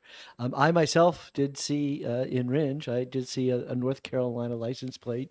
And people loading it up, and when I walked by, they gave me a very strange look, and maybe because I had a state plate and I drove in. But the obviously the big issue was the $10,000 in terms of cash versus credit card. But and just to follow up on that, Mr. Chairman, if I may, the Liquor Commission through the DOJ asked for an opinion letter from the IRS. And the IRS wrote us an opinion letter that the Liquor Commission is within their realm of doing business within the state of New Hampshire, regardless of the amount of sales that someone from out of state buys. Right. But I do notice that there used to be a big pile of a certain, was it a whiskey? No, it was a Hennessy. There was Hennessy that was piled up by the door, and because Ringe were a border town, but that pile is gone now. So that either Hennessy's cut us off, or the pile is just back farther in the store. Representative Smith. Tastes change and times change. So yes, that. This question is based on my own ignorance, and I have wanted to ask it forever. And now I have a captive group that can answer the question. And it's a silly little question. When you have a wine store that's just dedicated to selling wine, are they licensed through the state of New Hampshire, or are they some other kind of thing? No, they're licensed through the state, Representative. All licenses in the state of New Hampshire go through the Liquor Commission. I believe there's 6,400 licenses. So they're not one of these state agency things. No. There's a different thing. That's correct. Okay. They are a private retail wine outlet. Gotcha. Right. Thank you. So Series. technically, they're an off-premise licensee. Correct. So that they would, and I remember in the old days, we used to have beer stores, but, they've gone the way of Hannaford's and Market Basket, no, they weren't successful anymore. But yes, we do have a handful of wine exclusive stores, and you could open one yourself and be a licensee. It's okay.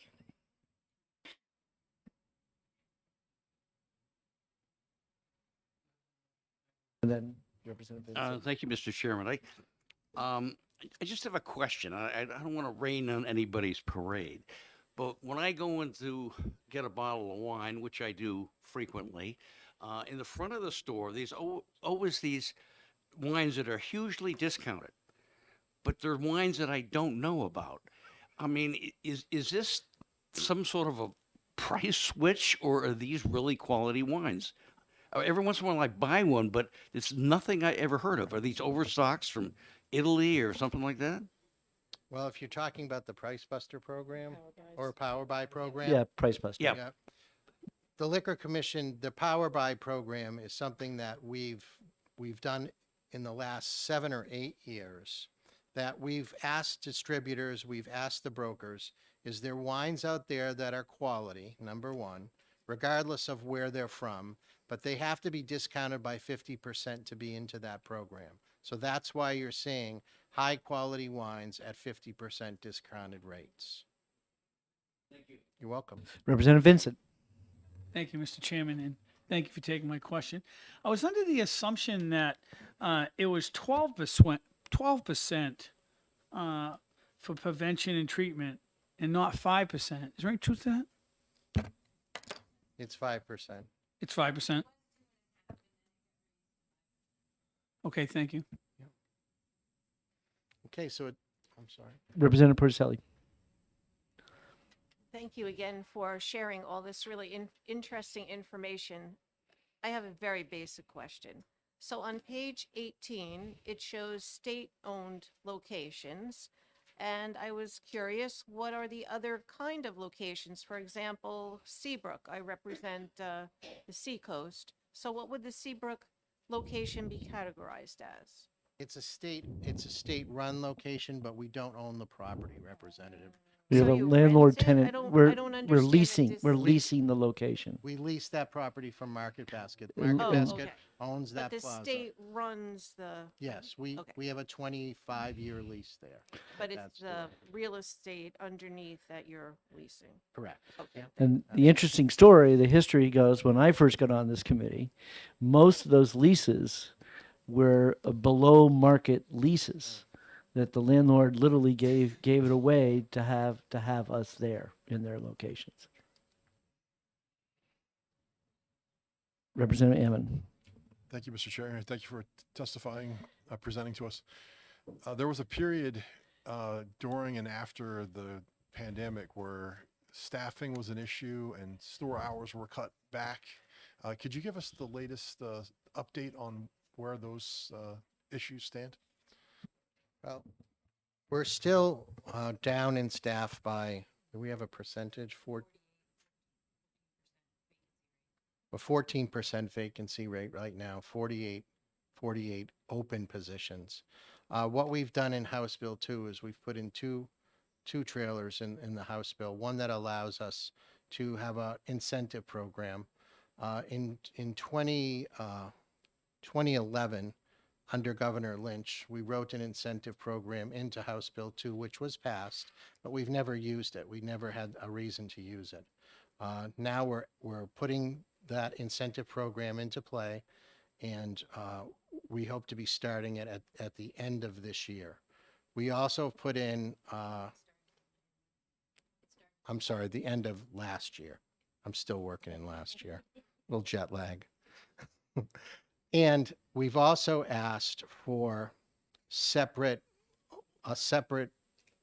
lines in our budget to be able to reclassify our people in the stores because our employees in the stores are, quite frankly, woefully underpaid to the percentage of retail in the state. So what we've asked in House Bill 2 is there pay scale. So we're asking to be allowed to bring that pay scale up and reclassify those folks so they are paid an average that is paid within the state. So yes, we are still understaffed, not as bad as we were at the time that we cut some hours and cut some stores, but our pay scale is still greatly beneath what we feel that it should be in order to attract employees to come to work for the city. So what is the starting salary? $12.36 an hour. Neither are we, but we're doing our best to make those changes, and the governor has supported. I worked with the governor's office on the incentive program. We went through a few iterations, and we based it on additional sales. So we feel that the employees will be bonused on the additional sales. So that's a great start for us to be able to do it.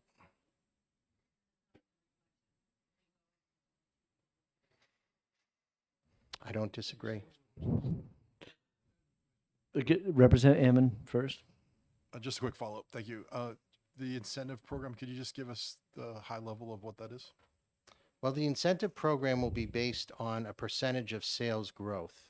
So if we grow the sales by a certain percentage, the employees will share 10% of that growth. Will be distributed amongst the stores by region. So there's 7 regions, and we have 7 supervisors. So some regions can hit it where others won't. So it will be, our idea was in doing it, that the regions would work together, the stores in that region would work together to lift everyone's boat and lift the sales, and everyone in that region would enjoy those additional sales. And it would create a little bit of competition between the stores in order to increase sales in all areas. It could be different. A store in the North Country can gain as much as an agency. I mean, a store in the southern part of the state, given by region. So, it's 10% of the increase, and obviously, that, in addition to changing the pay scale and changing the descriptions of those jobs, should be more than the incentive that we need to hire additional employees and keep our employees that are in place paid at a scale that we feel is more in line with other retailers, like-minded retailers. Representative Herbert. When is this going to occur? I mean, in terms of the $12 is grossly underpaid for sure, but is there a schedule as to when these things will hit? The incentive program started in January, so we started it now, and it'll be paid every quarter. So it will end in March, and then we're making the first payouts in June. So 90 days after that. So employees will see those first checks in June of this year. But and the base pay raise, is that something? The base pay raise is part of the budget? Is part of the budget. Okay. Thank you very much. You're welcome. Very informative. Thank you. Now to the best title in the state of New Hampshire, Chief Enforcer.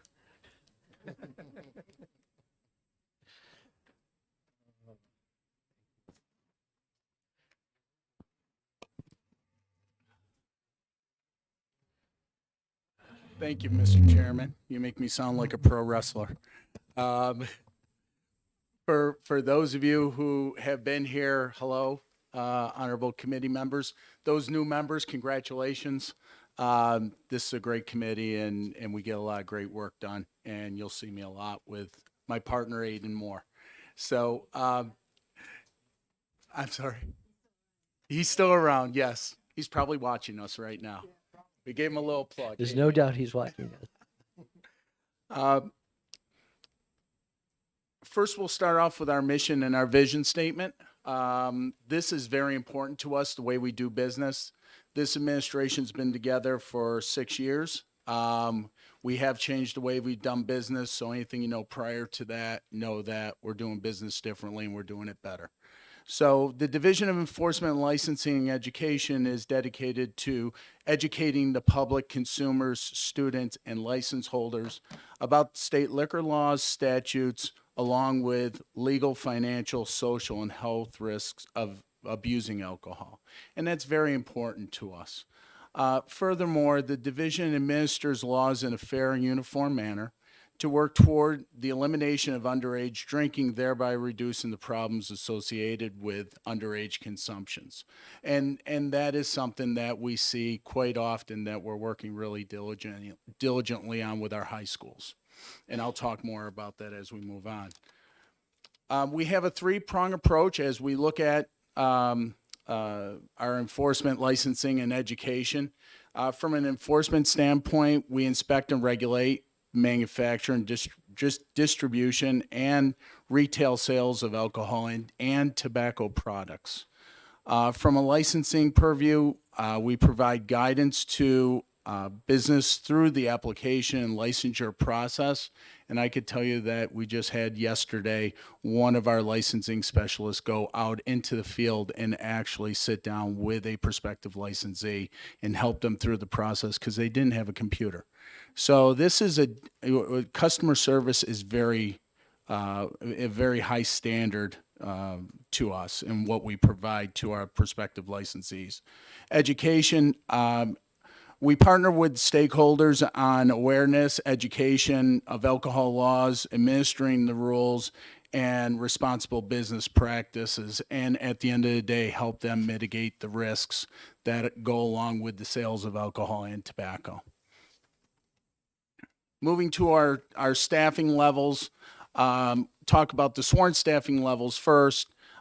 Just to give you a Cliff Note version of it, in 2009, our staffing totals were at 26 sworn members. So as we talk about our sworn members, they are sworn police officers in the state of New Hampshire. They have full jurisdiction, but we keep them between the bookmarkers of alcohol and tobacco enforcement. In 2011, we had mandated cuts, and we had a reduction of our force of 5 positions, and moving down to 2022, where we are today, or at the end of the last year, we're at a total of 21 sworn full-time enforcement investigators and 7 part-time positions. We have 2 openings at this point. Civilian staffing, we do have civilian staffing also. They are auditors. And we have 12 in 2022. We have 12 full-time staff there, 4 part-time, and we have 1 current opening.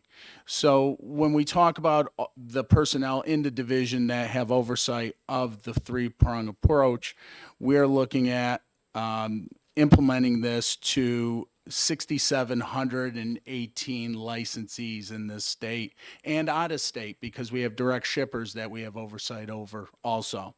With 15 full-time investigators with a ratio of 447.8 or almost 448 licensees per investigator. Thank you. Liquor licensees. On page 41, license types, as this committee well knows, we have 52 license types available. We talk about them quite often here. The criteria for each license is established by statute and state liquor rules. Generally, licenses can be separated into 2 categories, which, great question. On-premise, where alcohol is sold or consumed on the premise. So like Tina said, there'll be restaurant, lounge, brew pubs, social clubs. And off-premise, where alcohol can be taken off the premise to be consumed. Convenience stores, grocery stores, retail wine outlets, like was mentioned earlier. Moving to page 42. This gives you a snapshot of where we are or where we were year end with our licenses. License types on premise, you can see the numbers there as that breaks down our 6,718 license types. Our largest is our on premise, off premise at almost 1,500. Direct shippers, which are out of state licensees that are shipping directly into this state to you, the consumer. We have 1,400 of those. Manufacturers, we have 807. Tobacco only, which is separate from a grocery store, convenience store, which can sell tobacco also. We have 229, and then our seasonals are 671. And like I said earlier, that gives us our 6,718. Looking at the revenue, from our beer tax and permits, we're looking at approximately just over $13 million. Liquor license fees, almost 3,600,000, just under 3,600,000. Direct shipping, almost 2 million. And then down to our overall title, which is just our total is just under $19 million a year. Moving on to page 43. So our education efforts are huge, and we keep them very near and dear to our hearts. Public awareness and education. We have our number one requested education platform is our Fatal Choices, which is an impaired driving simulator. We use two golf carts that we have obtained through grants with our Fatal Vision goggles, fondly known as drunk goggles, to take students of defensive driving courses and driving courses throughout the state that are in high schools to teach them what the adverse effects of driving while impaired are. We figure that parents are the best teachers of their students, and sometimes our kids need to touch the stove to see it that it's hot. So we'll give them a safe platform to see that the adverse effects of drinking alcohol and driving could create a fatal situation. Our community outreach vehicle, we have obtained 2 computerized drunk driving simulators through NABCA grant. One of them is inside of that community outreach vehicle. If you look at it as the bookmobile, it has a lot of community-based sayings on the side of it, but inside it gives a nice view of alcohol awareness. It has an intoxilizer breath machine inside of it, but more than anything else, it has another drunk driving or impaired driving simulator inside of it. Our Buyers Beware program, we do in partnership with the coalitions throughout the state, where we have taken our campaign on public awareness and bumped it up a notch. And we're educating adults about the dangers and consequences of providing alcohol to minors. And some of you that heard me talk last week on our radio show with Jack Heath know that this is a huge problem throughout the state, and that's empowering our kids to consume alcohol prior to the legal age to do that. And that has happened throughout the state, and we've had negative incidents with it. So we believe that the more awareness out there and educating our parents what those negative and adverse effects are, that we can combat that. Presentations, we do so many presentations, and I'll get into that next. Down a couple pages. Presentations in schools, usually are more so around prom and graduation time. We bring our investigator out with us, who is our mascot, to talk about the adverse effects of alcohol. And it's really one of those things that puts a smile on everybody's face. Everybody likes to see a mascot. One of our greatest partners, the Fisher Cats, we're part of their mascot competition yearly, and it does bring a lot of smiles and a lot of awareness out to our citizens of the state. On page 44, continuation with our education efforts. So that was the public training that we do. We also train those that sell alcohol in this state at every level. So the managers training seminar is for all of our owners and managers throughout the state of that are licensees. So and that is mandated by statute 45 days after they obtain a license. They have to go through this training segment. Moving down to our grocers education seminar, again, this is specifically for grocers and clerks. Again, training them both about seeing those outward signs of intoxication, that they don't have to sell to people that are showing signs of intoxication, but also talking about IDs and fictitious IDs, because we do training on fictitious IDs also. Our total education in alcohol management are for all of our servers. And all of our servers throughout the state do an awesome job. This training is actually given in person or online. All these platforms are given in both venues, just to make it easier for the user to take this training, whether it's a refresher every year, or that they actually want to come down and be part of one of our many classes that we put on weekly. Moving to page 45. Again, we're not separate from anybody else. We do the same training for our liquor and wine outlets, and also our clerks are trained the very same way that we would train anybody else in those outward signs of intoxication and fictitious identification. Again, we're trying to help our licensees. We've partnered with them every day of the week to show them that we're there to help them mitigate the risks that are involved in selling alcohol. Moving down to our Let's training, that's more, if I can kind of dummy that down a little bit, it's security training, but it's for the bouncers of these establishments.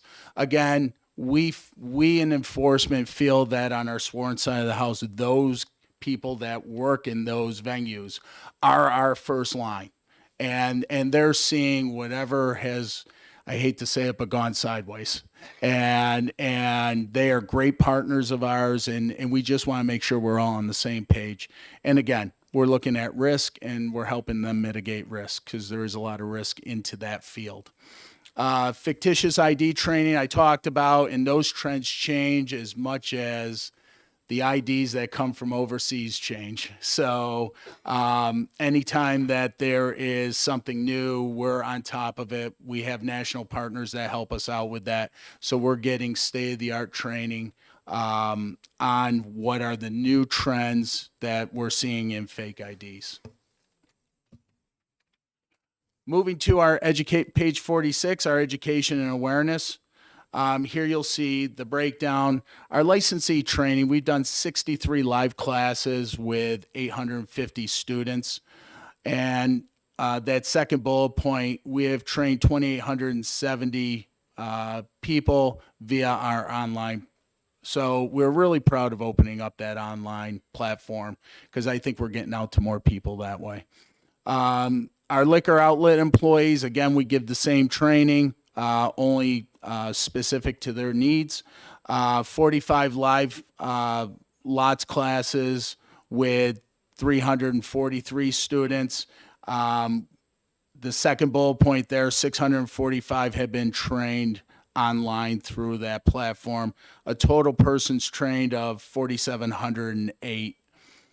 Moving to the next column, our awareness events. Our awareness events in 2022, 67 events statewide with an estimated attendance of about 113,201. Putting the two of them together, we're just short of 120,000 people that we have reached out and touched to on a yearly basis. On top of the radio show that we do twice a month, we're reaching out to anywhere between 50 and 95,000 people. We're touching a lot of people with our message in New Hampshire and the southern part of New Hampshire, Maine. I'm sorry, southern part of Maine. So those who visit our state, those who reside in our state, we want them to make good choices, serve and drink responsibly, and at the end of the day, we have a safe environment for everybody to do that in. Down below are some pictures of our Fatal Choices golf cart one of them that we use. The vehicle in the middle is a theme vehicle for alcohol awareness that we take to the schools. And then our investigator is our mascot, and along with the governor in front of the State House here. And that was for a road race, the Rockin' Road Race that we attended.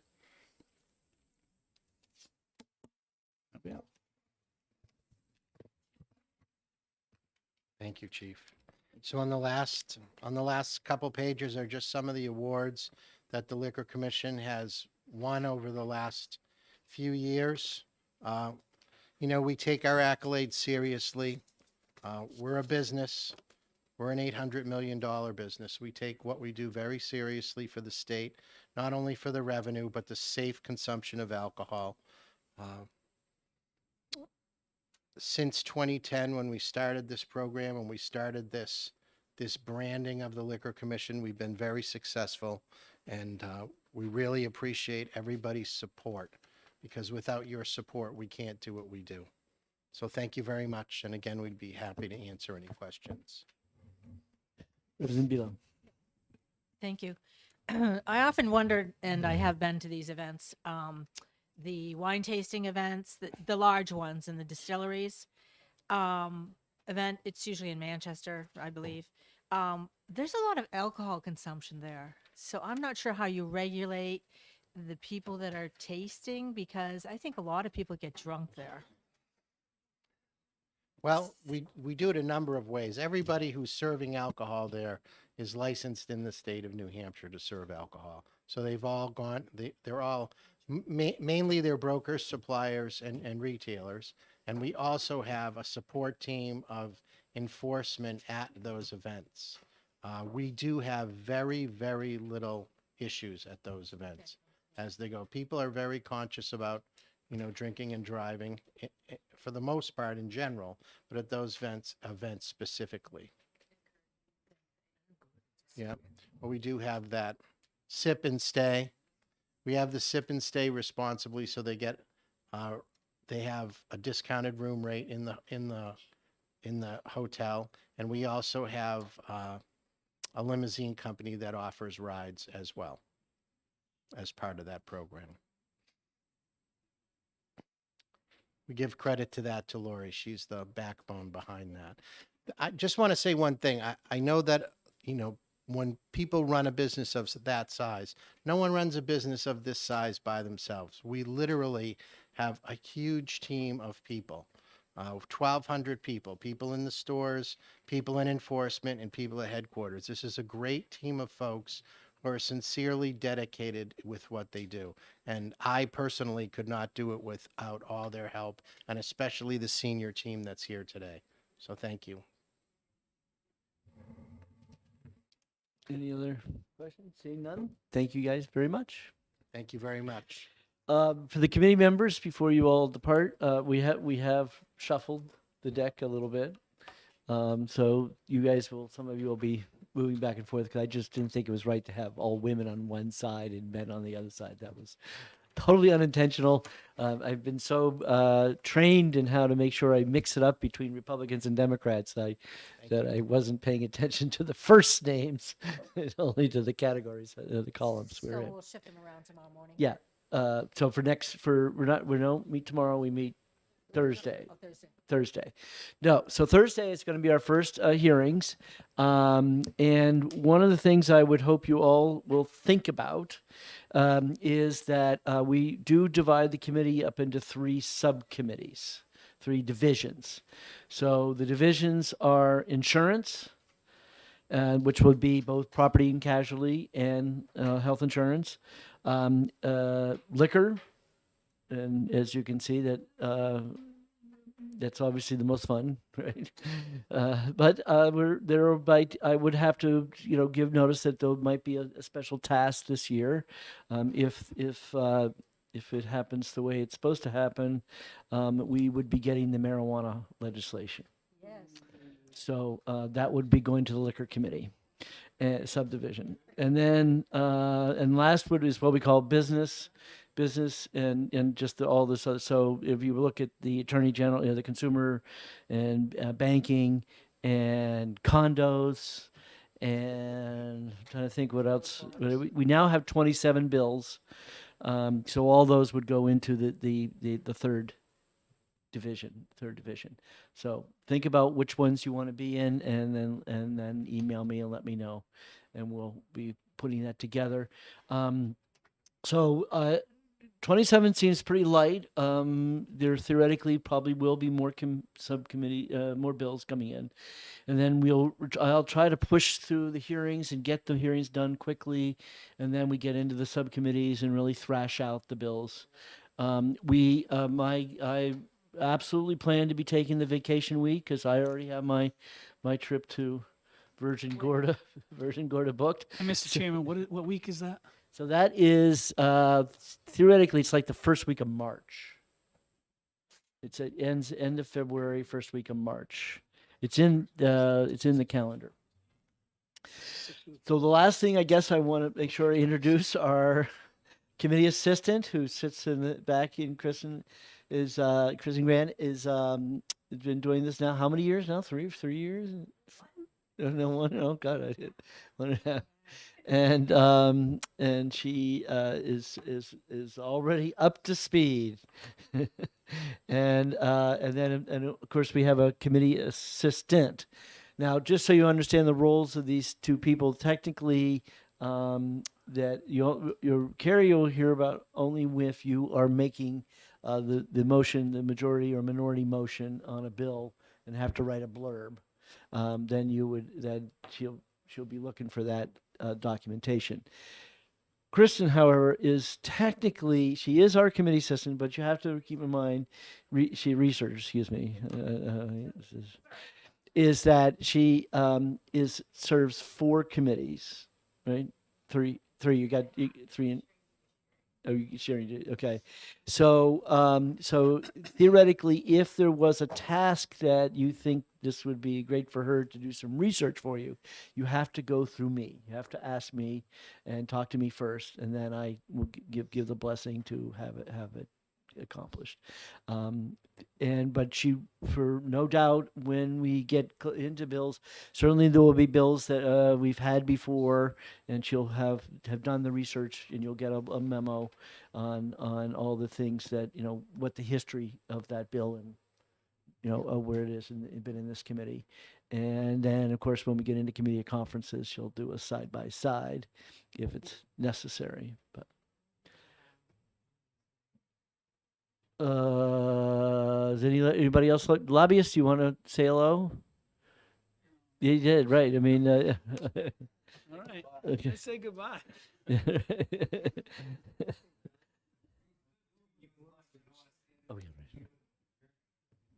Yeah, now I'm standing between you guys and leaving. Briefly, my name is Brendan Flaherty. You can count me among one of the new faces in the room. I just started at the DuPont Group, working with Jim Monahan and Kate Horgan. So I'm working with them on the bills that they're tracking in this committee. So pleasure to meet all of you, and thank you, Mr. Chairman, for the time. Great. That's Flaherty, right? Flaherty, good. Okay. So just so everybody went, I am sometimes a little old school, so I say things I'm not supposed to say. It's like it's a researcher, and anytime I use the word blurb, please just go ahead and say in yourself, He's talking about the committee report, because they're not supposed to be called blurbs, but that's what they always were. So they always were a blurb, but to me, it sometimes it's a little hard to get. Otherwise, if you on the state webpage, my cell phone number is my phone number. So anytime you want to call me or text me, feel free to do that. It's certainly available, and I hope to get it, because that way I can then put you in my contact list. So if I need to call you, it would be helpful to have. So other than that, I think I'm not needed. Do you have anything you want to cover? You want anything you want to cover? Anything you want to? Okay. Are you talking to me? Yeah, I'm talking to you. Oh, 'cause he was fine. Well, yeah, right. No, I really don't. I just, I think this is going to be a really great group. I think we're all going to get